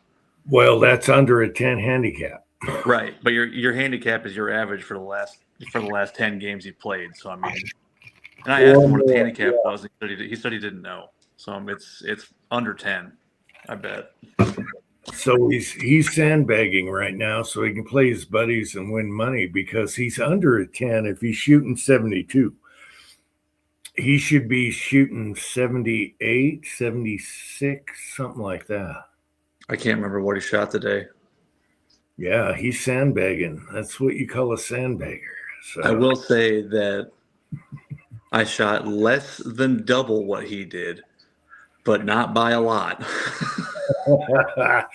I know, but I'm sure he can point you out on certain things to get you started. Yeah. We'll get it figured out. I hope I get it figured out. I hope I get it figured out before I pick up stupid bad habits that I can't get rid of. No, you can get rid of them. I had bad habits for years, and I got rid of it by quitting for a while. I suppose you could also pick them up later on too. So yeah, I had Uncle John could tell you I had a really bad habit with my grip. So I'd take my practice swings, my grip's perfect. As soon as I set the club over the ball, I shifted my right hand and it was strong, and I duck hook them. It was mental. It was like Charles Barkley, if you ever seen him golf. He would stop in the middle. Anyway, mine was the grip, and I quit golfing for a while, and I forgot all about it. My grip was perfect, and I was just killing the ball down the middle with the driver. Anyway, it's mental there, but yeah. I would shift my right hand at the last minute, and that was my nemesis. And I would call it the duck and run. I'd wait. I would start. I said, "Fuck it, I would aim right, and the ball would just hook and roll forever down the fairway. Yeah. But then I quit, and all of a sudden my grip was perfect, and bam, I was killing it. The last round of golf I played, I was killing. I almost reached the last hole, which was almost 400 yards with the driver. And every drive in that round, it was company tournament. And I got talked into it. I said, no, I don't golf anymore. And I didn't practice. I hit every drive down the center of the fairway large. Nice. Really, I outdrove everyone. And it was the grip. I forgot about my grip. Hell yeah. However, when it came to putting and chipping, it's been so long. I sucked. My score sucked, but I did drive that ball that day, all day. Mm-hmm. But chipping and putting's where it's at. Oh, dude, the worst is when you're going to do like a 20-yard chip shot, and instead of getting under the ball and lobbing it up, you top it, and that thing just runs across the green, and you go 20 yards past. Like, son of a bitch. Yeah. Yeah. Yeah. A couple things I was good at was the lob shot. I actually had a 64-degree wedge, 64, which Mhm. is like this, a pancake, And then I would open it up and I would do flop shots, and people were like, "What the hell?" And I could do a flop shot 20 yards away. It'd be way up in the air and boom, boom, in the hole. Dropped like a dime. And I sold that in a garage sale. I wish I never did. I got that thing for like $20. And I wish I kept that lob wedge. It was so perfect. Perfect bounce, everything on the no name brand. Anyway. I'm glad you're getting in golf. Now now I want to go out. I got a course. We got a couple courses. I got a 9-hole course close by, and now I'm tempted. It's a short course, so I just hit irons off the tee, but it's like 300 yard par fours.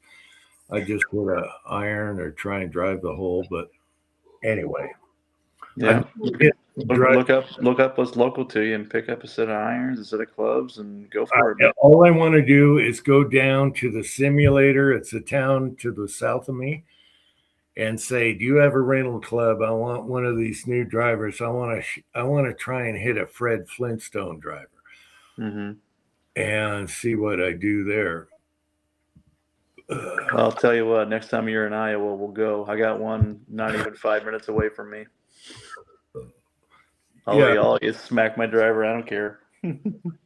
Well, I got to see if the simulator place is still open, because they've been around and they have memberships and stuff. But I just want to walk on and say, "Hey, you got rental clubs I can try? I want to try."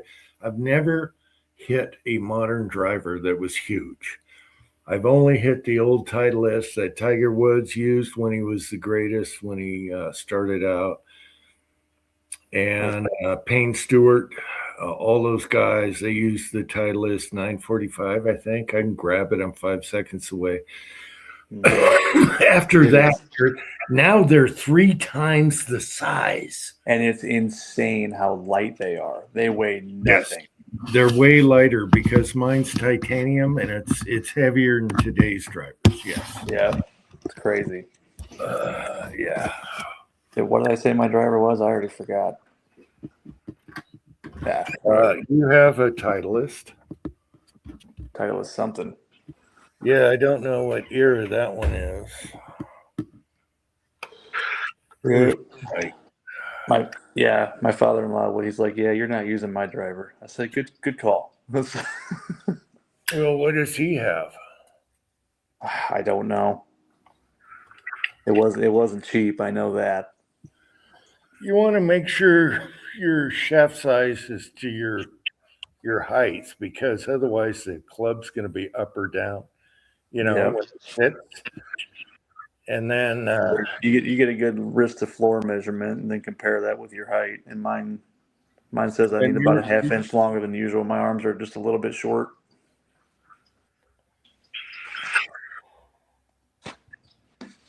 Yeah. And then you're young enough, you should have stiff shafts. Even at my age, I'd still use stiff shafts. But your irons, if they, go wonky on you, just swing a little smoother, Mm-hmm. because you got regular.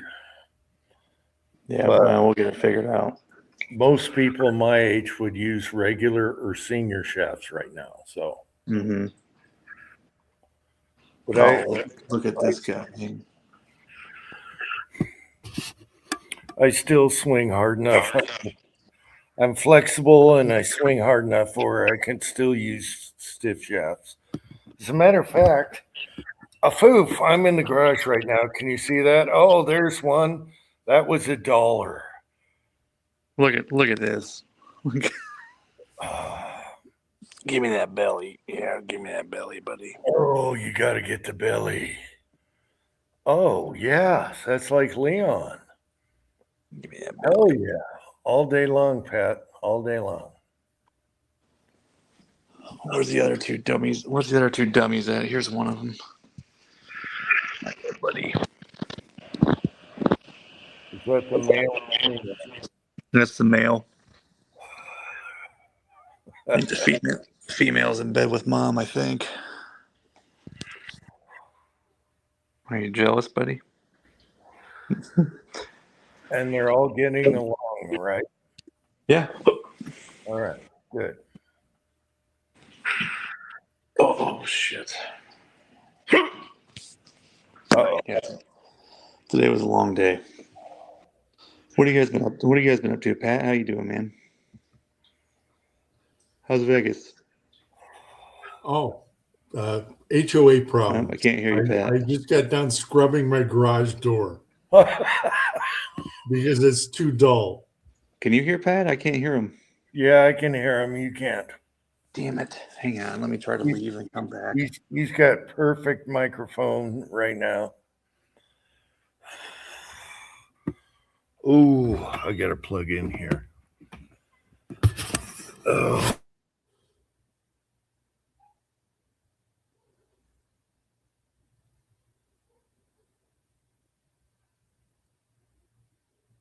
Wow. Well, side chat, it looks like it's just us.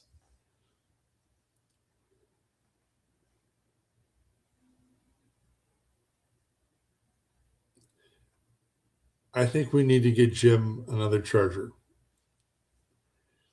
One for the garage for his smoke breaks.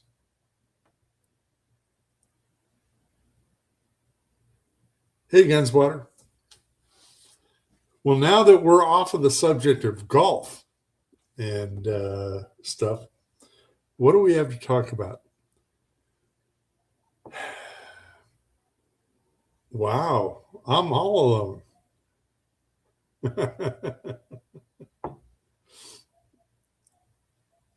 He just got a new battery.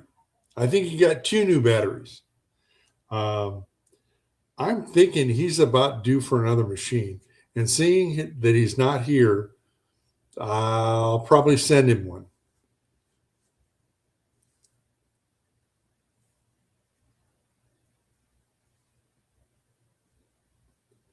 No, Tin Man. You guys were talking golf, and I'm not ready for golf yet. I've done diving. I got my pilot's license, and next up is golf. And no golf yet.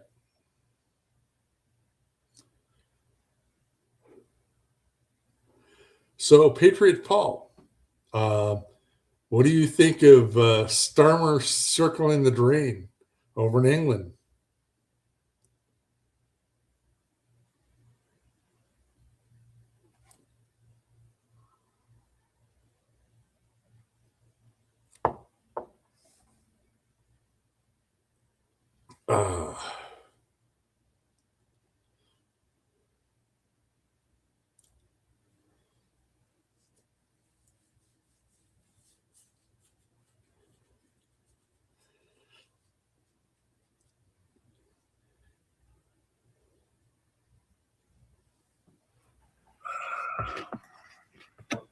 Are we still here?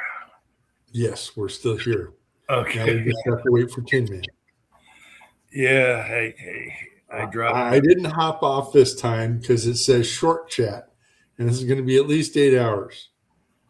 Oh, well, it's 4:40. Yeah. Well, luckily I came back on. I'm in the kitchen.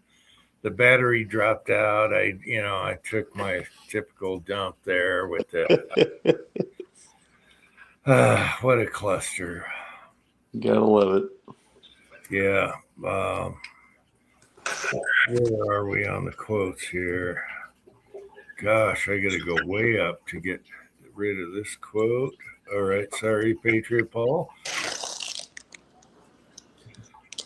Wow. Fancy. Is that what it's come to now? Lime green teas. Everybody has white ones. I got green ones. Yeah. I miss you. You guys are killing me. I miss golf so bad. I really do. My back and my shoulders are going to be killing me, so don't feel too bad. Yeah, but my favorite memories. Uncle John's been here the whole time, probably, but he can't reply. My favorite memories is me and Uncle John would go against two of our buddies, and they always talk shit. And one day in band camp, we found a ball that got ran over. And so it was like a flat. We called it the oval ball. So, yeah, it got ran over by a truck. We found it. And so what we played for instead of money was the oval ball. And it was an oval shaped ball. And that's what we played for. So we'd play match play against each other for the oval ball, and that meant the most to us than anything else. So me and John kicked their butt most of the time. Then they talk shit because they got the oval ball. They finally won, and they got the oval ball, and they're talking, "Oh shit, we beat you all the time." Bullshit. We kick their butts all the time. But anyway. I wish we had the oval ball. Uncle John knows. And it was a really old golf ball with weird dimples on it, like square dimples. And that was our trophy. Screw the money. We played for the oval ball every week. And the funnest time ever. It was so fun playing for that. Yeah. So I miss golf a lot. I should get back out there, but gosh, there's no clubs around here that are. You can't, I got to go up north to find deals or eBay, whatever. Facebook Marketplace is decent too. I know, but not. Yeah. Right, you'll have to travel a little bit, but Yeah. I know the clubs I want. It's just being in a city where they have them at Play It Again Sports or thrift stores, whatever. I always look for them. But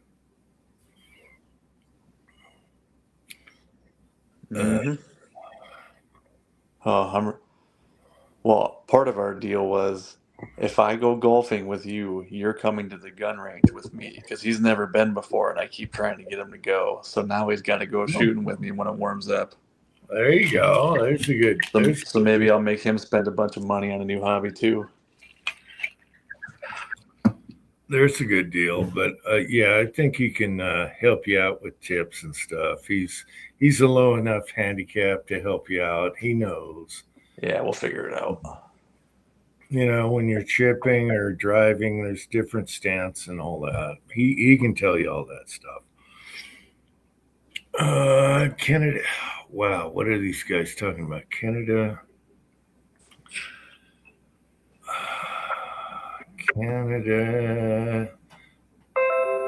Gunswatter got to pop up here.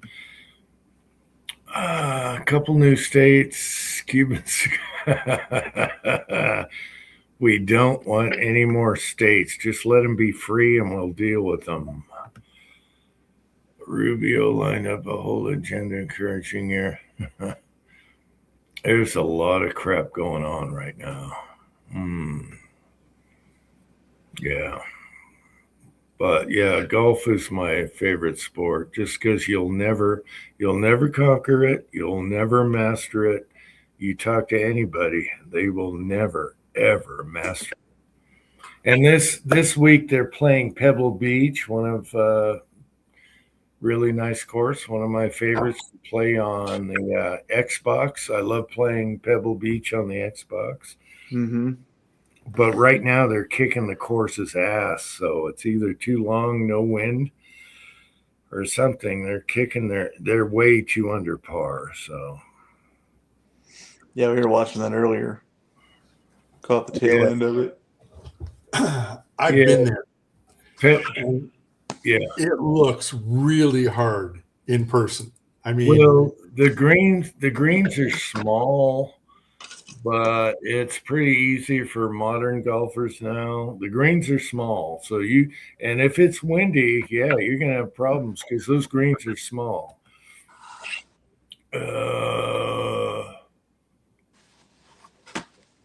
Okay, all right. I'm just glad I rebooted and can talk to you guys. On this short chat, which is almost 5 hours now. all right. Just in honor of the chat, got a new bottle. Ooh, and Baby. you got wax on it. Yeah, Is that it's Maker's not Mark? wax. It's like plastic. The bastards. 3D printed caps. Here we go. When they dip it in wax, you know it's foo-foo.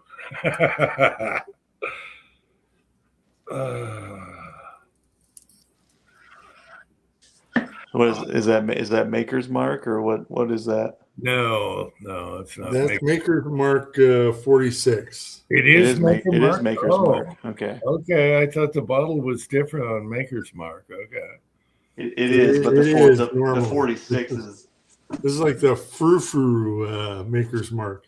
Okay, the bigger bottle Maker's. White kitty. Patriot Paul says wax on, wax off, Pat.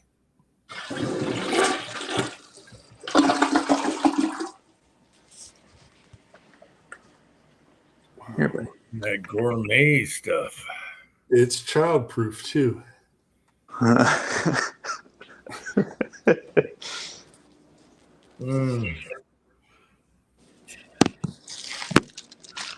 Well, if nobody's going to eat these cupcakes, I suppose I will.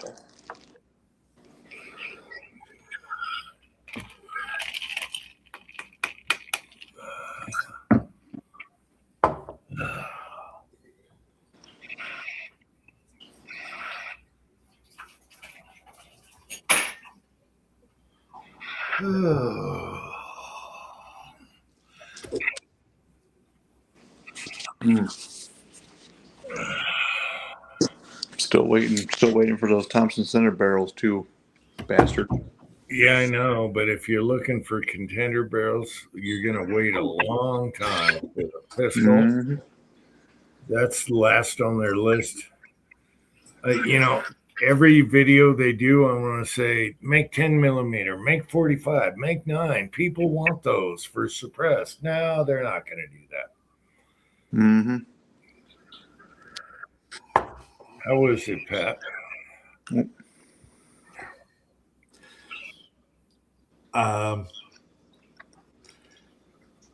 It's a little more harsh than the stuff I've been drinking. It's got, like a not fully distilled, like aftertaste to it. It's like, a little, maybe a little acetylene and. Oh, jeez.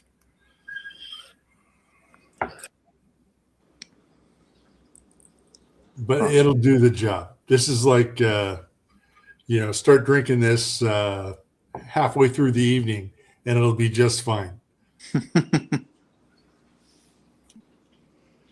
Got you there. Oh, I was gonna get the bottle of Jim Beam rye that I got downstairs that I didn't crack, but I thought, nah, well, we got Maker's Mark. We'll try the Maker's Mark.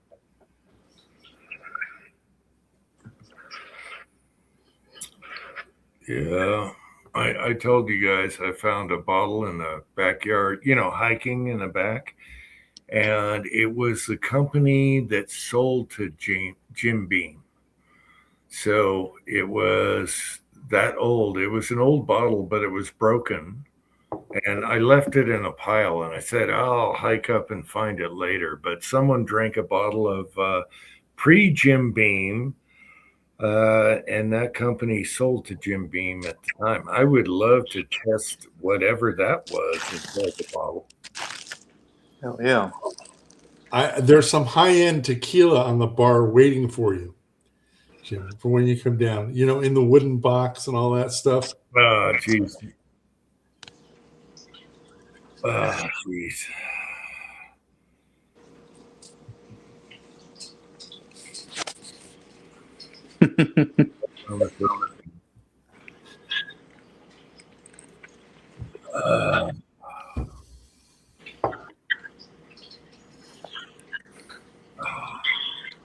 So yeah, no peanutty aftertaste.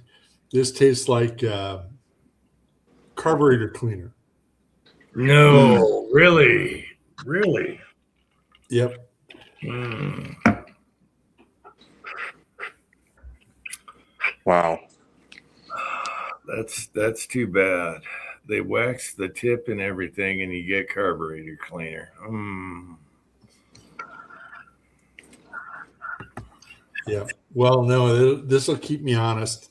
I've got a garage door to paint tomorrow. No, All you right. don't have to paint it. No, I'm going to clear coat it. Okay. Yeah, or do a wipe down. Do a wipe down with the mix. Look it up on YouTube. What all the car guys are using. It lasts a few years, and it's nice and clear, and shines up the old rusty rust buckets out there, the rat rods. Yeah, it'll give me enough time to find out where the bastard lives. That's giving me a hard time. Who's vandalizing your garage door and how?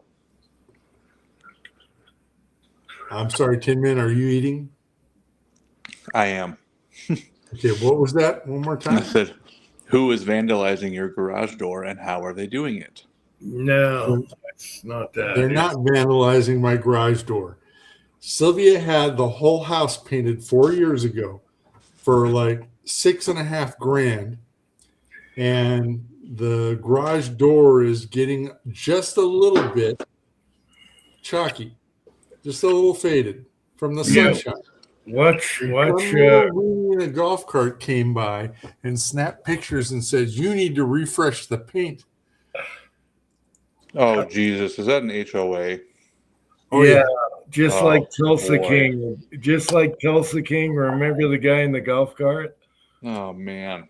that found out he was a gangster later and left him alone? Uh-huh. So I have ruined a shirt. I went out and I scrubbed that garage door down with an electric scrubber. I washed the whole damn thing, and I missed one square. So I got to go do that again. Ah, geez. But I need something to get the bastards off my back. So it's either going to be Mazzola, or I'm going to paint it or clear coat it. Painted black. Painted black. Just do the mix. No, that's not an approved color Who in gives their a shit? color chart. Hey Pat, let that whiskey breathe a little bit. Oh, really? Yeah, Just do a throw an ice just do cube a- in it. like a oh, sorry, I can't hear Guns and Water. Let me leave and come back. Damn it! Oh shit! I'll be right back. Technology. But Pat, just see what it looks like tomorrow. It might be fine. Okay. Well, I got a before and after photo just for the, the appeal and the argument and everything else, if it ever came to that. but Yeah. bastards.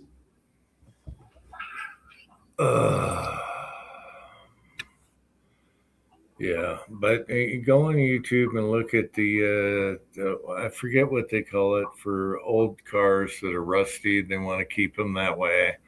It's a nice little mix that you just wipe on, wipe off, and it gives it a nice clear coat for a few years. Oh, sorry, Tin Man. No, you're good, man. Sorry if I stepped on you earlier, Guns. Couldn't hear you. No, you didn't step on me. How you been? Pretty good. How about you? Yeah, being all right. No. So last week during the chat, it was like 2 hours of painting talk, and I'm thinking, oh yeah, when am I going to go painting? And here we are. Guess what? Next week you're golfing. Leon. Kitty. There's a good boy. Oh, he's a good boy. It's a big boy.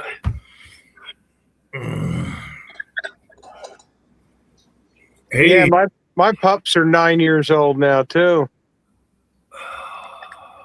Mm-hmm. did you see where they voted in the House and Senate on voter ID? I know Pat doesn't care for that too much, but I agree. Voter ID. It's never going to pass the Senate. It did. Not it the already Senate. did. Not They the had Senate. a Democrat. They had a Democrat vote to make it go over with, and JD can vote also. So yeah, it's now all they're doing is the, what do you call it, where they stand up and talk for hours and hours. Filibuster. They're doing that right now, which is waste of time. It passed. So voter ID. Really? You got to be a U.S. citizen and have ID. They got to take a week off before they do the filibuster. Long time coming for that. And then when it passes, then they're going to hold it up in court. Yeah, or when it passes, it's going to not be what we think it is, and it's going to be horse shit, and it's going to be like every other thing that gets done. Once it passes, they can't do shit about it. So voter ID by midterms. That's my dream. U.S. citizen, voter ID. Do you guys not have to show an ID when you go to vote? Because I do. No, we don't show an ID. I do, but they don't need to see it. They require it from me. It is illegal to ask for an ID. Right. I knew California was like that, but I didn't know if you voted in Nevada too. No, a lot of states already have voter ID, but we got to make it is required of me. Otherwise, I can't vote without it. And then they're saying, "Oh, you're racist. It's bad for other people that can't do voter ID." Wait a minute. If you fly in an airplane, you need ID. If you drive, you need an ID. If you go to a motel, you need an ID. They're not saying it's racist because they believe it. They're saying it's racist so you'll shut up about it. Yeah. Besides, they're Democrats. They are racist. Uh-huh. Yeah, but I'm so glad to get that through because they're going to hand out in California. They're going to hand out fake IDs anyway, but at least it helps. Wow, Hobbies is a patriot. What'd he say?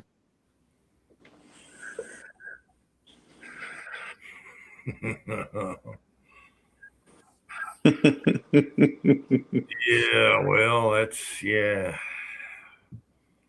Anyway, I hear that. Hobbies is standing up there with his arms open saying, "Take me. Take me. Bring me home." Uncle Jim, you don't want the Western Canada states? I love Canada. I just don't like how they're being run right now. Wait, aren't the Western ones the okay ones? Or? Yeah, the Western ones are the okay ones. And those are the ones that want to join. Except for the one all the way to the west.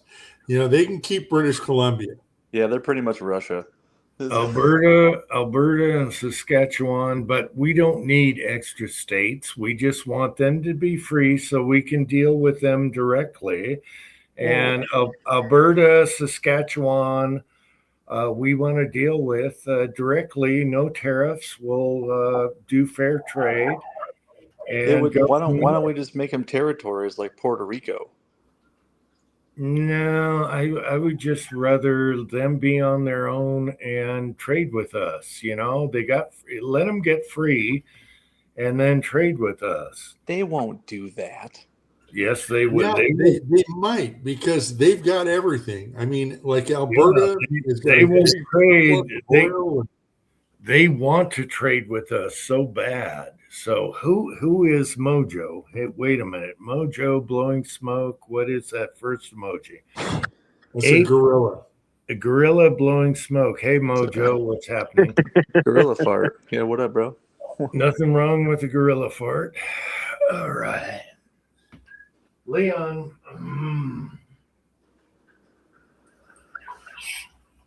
Never let your cats learn how to drink out of the sink, because they're always going to bug you. Leon, right now, I got to turn the water on for them every 5 minutes.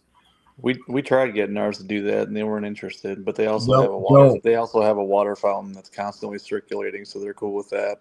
Okay, don't teach them how to drink out of the sink, because they'll constantly make you turn the water on. My parrots will teach your cat how to turn the water on. Leon is really close. He can open up a door. Oh, that's pretty cool. I thought about doing that for Leon. He likes fresh water. So, dude, there's a filter in there. Holy crap. How much is that? 40? No, $20, 20 something. All right, maybe we'll think about that and get Leon off my ass, because every bathroom, every kitchen, he wants to drink out of the sink, and I have to go up there and turn the faucet on. I can show you right now. He's the only bitch with this is you gotta buy the filters, and you gotta replace them like every week. Filter? It's water. Yeah. Well, here, I'll show you the filters. Hang on. Ugh. I know, but you just put fresh water in it. Well, you still need to get it. So when they drink out of it, their saliva gets into it, and their saliva gets all slimy and whatnot, and it will gum it up. Yeah, but then you change the water. All right, I'm not sure about filters. I'm just changing. They're not that expensive. A box of like, there's probably 18 in here. I think it was like $10. It'll last you a long time. No big deal.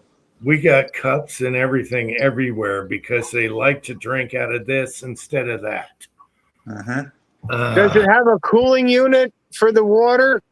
Nope, it's room temperature. My dogs like ice. I'm always changing their water and giving them ice. Yeah, dogs love ice cubes. Oh, it's a good boy. Oh, he's a good boy. All right. Yeah, I'll send you a link to that pet fountain thing. It's not too bad. You know, I thought about a fountain. Maybe that would solve the problem, but that's just one more thing he goes to. One more thing he wants to go to. Yeah. We'll clean it once a week. No big deal. All right. Well, maybe we'll try that. Do I have a plug-in? Yeah, I got a plug-in. How long's that plug-in? I got about 4 feet to the cat feeding thing.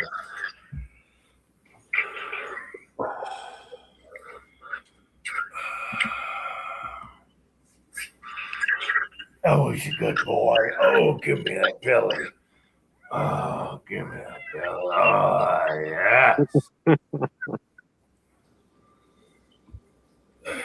Anyway. It was $29. Okay. That's not bad. What is it now? That's 31 now. Yeah, I thought about putting a little fish pump and doing that, but yeah, that'll work. That's literally all it is. It's a fish pump. Yeah, but it's stainless steel, easy to clean. Throw it in the dishwasher.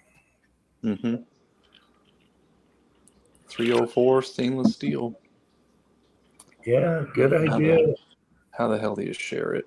There we go. I'll send you a link to it. It even comes with 6 filters.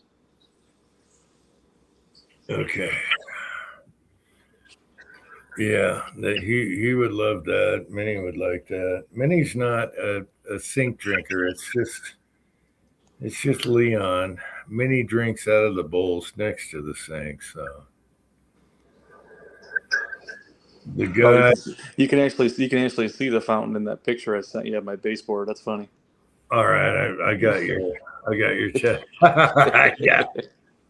All right, I got your text. Cool, man. Yeah, that's the one we got.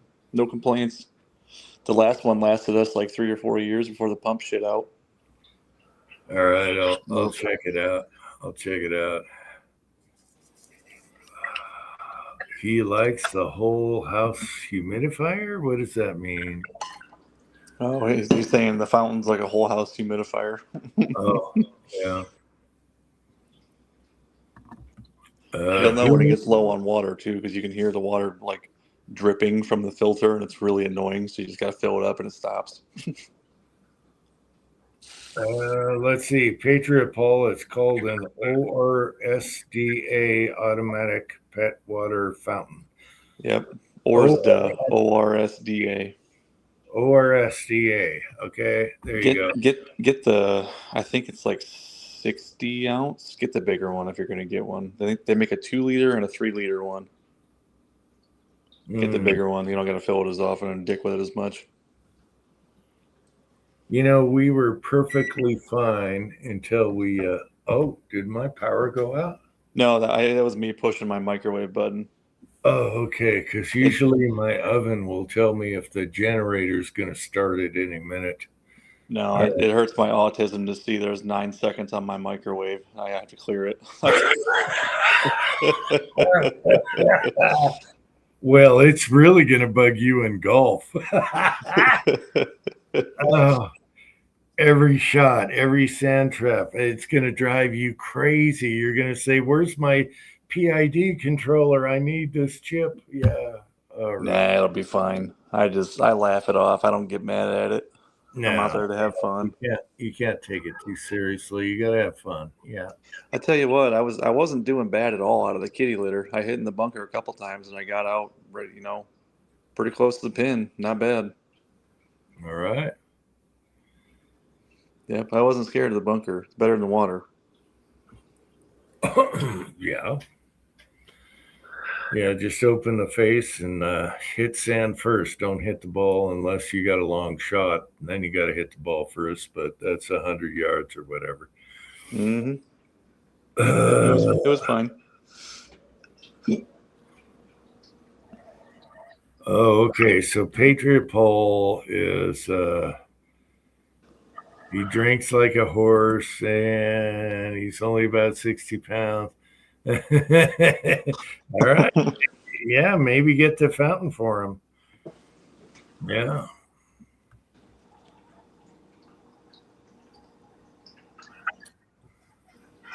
Pretty funny. I can't tell you how cut up I am too. If my father-in-law would be like, "Oh, there's a golf ball in there. Go get it," and it'd be in the thorn bushes. So I'd go through there and grab a couple. He's like, "That's a $4 golf ball. That's a Pro V1 Titleist." I'm like, "All right, I'll go in there and get it. I don't care." Pro V1s they're the best ball. Dude, I found two of them today. Yeah, I'm sitting there playing, and I go pick up my ball, and he goes, "Is that your ball?" I said, "Yeah." He goes, "Where the hell did you get a Pro V1?" I'm like, "Fuck, I don't know." I just picked it up. Yeah, they're freaking expensive, but they are the best ball. They're. I watch when I was trying to get back into golf. I watched a lot of videos on, a better value ball and clubs and all that stuff. But you can't beat a Pro V1. Before my dad died, I bought him a couple boxes for his birthday. Well. Of the Titleist before Pro V1. They were the Titleist, whatever they were. They were the best, top of the line. Damn expensive, even back then. Yep, I found 2 of them today. The second one, he goes, "No, that one's mine." I said, "Bullshit, I'm bleeding. It's my ball." Now, I don't know. I saw a video about 10 years ago on how the tournament balls, can't go any further than this, and they can't be any better. And all of the pro stuff is limited, but amateur, it's anything goes, right? Well, okay, I don't know. they got regulations on clubs, square grooves, all that stuff. They got regulations on, but an amateur that's not competing can pretty much do whatever he wants. Yep. But the pros have to stick with guidelines, or anyone that plays in tournaments, even if it's a club tournament, you got to stay within guidelines. You can't put chapstick on your club face. That's a violation. It's like the HOA. Tin Man, I got a favorite channel. He's a smaller golf channel, and his name is Josh something, but he covers all the gimmicky golf stuff, and whether they work or not. Mhm. And what got me watching him was, and he replies to me every time I reply to him, because I've been around since he was a smaller channel. He always replies back, but my favorites are, he plays the worst golf courses in America. So the very worst rated, you go on and check the ratings, and these are cow pastures. I mean, and then he does the scary music to the crap that you see, and he does the scary music to how crappy everything is. Oh, it's hilarious. And so he plays these shitty ass golf courses, and then he does a bunch of other stuff. But amongst that is gadgets for golf. Does it really help and all that? And then he'll play some really good. He covered the best resorts to stay at, and he stays in the place, and what it has inside, it's got everything. And he goes from low budget to high budget. What's his name? Josh. Anyway, I can send you a video. The last one he did was a rental truck, a cargo truck, and he built a simulator inside for his friend and a little basketball throwing thing. He built a little man cave and pulled up in front of his friend's house. And a U-Haul. Well, speaking of which, Pat, when he parked it in front of his house, the HOA said, "No, you can't park there." So he had to move it to his friend's house. And so he pulls up to his friend's house, and the friend is like, "Oh my God, now what? Be very afraid." And he opens up the door, and it's like, oh, he's got a full driving range simulator in there that he hooked up. He bought this and that, and he showed you where he got it. Oh, it was freaking awesome. I love Josh. He's getting bigger now, but he used to be a smaller channel, and he is the nicest guy. Him and his wife, they're hilarious. I'll send you his channel next time he does another video. It's hilarious. But my favorites were the shittiest golf courses in each state. Oh, dude, I wonder if he's ever been to Sandburr Run in Thompson, Illinois. That's where we were today. They call it. It looks like apartments, like old apartment buildings, but it's a hotel, and there's a 9-hole golf course. Well, if you want, you just got to play through twice if you want to play 18. Yeah. And me and Bo were talking shit or whatever. I'm like, "What do you mean hotel? This is a golf resort." And we're just laughing about it. And we go into the bar to get a beer, and it literally says on the sign, "Sandburr Run Golf Resort." We were dying laughing. It was just a shack. Yeah. I think the hardest shot is that windmill. The windmill. The putt? Or the clown that spits your ball back at you and laughs at you. Nah, he's no match for that windmill. Down in Sunland, California, where I live, they had an 8-hole and frisbee golf, but it was an 8-hole and it was nice. And the clubhouse had chicks working the little grill and stuff, and it was the best burgers in town, and it was nice. And then the bastards at the city council decided, you know what? We could sell the property for low income housing, and all we got to do is cut down all the foam poles for the screen for the driving range and stop maintaining the green for 5 years and let the homeless move into it. And then, we can unload it to one of our buddies and build low income housing. Oh my God. You gotta hand it to Democrats. They sure know how to get what they want. Yeah. Unreal. Oh, that's too bad. Sad, man. Oh, yeah. There was a big campaign, Save the Golf Course. But, money talks, right? Yep. It ain't Yeah, about what the people donor want. money. It ain't about what the people want. No, they aren't representatives anymore. No. All right, fellas. I'm gonna head to bed. I gotta be up early. All right, Tin Man, thanks for coming on. It was fun, and I'm glad you're getting into golf now. I want to get into it back again too. Maybe I'll make a couple of videos and get a fire under your ass. We'll see. I'm 5 seconds away. That was $1. Oh yeah, that's a 15-degree fairway wood, I guess. Yeah. Night, right, Tim, guys. man. It was nice hearing you tonight. Good seeing you guys. Take care. Good. Thanks for having me on. Hey, have a good one. Thank you. All right. See you Good guys. night, Jim, man. All right, Jim, you got to send me a list because the thrift stores around here, I think, all the old bastards are dying off that play golf. I mean, there's plenty of clubs. And tell me what you're looking for. And if it's at the thrift store, it's no problem. Yeah, California and Florida especially. There's a channel I watch. He goes to garage sales and he just cleans up super cheap. High-end golf clubs, gets them super cheap because these retired guys buy a new club every year. You know what I mean? Mm-hmm. Oh, yeah. I don't know if I want to get back into it. I already got enough projects, but yeah, we do have a couple courses around here. Hey, What- Jim, did you get your snow? Huh? Did you get your snow?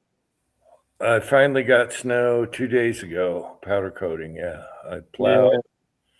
I plowed and then I wrecked my leg. Yeah. Oh, what happened? Yeah, you'll see it in a future video here. All right. Tripped over the plow cable and I almost took my balls off, and I got a huge scar down my thigh and it's all bruised now. So it's all black and blue. So I got my left thigh is black and blue. My right Get arm. on here, Scotsman.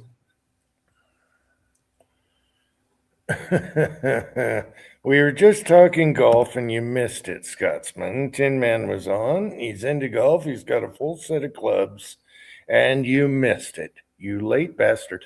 I was wondering where Scotsman was. He disappeared for a couple weeks now. Hey, Scotsman. Yeah. So anyway, well, Scotsman's alive. I was wondering about him. It's been a while. Oh my gosh. You should pan back. Tin Man just bought a set of clubs. He's golfing with his father-in-law now. Yeah, you missed it. You're going to have to pan back, Scotsman. I'm sorry. I didn't cost you nothing. Nothing. I'm not a golfer, but he showed me a Scotty putter. First time I've even seen one. He got it for free. A Scotty Cameron putter. His father-in-law gave him, and those ain't cheap. Just look up Scotty Cameron. Go on YouTube and look up Scotty Cameron putters. He's like a custom 1911 maker, except for putters. Anyway, Tin Man's got one now. Lucky bastard. Oh, I got to get in before I cut off. Hang on. Oh, plug in. It's cold. It kills the battery. Oh, are we here? All right. Survived.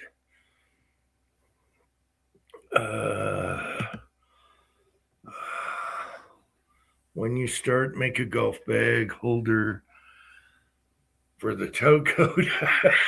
No, they won't let me do that. But Leon, quit dumping stuff into the box. Leon.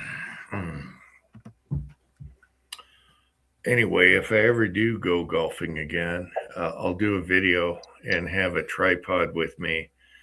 A lot of guys use the stake in instead of a tripod. It just stakes in, so you should, you hit your shot and go to the next. I think I'll do that, and I'll tell whoever I play with, I'm sorry, I haven't played for 25, 30 years. So, Linky Poo. Oh, geez. Okay, let me go back. I got to re-invite here. All right. Boom. Control V. All right.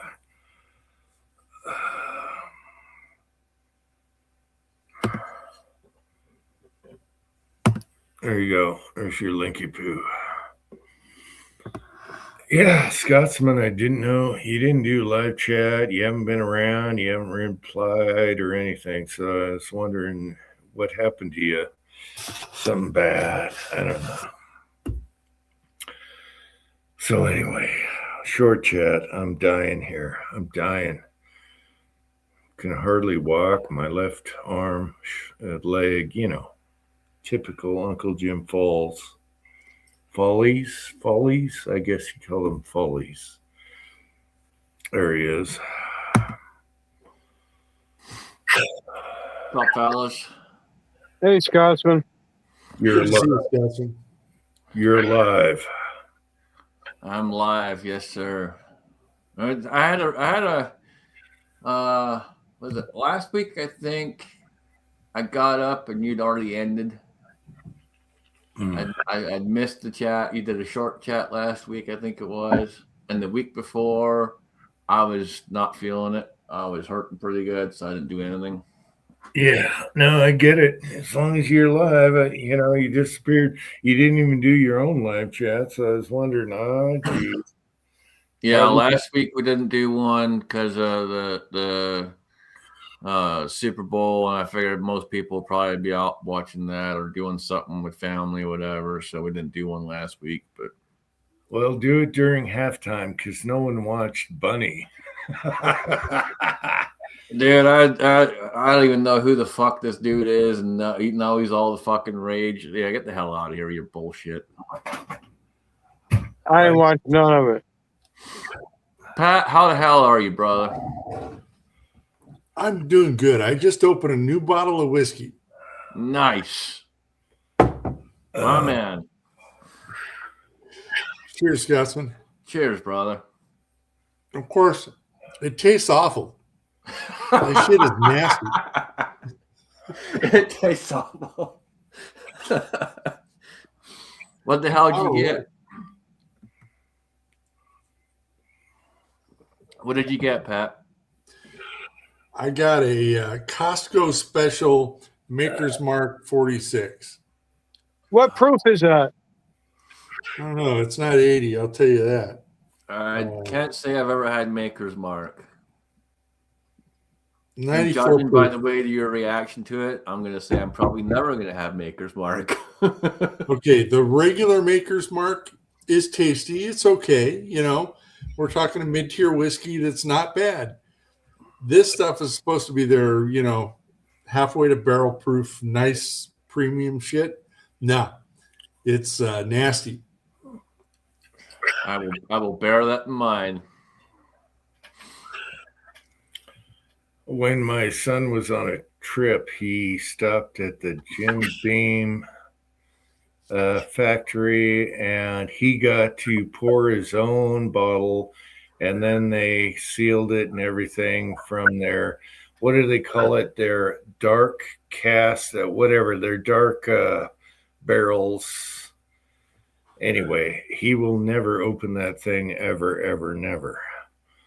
So that's his little trophy he brought back. All right. The guy in charge of distilling over at Jim Beam is a guy named Booker No. And he'd do these whiskey shows, event things that my buddy would always get tickets to. And it was all you could drink high-end whiskey. And I have never been so drunk in my life multiple times. As all, you know, because they only pour you like 3 shots per seating area.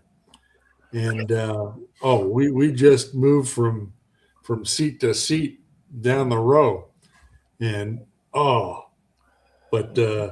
after about 6 or 9 shots, it all tastes the same. Yeah, it is.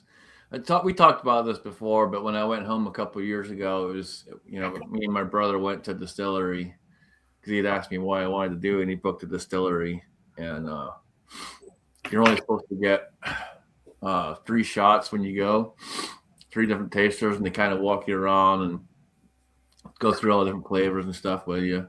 We ended up having, I think it was 5 shots there. The guy gave us a free small bottle, and we bought 3 other bottles.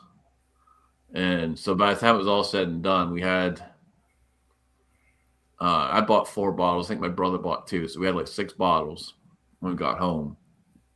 And his girl went to work. By the time she got back, most of those bottles were all gone. And she was pissed. And I'm like, what do you expect? It's my first time home in almost 20 years, hanging out with my brother, and you dropped us off at a whiskey distillery. What do you think's going to happen? She didn't like me very much. Was she think you were a collector? I don't know what she thought, but she was not happy with us that day. It's been a long time since I've been blind drunk. Yeah. I like to drink. My brother likes to drink. He doesn't drink a whole lot. And, I'm a bad influence. What can I say? I drunk more since I'm not working. I can tell you that. Oh. It happens. It happens. But the latest thing is Jim getting me on freaking golf shit, dude. I didn't do anything. I didn't. Yes, you did. You remember, if you remember right, you sent me a video. It's probably been, I don't know, a year, maybe longer ago, of Bryson DeChambeau shooting with President Trump on the golf course. Yeah. And that got me started watching freaking Bryson. Breaking 50. Yeah. And then after Bryson, all these other channels started popping up. And then I saw Bryson's freaking large ass grips. Yeah. And I'm like, you know what? That's probably part of my problem that I've had with golf all these years is because I got such big freaking hands, I can't hold the damn golf club properly. Yeah. So I bought all these freaking grips at Christmas time because they had a sale. So I bought all the grips to re-grip all my golf clubs. Mm-hmm. And then I was like, you know what? Maybe that's why I can't hit the driver, was because the damn freaking grips were too small. So then I bought 2 fucking drivers. I thought you guys were born with a club in your hand. Some of us are. I was born with whiskey in mine. Well, whiskey in one hand, a club in the other. But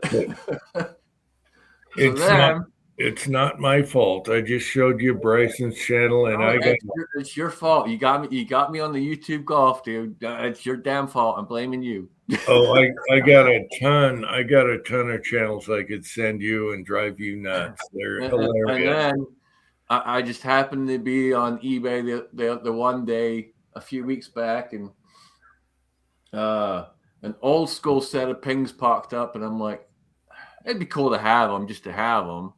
Ping eyes. And I made an offer on them, and the guy accepted. I'm like, son of a bitch, there's more fucking money. Damn it, Jim. Hey, Scotsman, you can blame Uncle Jim for a bathtub full of fucking powder coat, too. Yeah, or tripping over a snowplow. You should see my leg right now. It was just funny. I got those clubs, and I'm like, son of a bitch.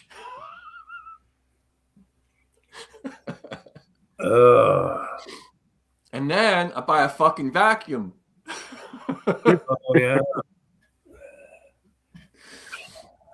You know. No, I'm not mad at Uncle Jim one bit. I'm happy with all the Dyson stuff I bought. Yeah, that's what I've been holding out on. A $400 Dyson V10. Yep. No, it was a V15. Yeah. Yeah, it's the V15. I got one, Pat. I bit the bullet. I bit the bullet here a little while ago. Got it. Ran great for 5 minutes. Oh, what? Yeah, I remember I texted you. So Well, you said your roller. Yeah, the roller head stopped working. So the rest of it's fine. The roller head won't work. The carpet roller like this. Yeah, the carpet head won't work. You gotta take it apart and clean all that crap out of it. Wait a minute. You did give it a few seconds because it takes a minute for the roller to run. Oh yeah. No, it ran fine for the first 5 minutes. It ran great. I got half the carpet done, dumped it out, went to go again, and fucking wouldn't run.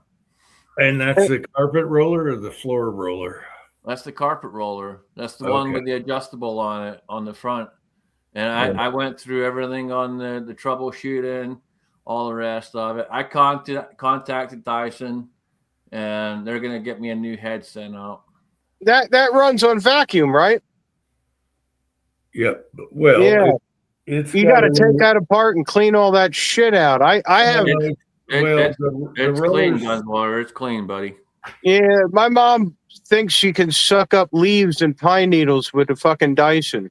So I'm always ripping that shit all the way apart and having to dig all the crap out of it. No, it's clean. Literally, I ran it for 5 minutes, got half my carpet done. Because so the only one bad thing with the Dyson is that holder is so freaking small. So you can't get a whole lot of shit in there. It builds up quick, and you got to go and dump it real quick. Not a big deal, but that's the one bad part to it. The canister. That's the one bad part to it. It's not a very big canister. So I got half of the carpet done. I go dump it, fire it back up, starts to run good. Get another, couple feet done, and it stops. And the roller's clean. I took everything apart. Everything's good. I think it's a bad connection between the head and the rest of it. So could be that or the motor that's inside there. Yeah. Yeah, there's a bad motor. So they're gonna send me a new head. Yeah, and for anyone watching, these are called refurbished, but they come brand new. Oh yeah, this thing looks brand spanking new. There wasn't a single mark on it. With all the attachments, and they're way cheaper than the new one. And the thing that happened with me, they didn't send me the extension, so I couldn't do regular floors. That the extension, so you're upright, and so I had to wait. I had to wait for that to get the extension, but everything was brand new. And man, I can't believe how much that sucks for being. When I used it, I thought, oh, this is quiet. It's not going to suck anything. Man, that sucks everything that a plug-in vac would do. Oh, yeah. It's way better than the plug-in vacuum. Way better. That That thing sucked everything up. It's crazy. And it's so light. And the floor attachment one has an LED light that shows you every bit of dust on the floor. Yeah. And man, I'll never go back now.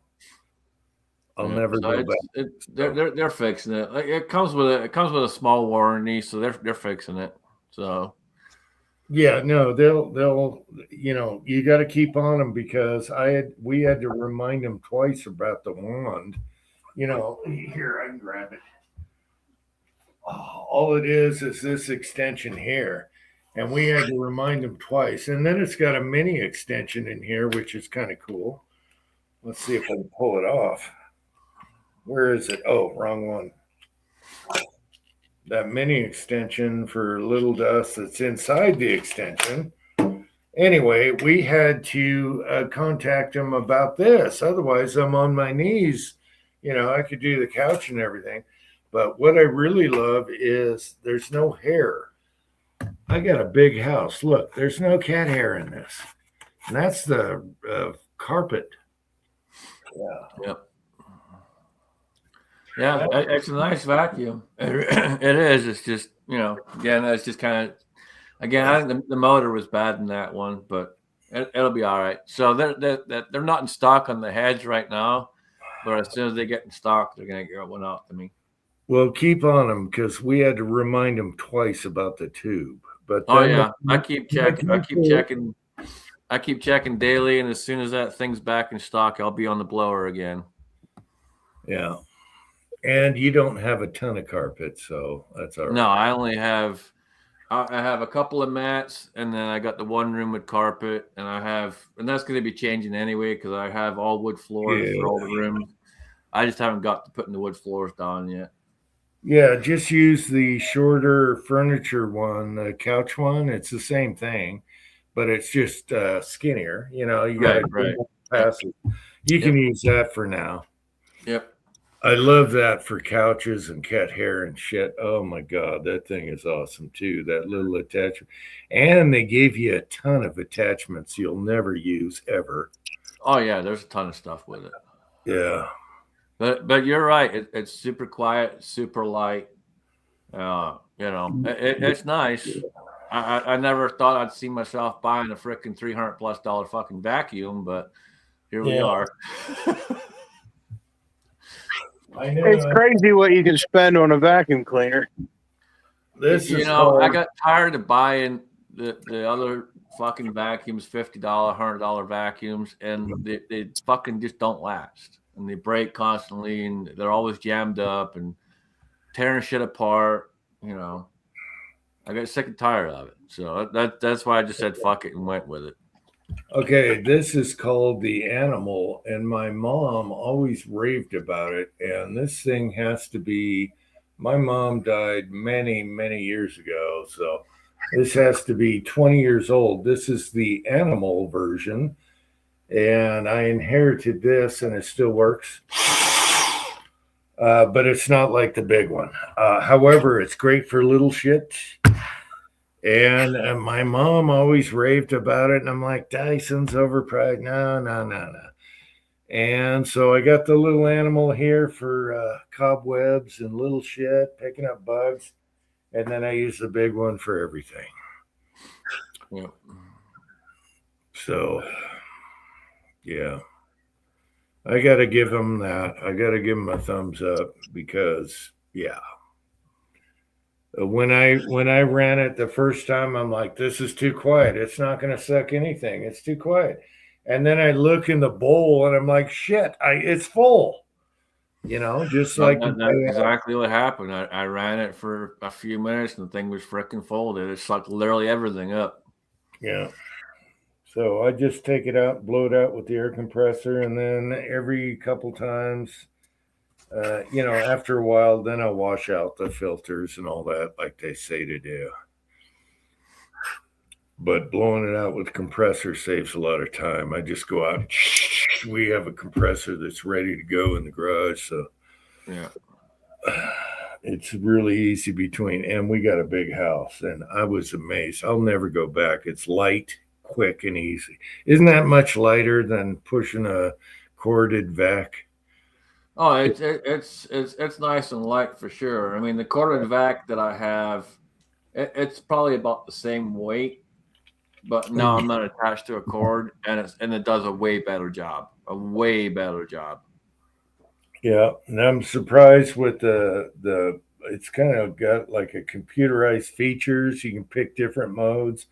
Yeah, It'll tell you everything going on, your battery, everything. And that actually, I was going to buy another battery, but this battery lasts so long, I don't have to buy another battery. yeah. You can get an adapter and use like DeWalt batteries. I don't think I want to do that.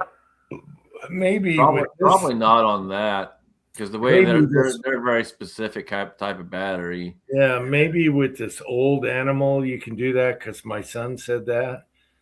But this is an old animal. And they're a stick battery, so more than likely, if you're going to try and do something like that, it'd probably be more likely like a Ryobi battery. Well, they make adapters for all the name brand batteries. You can get Ryobi, DeWalt, all of them. Well, Yeah. I tell you what, if I can do a whole floor on a battery, I can take a break and plug it in. I mean, the Yeah. battery, it tells you on the screen how long the battery life you got left is, and I think mine says like 40 minutes right now. It takes less than 5 minutes to vacuum what I need to vacuum. I don't think I need another battery. And then you got eco option or regular or high, and I just put it on regular, and that just the regular senses what it needs when it's suction wise. So hey, I can do a whole floor on a battery and go downstairs and do more. Yeah. So by the time that's done, I'm tired anyway. I'll plug in the battery, wait a couple hours, and clean it out and all that, and come back and do the basement. No, that's one of the other cool features on it is it does adjust if it needs to. If it needs more suction or whatever, it makes an adjustment. And that LED light on the smooth floors, it shows everything. You see every particle of dust. And it's like, damn, I didn't know the floor was that dirty. Yeah. So it shows you, what's going on. Yeah. Anyway, yeah, that's a good deal. I'm sorry that cost you money and the golf clubs. Again, I'm not mad. It's just funny. Because literally every time I bought something, I'm like, son of a bitch. It is, but damn it, Jim. Something that makes life so much easier, especially vacuuming. To me, it was 100% worth it. Oh yeah, no, it's 100% worth it. And again, I'm not even mad at the golf stuff because honestly, I'm looking forward to getting back out on the range and swinging the club. Part of why I want to do it, and I don't know if I brought it up before, but part of why I want to do it is a lot of the issues that I'm having with my back is because of my hips, and so I want to try and get out and get on the golf course and work the hips some more, and hopefully that'll help some. Yeah. Oh, now I'm gonna have to go buy golf clubs. Damn it! Now I'm gonna have to buy a vacuum. Yeah, you need to buy a vacuum, Pat. Well, I got a DC-14, and it's great for the parrots because it'll suck up an almond shell or peanut shells and all that crap. Messy little bastards. And no, it doesn't even think twice. Poof. A Dyson's great, but a handheld Dyson, boy. Dude, it changes the game, man. It changes the game. And these are called refurbished, but mine came brand new. You saw it. Yeah, mine looks brand new too. And everyone in the replies on eBay said, this thing is brand new. How can this be refurbished? So they're either open box and they have to sell them as refurbished, but most of the people, mine was brand new. There wasn't a scratch. You'd see scratches on the plastic if someone cleaned it and all that. No, it was brand new. You saw the video. And I think Scotsman, his look brand new. So that's the way it is. And it's half price, lower than half price. Yeah, mine look brand new too. Like I said, I think it's just a bad motor in the head. That's all. Yeah, and they'll send you another one, just like they forgot to send me the tube. Yeah. But Pat, I can send you a link to the eBay. It's Dyson; they're the seller, and I can send you a link to it, and it's less than half price on a new one, which is crazy. I'd never pay for a new one. I just looked. It was, for something. Actually, there's one guy. I mean, I was worried about it, but they're in the low threes right now. So yeah, well, I was right. I paid right around like $325 for mine. You got to go with Dyson selling it, so you get the warranty. You get a year instead of whatever the new one is. But in case something doesn't show up, they'll send you. But my God, the attachments, where do I put them all? I got a whole box of attachments, way up in the sky, 20 feet with a little thing. And oh God, everything. Uncle Jim just bought a really nice air fryer with a wireless temperature. Actually, we have 2 air fryers. Yeah. My son bought me one like his because they kept mooching off of him to cook me something. Yeah, a lot of times when they say it's refurbished or whatever, typically it's an open box. Yeah, I have 2 like drill tools, the cordless ones that had they stamped it in the plastic, like really ugly, like refurbished. I've had those 10 years, never failed. They're beautiful. It's like every AR lower and upper I've bought as, what the hell they call it? Scratch and dent. Yeah, scratch and dent. They got a different name for it, but I've always bought them that way, and every one of them showing up brand spanking new, nothing wrong with it. You can't even find a freaking mark on it. Seconds? Yeah. And Patriot Paul is right there. He's right. Yeah. So I typically always buy Aero Precision, and I've always bought from them, and it's every time it's always showing up brand spanking new, nothing wrong with it, no marks anywhere. You cannot blemished. That was it, blemished. You cannot find a blemish anywhere. No, same with PSA. You can't find a blemish on their lowers or whatever it is. Sometimes it's just a shade. And if it is a blemish, it's something you would do to it after a couple months shooting it. So there you go. It doesn't matter. Just put it in the safe. Oh, I scraped it. It's a blemish. Yeah, I don't care about blemishes at all unless something is off. They cut it. So I've saved a ton of money that way. Especially doing ARs. Yeah, you save a ton doing that. Yep. I have no problem buying a blemish lower or upper that has scratches. I don't give a crap. Oh, shit. They're going to go out in the range and get scratched anyway. And I tell you what, PSA is always killing it. I can't believe that little Beretta 380 is still out there. Surplus 380. I can't believe they still have those for $275. It's a good deal. The one we have is so awesome. I just don't want 380. Otherwise, I would, because I thought about it, but I really don't want 380. I know you mix the brass with the 9. I get it. Yeah, I just don't want. I got so much 9. I already have problems with 380, and I don't even shoot 380, and somehow I still end up with 380 brass. I don't want to have a 380 and have to deal with it. All right, this isn't a real gun, but the only reason I got back into 380 is the little Ruger Max that holds 12 rounds in your pocket. And this is not a real gun for YouTube. and I'm 2 seconds away from that. What's up with that, Scotsman? Do you have a gun everywhere, or a fake gun, a toy gun? I have everything everywhere.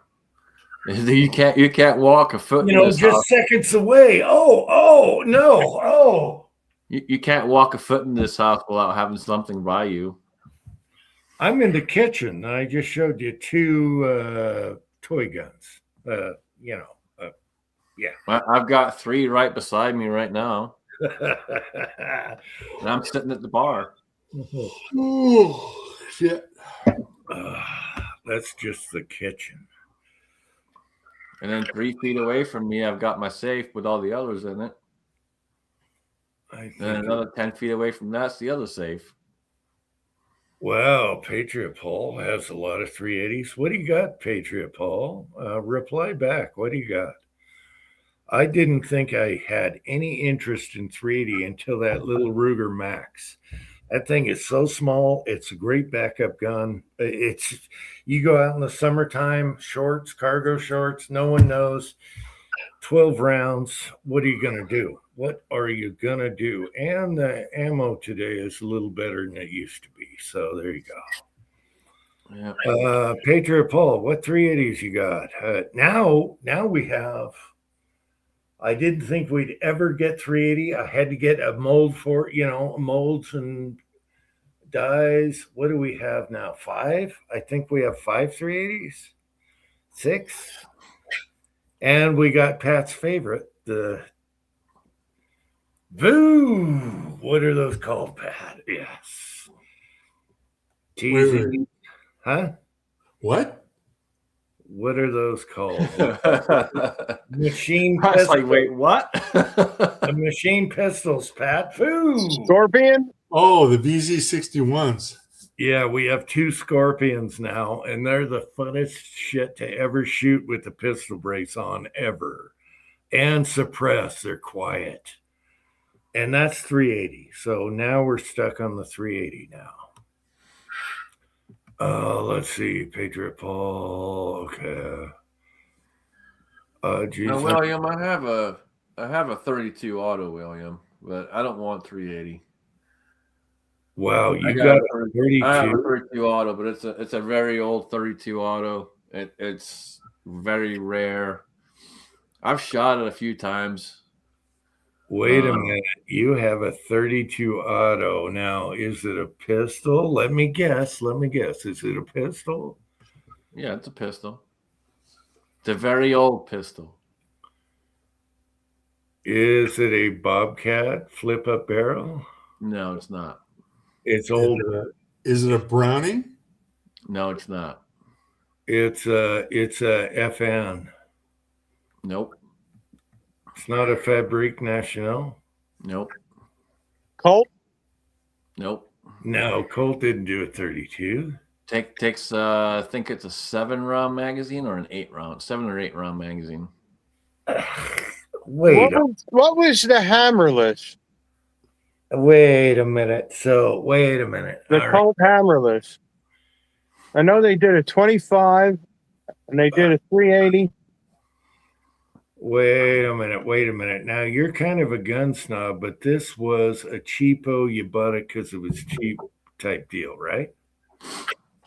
I bought it because I knew it was rare, and at the time. So what happened was, Oh, you bought it years ago. We did a huge gun buy at a pawn shop, and this happened to be in the lot when we were there.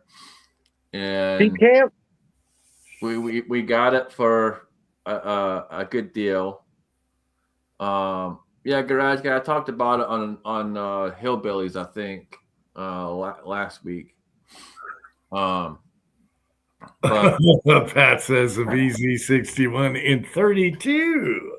But we got it in the shop, 32. and I put it up for sale. I had some guy come in, and he was looking at it, and he's like, well, what kind of deal would you give me on it? I'm like, well, I can't give you a deal on it. I literally just bought it.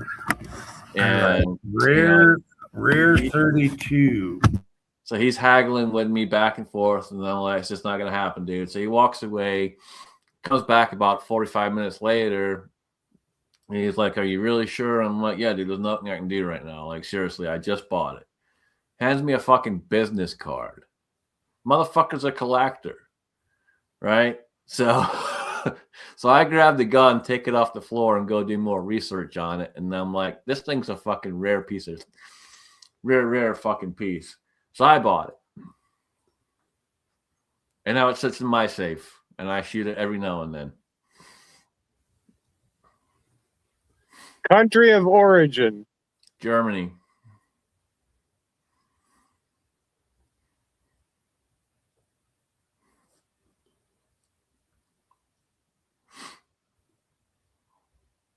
Oh, lost Jim. Is it a Walther? Nope.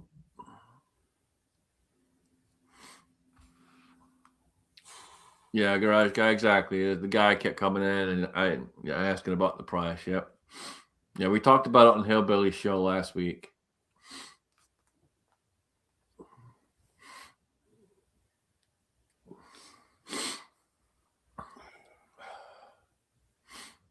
Is it a Volkswagen? Okay, I was gone. I got unplugged. Did he reveal what the 32? Not yet. No, he's still teasing us. No, you guys asked more questions. He asked country of origin. Country of origin is Germany. Okay. I'm 32. thinking, is it one of them Okay, little it's a Walther Daryl PPK. Room kinda? Walther PPK. Nope. What? Mauser? Nope. Germany 32 rare. Walther Mauser. What the hell? All right, you got me stumped. All right, it's an old JP Sauer. Mm. Okay.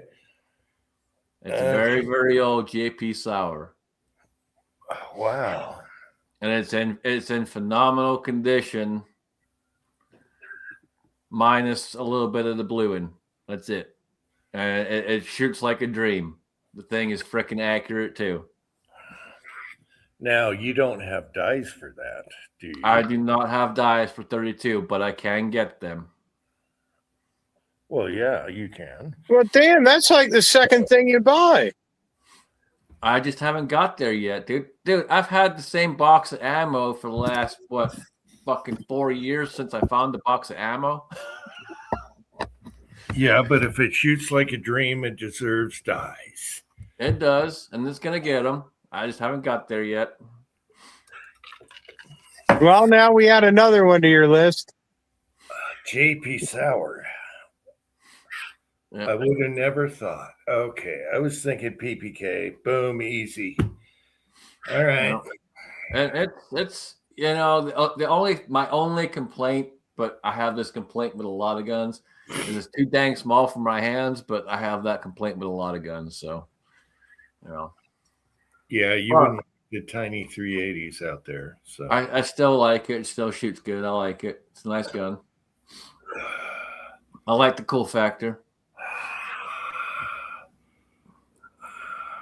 And I already found dies with RCBS. RCBS has dies at a decent price, so I'll be getting the RCBS eventually. I'm not there yet, though. you can get Lee dies. I'm not buying anything Lee. I don't buy Lee anymore. Oh, come on. Lee dies are great. Come I on. don't buy anything Lee anymore. Jeez.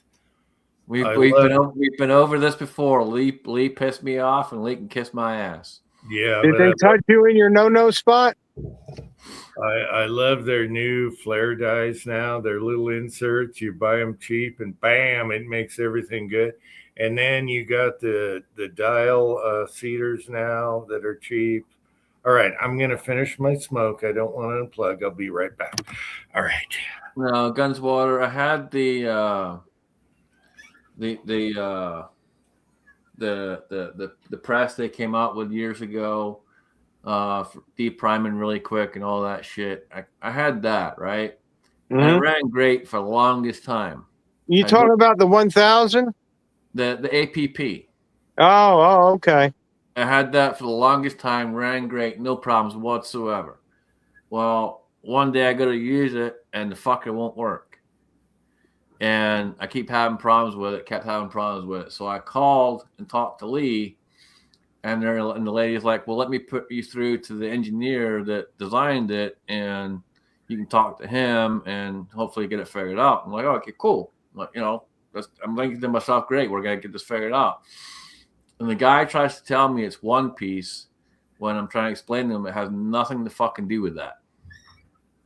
And he just wants to sit there and argue with me when it's clear as day I can see the issue and I'm telling him the issue, but he won't listen to me about the issue. So I just said, fuck it. I'm not dealing with Lee anymore. Lee can kiss my ass. I'm over it.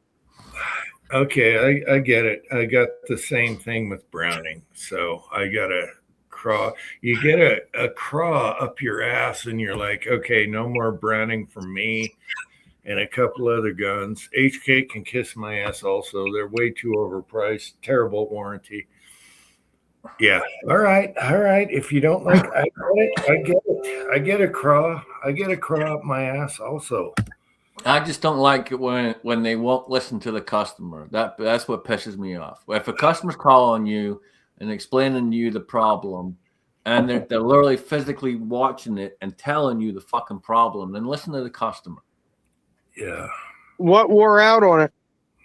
So it was an issue, and in my opinion, from what I could see, it was an issue with the spring and how the spring sits, and they should have been redesigned, honestly, the way they've got it going. But he was trying to tell me it was a slider, and there's nothing wrong with the slider. I ended up just getting rid of the press. I got rid of all my Lee shit, to be honest with you. I have a couple of dies left, but for the majority, all my Lee shit's gone. I got rid of it. The only problem with selling Lee shit is you'll make about $5. I didn't sell it. I gave it away. Yeah, because you're not going to get anything for it. I gave it all away. I was on a chat one day and said, "Hey, does anyone want this?" And one guy says, "I'll take it," and I sent it to him. I don't care. I love my APP. I'm sorry you don't like it, but I get when you get a craw. I like the press. I just didn't like the service. The service, you give me shit service, I'm not going to use your shit. Well, that's kind of weird because I called them and I said, hey, I got the very first APP where all the parts were black instead of red. And I said that little plastic piece at the bottom, there was one little in-between piece that broke, and they sent me one out free, no problem. Anyway, William says, what Lee factory crimp die do you use for 32 auto? The one that comes with the set? I don't know, William. I don't have a 32, but whatever comes with the set, the crimps are fine. The factory crimps are great. I don't know. You can get a separate, go on. Yeah, I'll be buying RCBS dies when I buy them. I just haven't got there yet. Yeah, RCBS has the best price as far as dies go for that particular caliber. RCBS has kind of gone downhill though. They went China, so all mine are older. I love RCBS. I got lots of those dies, but I heard they went China and they kind of got a little crappier. I don't know. All the ones I have are old. I bought old ones on eBay. Yeah, get the older ones, and then their molds can sometimes be undersized. If you buy a RCBS mold and you want it to drop a little heavier or bigger diameter, they can be undersized. So you got to watch out for that. Yeah, I have a couple of their molds too. Oh, I got some great molds from RCBS, but some of them you want a little bigger so you can size them the way you want, and sometimes they don't drop bigger. So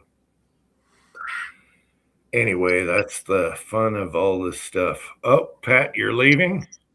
I got to paint the garage door and drive to LA tomorrow, so I better hit it. No, you're not painting the garage door. Look at it, see how good it looks. If not, give it the old wipe. The old old car rusty wipe and just do that, and then they're fine. They'll leave you alone for a few years. Put some linseed oil, a little clear coat, and some thinner in it, and wipe it and buff it off, and it'll be great. I don't want to say wax because you can't paint over wax unless you de-wax. Otherwise, just spray it with car wax, walk away. They're happy for a year.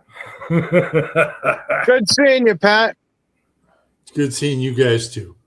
All right, Pat. Love you, Good bud. seeing you, Pat. Cheers, brother. Thanks Take for care. coming on. Thanks for coming on, bud. Oh boy. Oh, short chat, 6 hours. Oh my God. That's right. Now I got to go look at 6 hour 38H videos. Good night, you guys. Good night. H videos. Oh, Lee doesn't list a 32 auto with a full crimp die. Wow. That is weird, William. I don't know. I don't have a 32. Yeah, the only ones that I could find when I was looking, I haven't looked in a long time. I looked about a year or so ago. It was RCBS that had the full set. That was it. Okay. Well, yeah. I mean, there was a couple others, but they were way fucking higher in price, way higher. I'm not trying to spend a buttload on them because I'm not going to shoot it all the time. I just shoot it here and there. So I'm not trying to spend a buttload on dies. Yeah, I'm surprised Lee doesn't have a 32 factory crimp die. That's weird. That's weird. But I'll give you a teaser. I did buy another gun. Uh-oh. I just bought it the other night. I haven't got it yet. It'll be here. It'll be here hopefully this coming week. But I bought another rifle or handgun. I bought another handgun. It's a Smith & Wesson. Nope. Easy. Nope. I bought 45 Colt. You got a single action then. Yep. So you Birdie, Ruger, who else? Was it Uberti or Ruger? Nope. Oh. What's that other cowboy company? Damn it. Can't think of it right now. Guys, you got a bunch of them. You got Traditions, you got Pieta. Pieta was the other one I was thinking of. Traditions, okay. And is it any of those, or are you going to leave us hanging? So it's not any of those. It's not a Taylor's. It is technically made by Pieta, but it's not Pieta. The Telly. Lipsy? Lipsy? No, it's a Cimarron. Mm. Which is technically made by Pieta. Yeah, Cimarron. That failed. I failed to come up with Cimarron, obviously. But we got that coming. Do you have dies for the 45 Colt? I do. I'm working up a load right now. I actually just cleaned a bunch of brass and deprimed and cleaned a bunch of brass today. So we're working up a load because I already have the 145 Colt, which is Mr. Holsters, and I've got another 45 Colt on purpose because the eventual plan is to go and shoot cowboy action. Okay, what's with the big controversy about calling it 45 Colt or 45 Long Colt? Is that kind of like other things people get pissed off about? I don't really care. So originally it was always 45 Colt. Yes. Long Colt came about when they started doing the lever actions and all the rest of it, and I forget who it was. I forget the name of the guy, but someone who was influential. I thought it was because of the Schofield. The Schofield 45 was shorter, and the Army was handing out 45 Colt to people that had 45 Schofield, and they wouldn't fucking fit. Right. So they started calling them long Colt. Yeah, the Schofield, it was involved with it, but it was a guy who was a rifle shooter who was involved with the Schofield. I forget the guy's name though. And they had to change it just a hair, and they ended up calling it long Colt, and it just stuck. Yeah. Personally, I just call it 45 Colt. I've always called it that. That's what it is to me. That's what it is. I try to stick with the stuff that's original. I don't like the whole bullshit of people changing names of shit. Yeah, I don't really care either way on the Colt, but yeah, whatever. Yeah. Long Colt. I don't care. No, there's not a 45 short Colt. No. I thought there was one. No? I don't 45 believe so. auto rim. Kind of like the Russian, yeah. 45 auto rim. Yeah, but I don't think it's called 45 short Colt though. Yeah, I don't know, but you can shorten them if you want. But yeah, there was the Schofield that was the top break, and they had issues loading it. Yeah. Oh, Patriot Paul's raising shit now. Patriot Paul, you got to come on a live chat. Now he's going to call us 389 millimeter Kurtz. Well, yeah. Dude, I had so many people in the fucking store all the time. They'd send their wives in to fucking buy ammo. They'd go ahead and buy fucking 9mm Kurtz. Then they'd come back and be like, I bought the wrong thing. No shit, lady.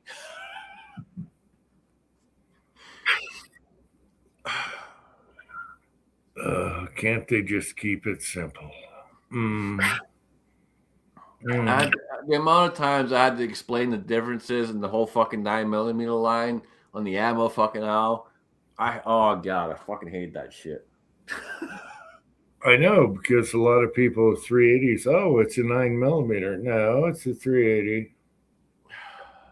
Kurtz. Oh yeah, it is fucking ridiculous. But it was always I can't tell how many times it was. It was always them sending their fucking wives in to buy it. And they buy the fucking wrong thing. They just walk in. The first thing they see that says 9mm, they grab it. Mm-hmm. Don't question why it costs a whole lot more money than the other 9mm. Just grab it and buy it. Yeah.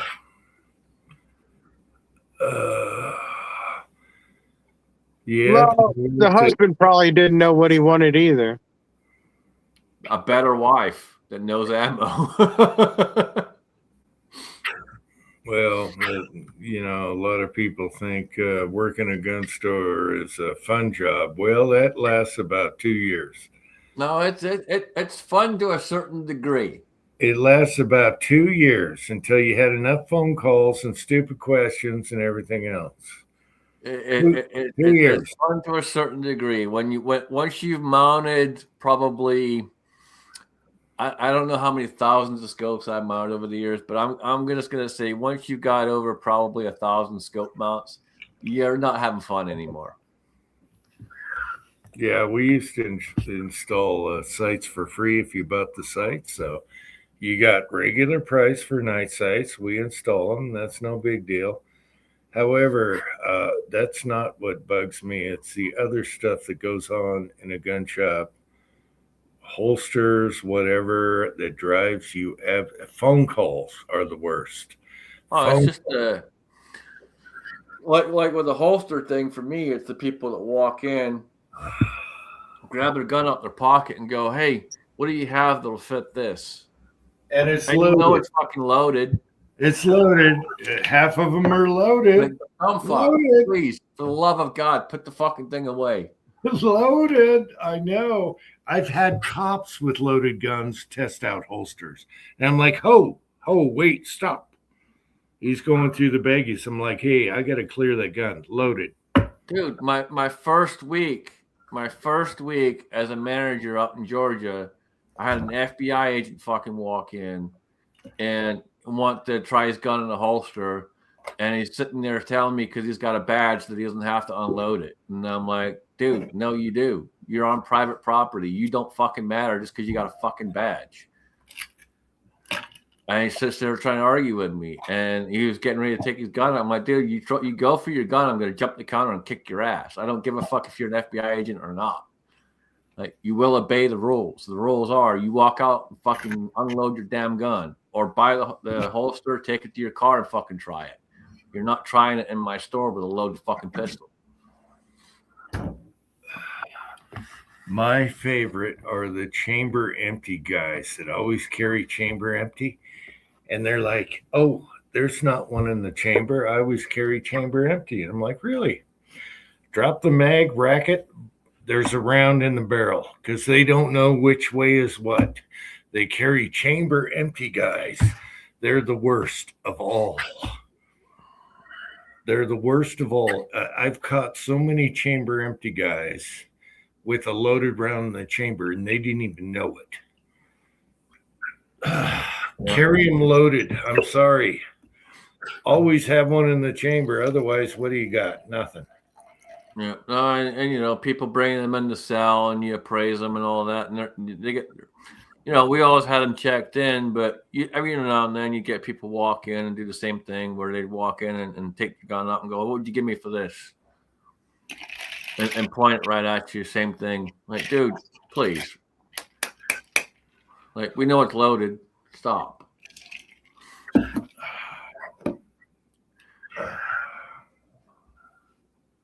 You want to talk about having to stay calm in a fucked up situation? That's one where you're trying to stay calm in a fucked up situation because people are damn stupid, man.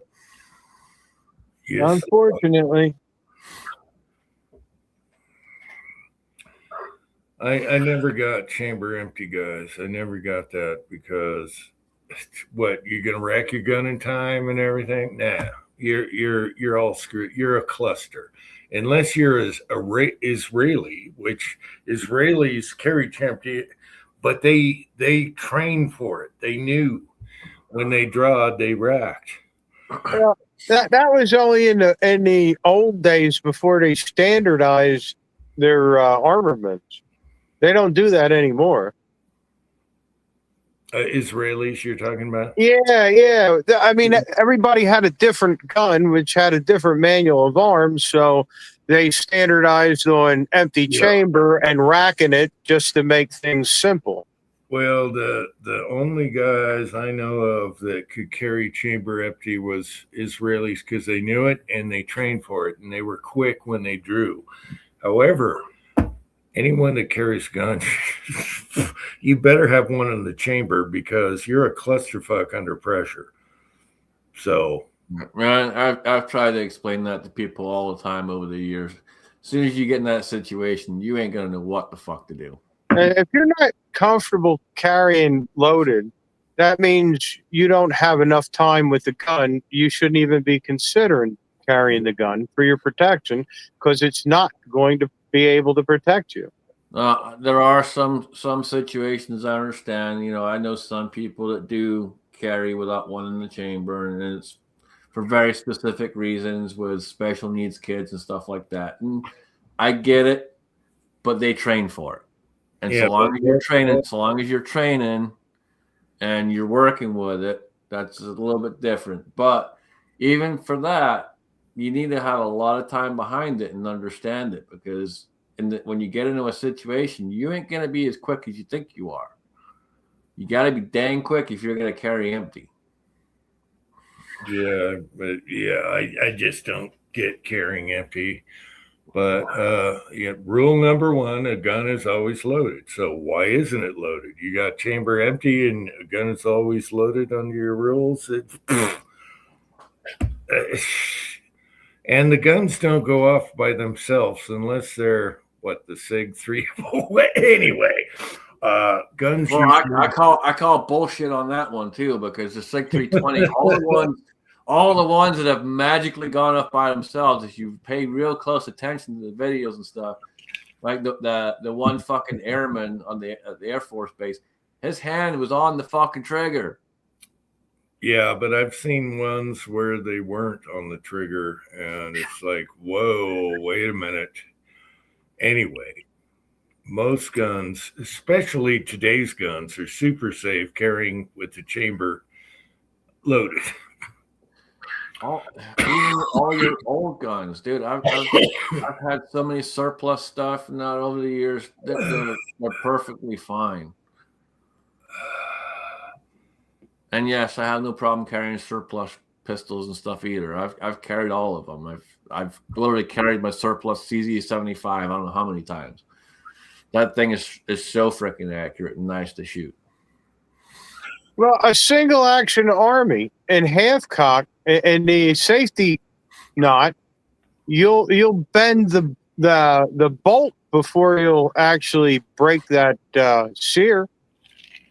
Not unless somebody stoned the sear, filed it down, or ground it down, or did something stupid.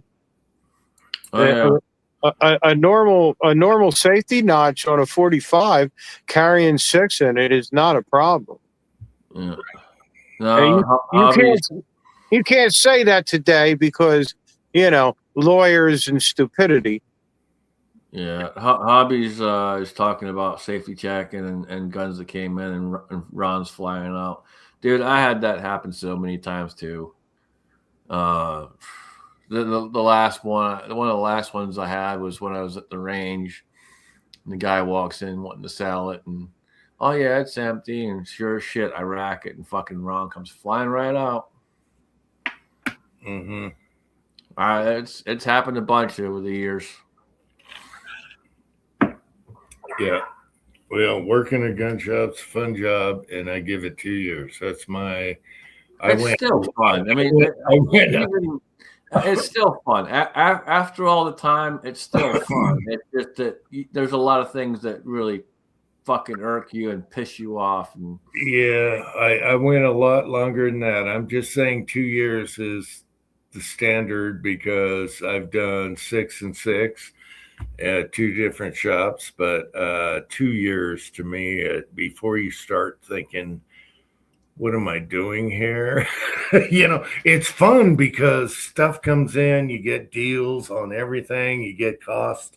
You end up spending more money than ever. One thing I was gonna say is it's great unless you're a collector, because once you're a collector, you're screwed. You find so many good deals on everything. And I bought so many revolvers. Just the thing would come in and be like, "Damn, I want that. I'm taking that. That's mine." Yeah, it wouldn't even hit the floor. I mean, that's my guys, all my guys knew some of the stuff I was looking for, and if one came in, they'd try to get a good deal. They wouldn't screw the person. They're better. They were better than that. But they get a good deal on it, and then they turn around and, hey, this just came in. You want it? Shit, I already have 2 layaways. I guess I'm having a third.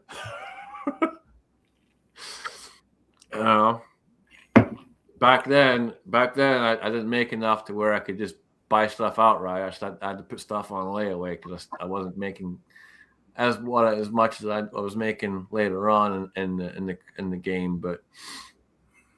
Yeah, I got a local shop that I do my transfers at, and they always get some really cool old shit. And I'd go in there for a transfer and walk out with 3 guns instead of 1. Oh yeah, it's dangerous going into places that get the really good collector shit.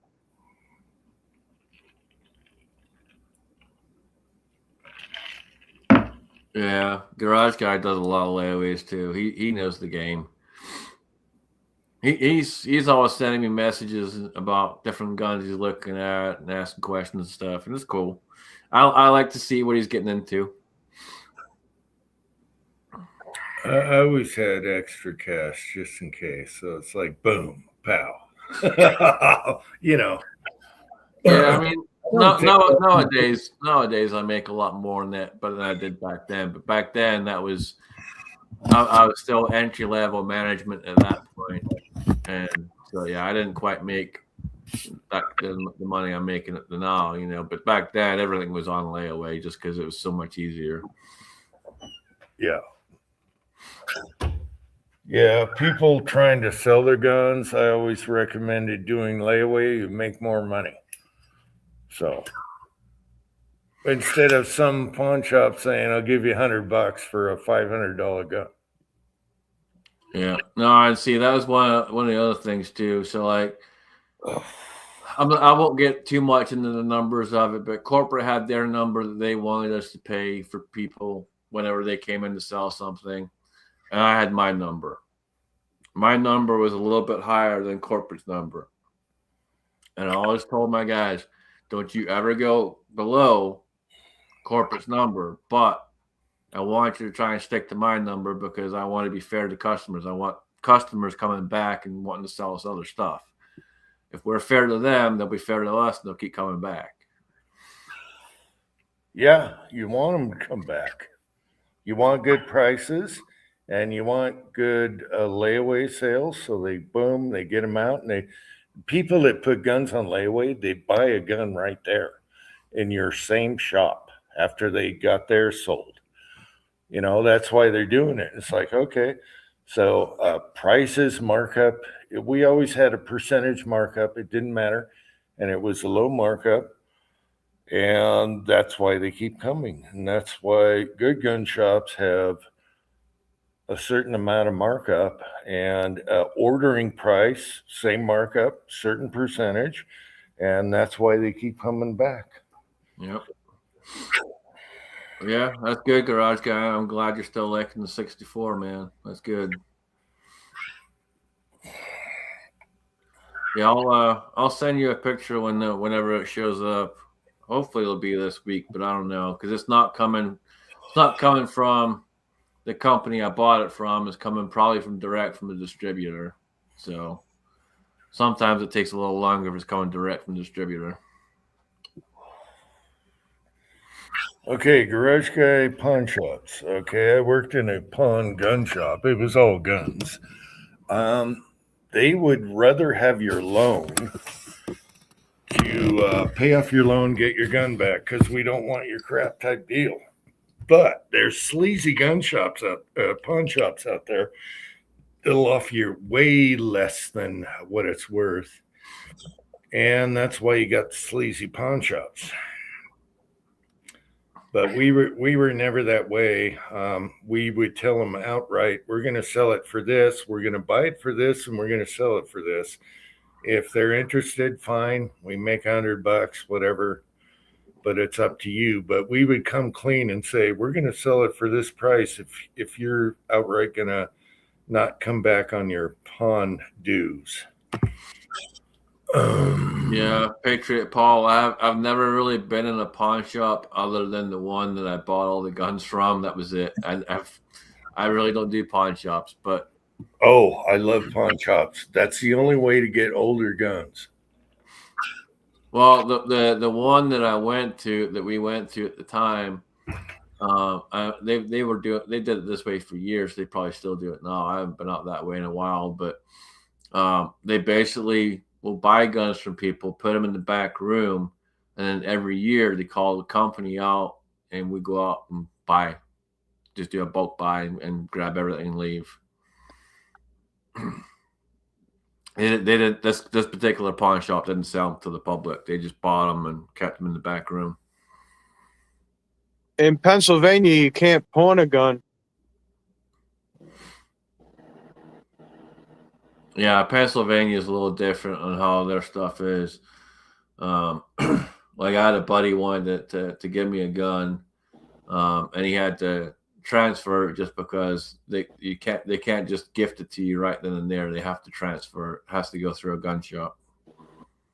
You know, in Pennsylvania, the only father to son, son to father, parents and grandparents can you gift a gun or whatever without doing the transfer. Yeah. You can do long guns, but not handguns. Yeah, it's dumb. I mean, he's literally like an hour away from me, but yeah, we had to fuck around and go through a gun shop and all the rest of it. But it wasn't a big deal. It was just dumb.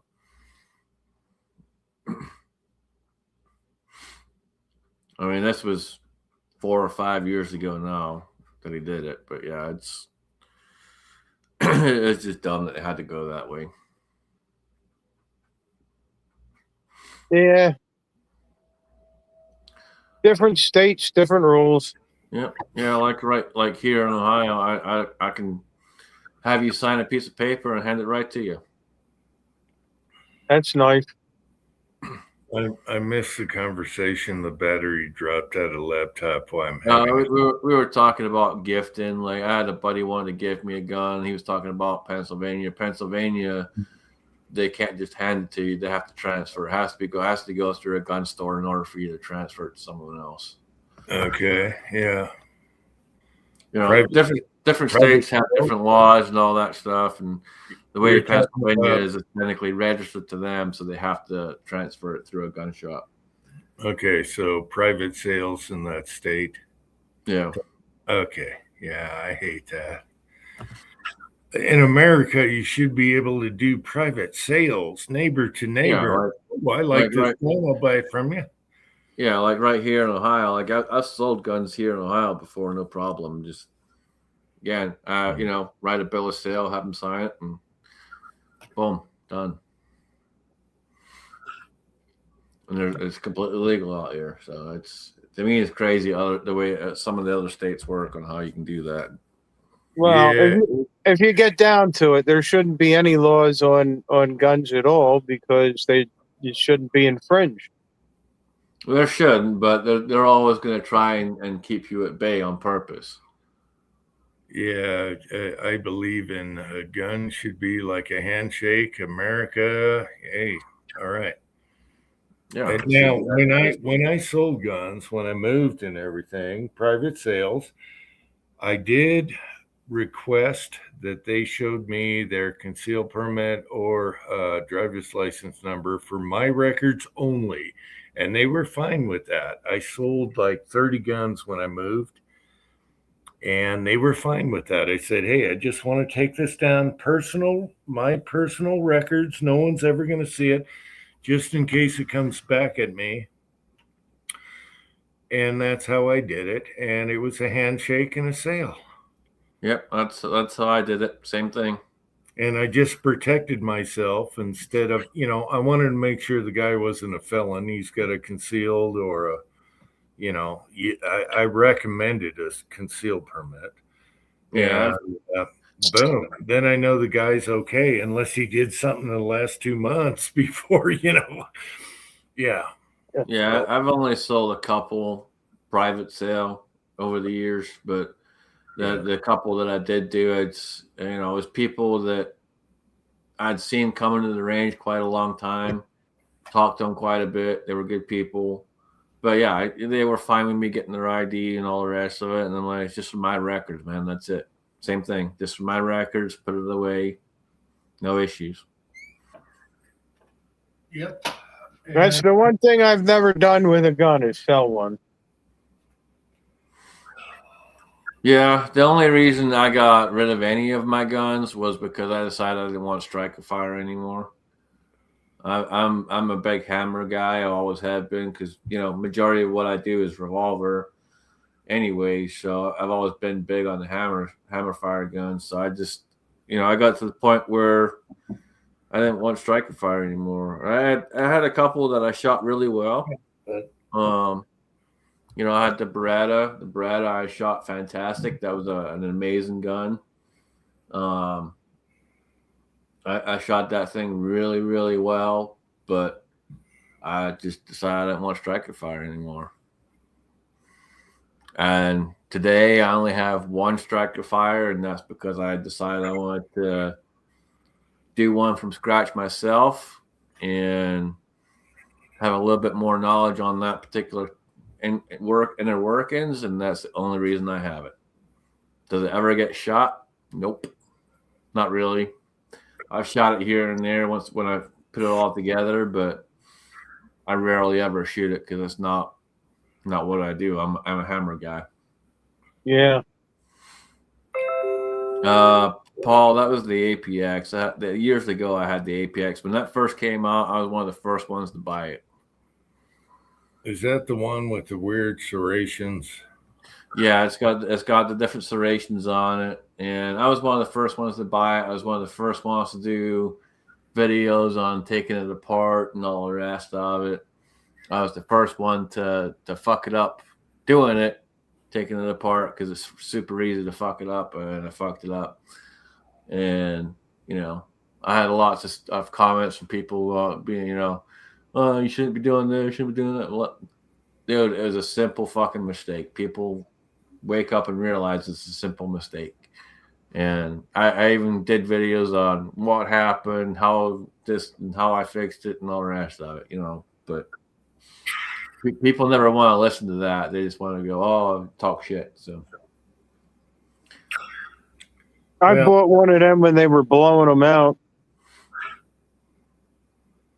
I don't have a problem with striker fires as long as they always go bang. And I got lots of striker fires that never fail to hit a primer. No, I don't have a problem with them. I just decided I just don't want to shoot them anymore. The problem is a lot of people mess with springs and everything, and that's where they get the problem. Like Glocks, they put in stupid light springs and everything, and you're going to run into problems, buddy. But I have a lot of striker fired. They always go bang. Wintertime, summertime, doesn't matter. I had one in a video I buried in the snow and then picked it up and shot it. But it depends, and you don't mess around. A lot of people try and lighten their triggers so bad, lighter strikers and everything. No, that's bad. No, I did the same thing probably, I don't know, it's probably 6-7 years ago. Went down to Daniels. His kid was all touting about his fucking Glock and how his Glock's superior to my hammer guns and this, that, the other. And I take my $1,000 Beretta and I throw it in the fucking snow and I cover it in snow. And I'm like, do that with your fucking Glock. And he wouldn't do it. And I take my hand in there, pull my Beretta out and go bang, bang, bang, bang, bang, bang, and empty the magazine out. And he's like, how the fuck would you do that? Why would you do that? Because I'm proving the point.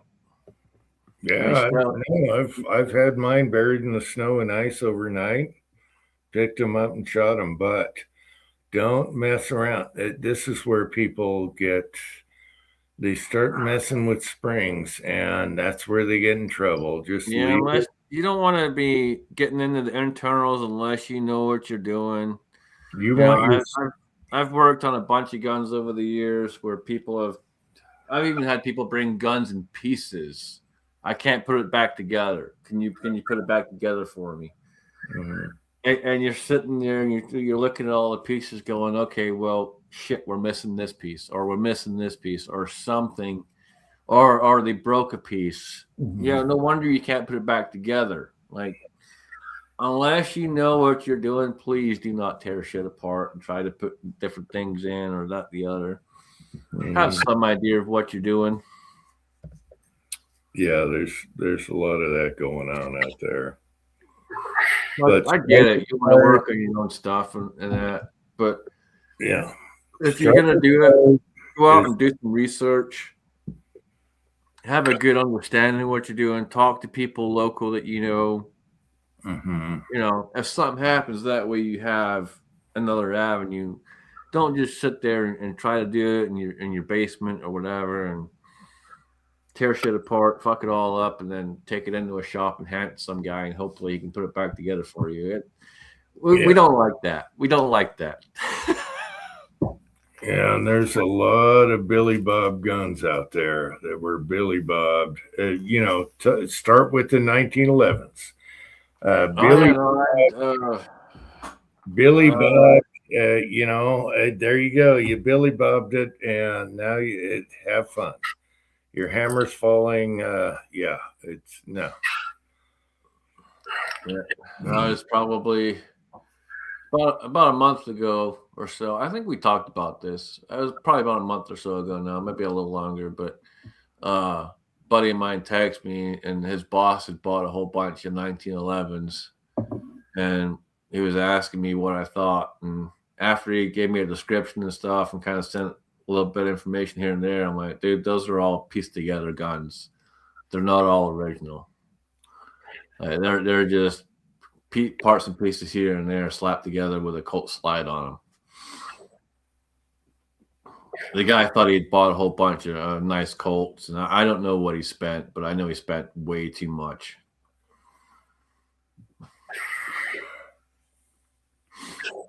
Oh, Patriot Paul, you got to come on here one day. I'm gonna nag your ass until the end. Yeah, he does. I thought he got himself a camera already, dude. Get the fuck I'm gonna nag his ass till the end of time. Okay, he says I bought one and only revolver, brand new. Took it home, tore it apart. Never worked on one before. Well, what revolver? Smith & Wessons are super easy. What revolver, Patriot Paul? Just come on here so we can talk about it. Jeez. It was a Taurus 44. Okay, 44M. Glass beaded stainless. Yeah. Sanded polish. Yeah, and some people are able to do that. But a lot of people, the majority of people, Paul, they're not able to tear shit apart and put it back together. Okay, took it apart, put it together just fine. Well, yeah, put it together exactly the way you took it apart, and you're going to be okay. I think Patriot Paul knows what he's doing. So, yeah, put it back together the way it came apart. Make notice when you're doing it. All right. If not, take pictures. We got cameras now. We have cameras. Oh, it's like, people coming in and going, hey, I don't know why my gun won't work. Okay. And you look at it and you figure out, okay, something's not quite right. And you start asking questions. And, oh, yeah, no, I don't know anything about that. Okay, well, I'm calling bullshit because you fucking know about it. You just don't want to admit what you did to it. Like, the one of the ones I worked on here recently was a busted hammer, and I got that all taken care of, and it's clear as day the guy fucking dropped it, probably off the back of his tailgate or some shit. But the guy swears up and down he never dropped it. Dude, you fucking dropped it, or you threw it at something because you got pissed off. One of the two. All right, let's place a vote right now.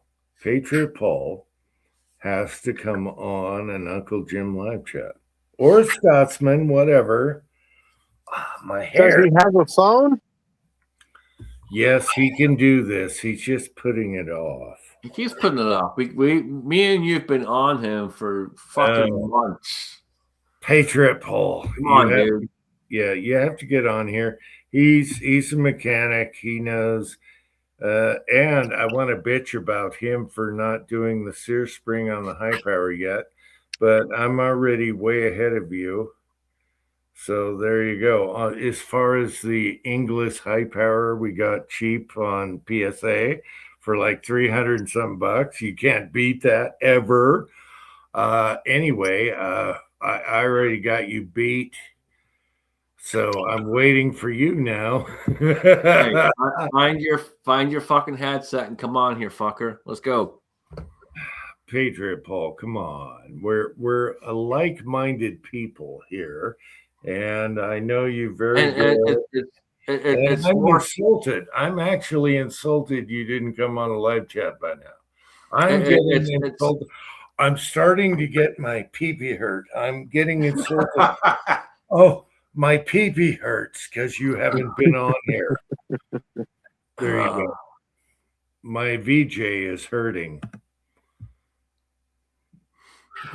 I have all the springs for Uncle John. Okay, all right. Well, I'm getting into mine, and The Inglis, yes, the Inglis is beautiful high power. I can't believe how great of a job they did, other than the trigger is heavy. But a lot of FN high powers had heavy triggers. So, yeah, we just want to make it better a little bit, but reliable. Paul, you have to go rub his pee now because you heard it so bad. Oh, my VJ, yeah, my VJ hurts so bad. It's swelling. It's hurting. It's bruised. It's bruised that he won't come on here. Yeah. Patriot Paul has to come on here. He say has to come on. A bunch of yeah, dude. We need he say too. Yep. Yeah, a bunch of other people have to come on here, and they won't do it. All it is a simple turn on the camera and click on the link. Yep. Rock and roll, motherfucker. That's it. And I want to see that by what is this now? February. No, next Saturday. Next Saturday, your ass better be on a show. I will give them January, February. No, it's February now. March, April. I'll give you March, April. No, that's too much leeway, dude. You got a week. Go find your fucking headset. Maybe we should send him a comb. He works on cars and everything, and you can get a camera going, okay? All you got to do is click the link and plug in your camera. Or your laptop or whatever you got. Laptop would be better, or iPad would be ultimate. All right. Yeah, you got a week, fucker. Get your shit together. Let's go. Maybe he lives in a nudist colony. Let's give him a month. Should I do a countdown every live chat? Countdown to Patriot Paul. Yeah. Anyway, it would be fun. Oh, here come the excuses.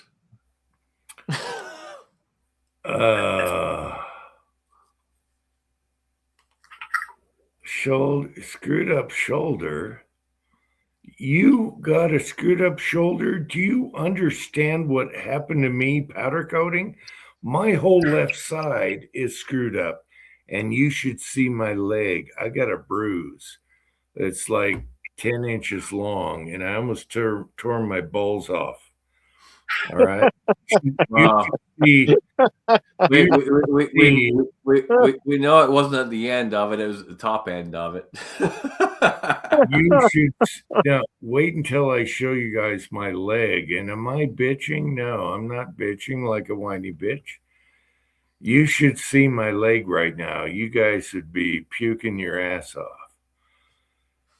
I'm gonna take. I don't want to see your leg. I'm good. If I'm gonna look at a leg, I want it to be a nice hot blonde or something along those lines. I don't want to look at your fucking leg.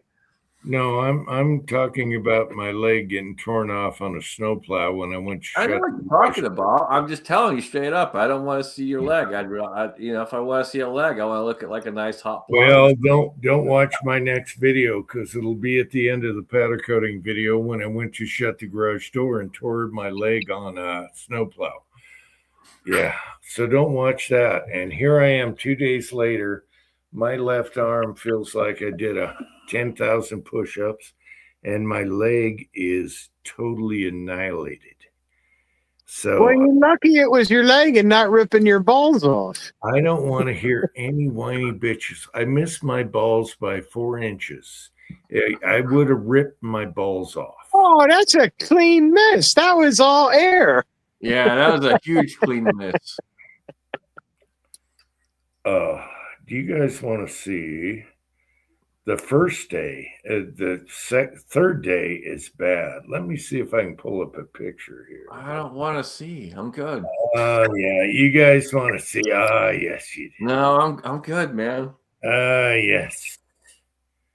All right. I'll leave you guys alone on that. Let's see photos. Where's my leg? Maybe I can't find my leg.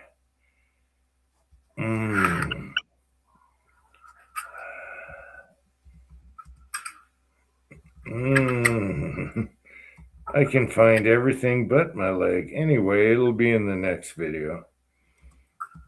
You got to wear the sumo suit more whenever you're around the plow. I can show you right now, but I don't want to show you my my family jewels while we're doing it.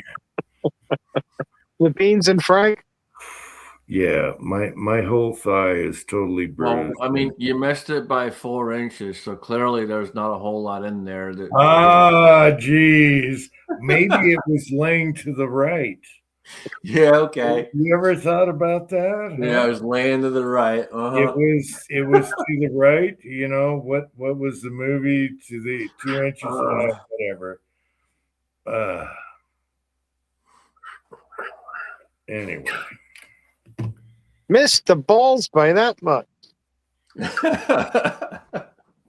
they almost When you say you almost hit your fucking sack, you'd think you'd be like, okay, I'm a half inch away, maybe something like that. 4 fucking inches, dude. You got a lot of distance there. No, 4 inches is being very generous. Yeah, it probably is being generous, isn't it? No, Hey, it was cold out. Shrinkage. it was cold out, but no. And it was off to the right. If that would have happened in the summer, he'd be neutered. Where in the hell? I can't even find a picture. It's Detroit all over again.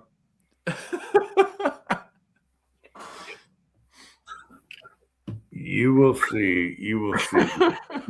You will see how close I came to never bearing children again. I'll show you. It was that big.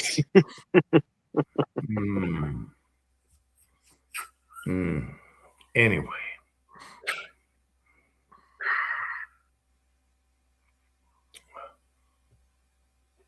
Oh, let's see. I just ordered a sling. Let me see if I can find it for you, Paul. Put a link out there. Hang on. See if I can find it. Ordered sling. It's so bad. I'm trying to use it. It hurts so good. What the frick? He hurt his shoulder. Oh, give me a break. Patriot, if you only knew what Uncle Jim was going through right now.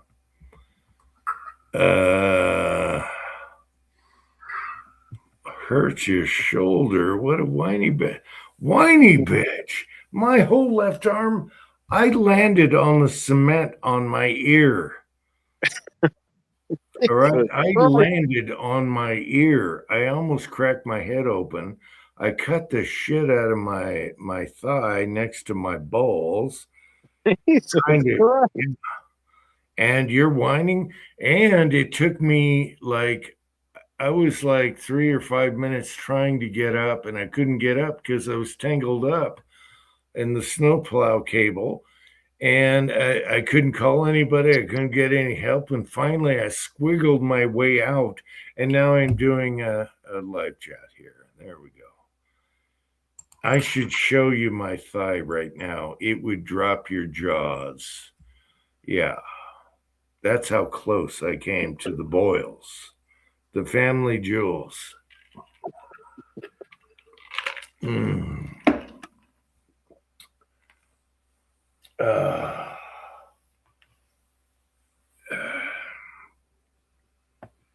Anyway, I guess we'll have to take a picture of my crotch tomorrow.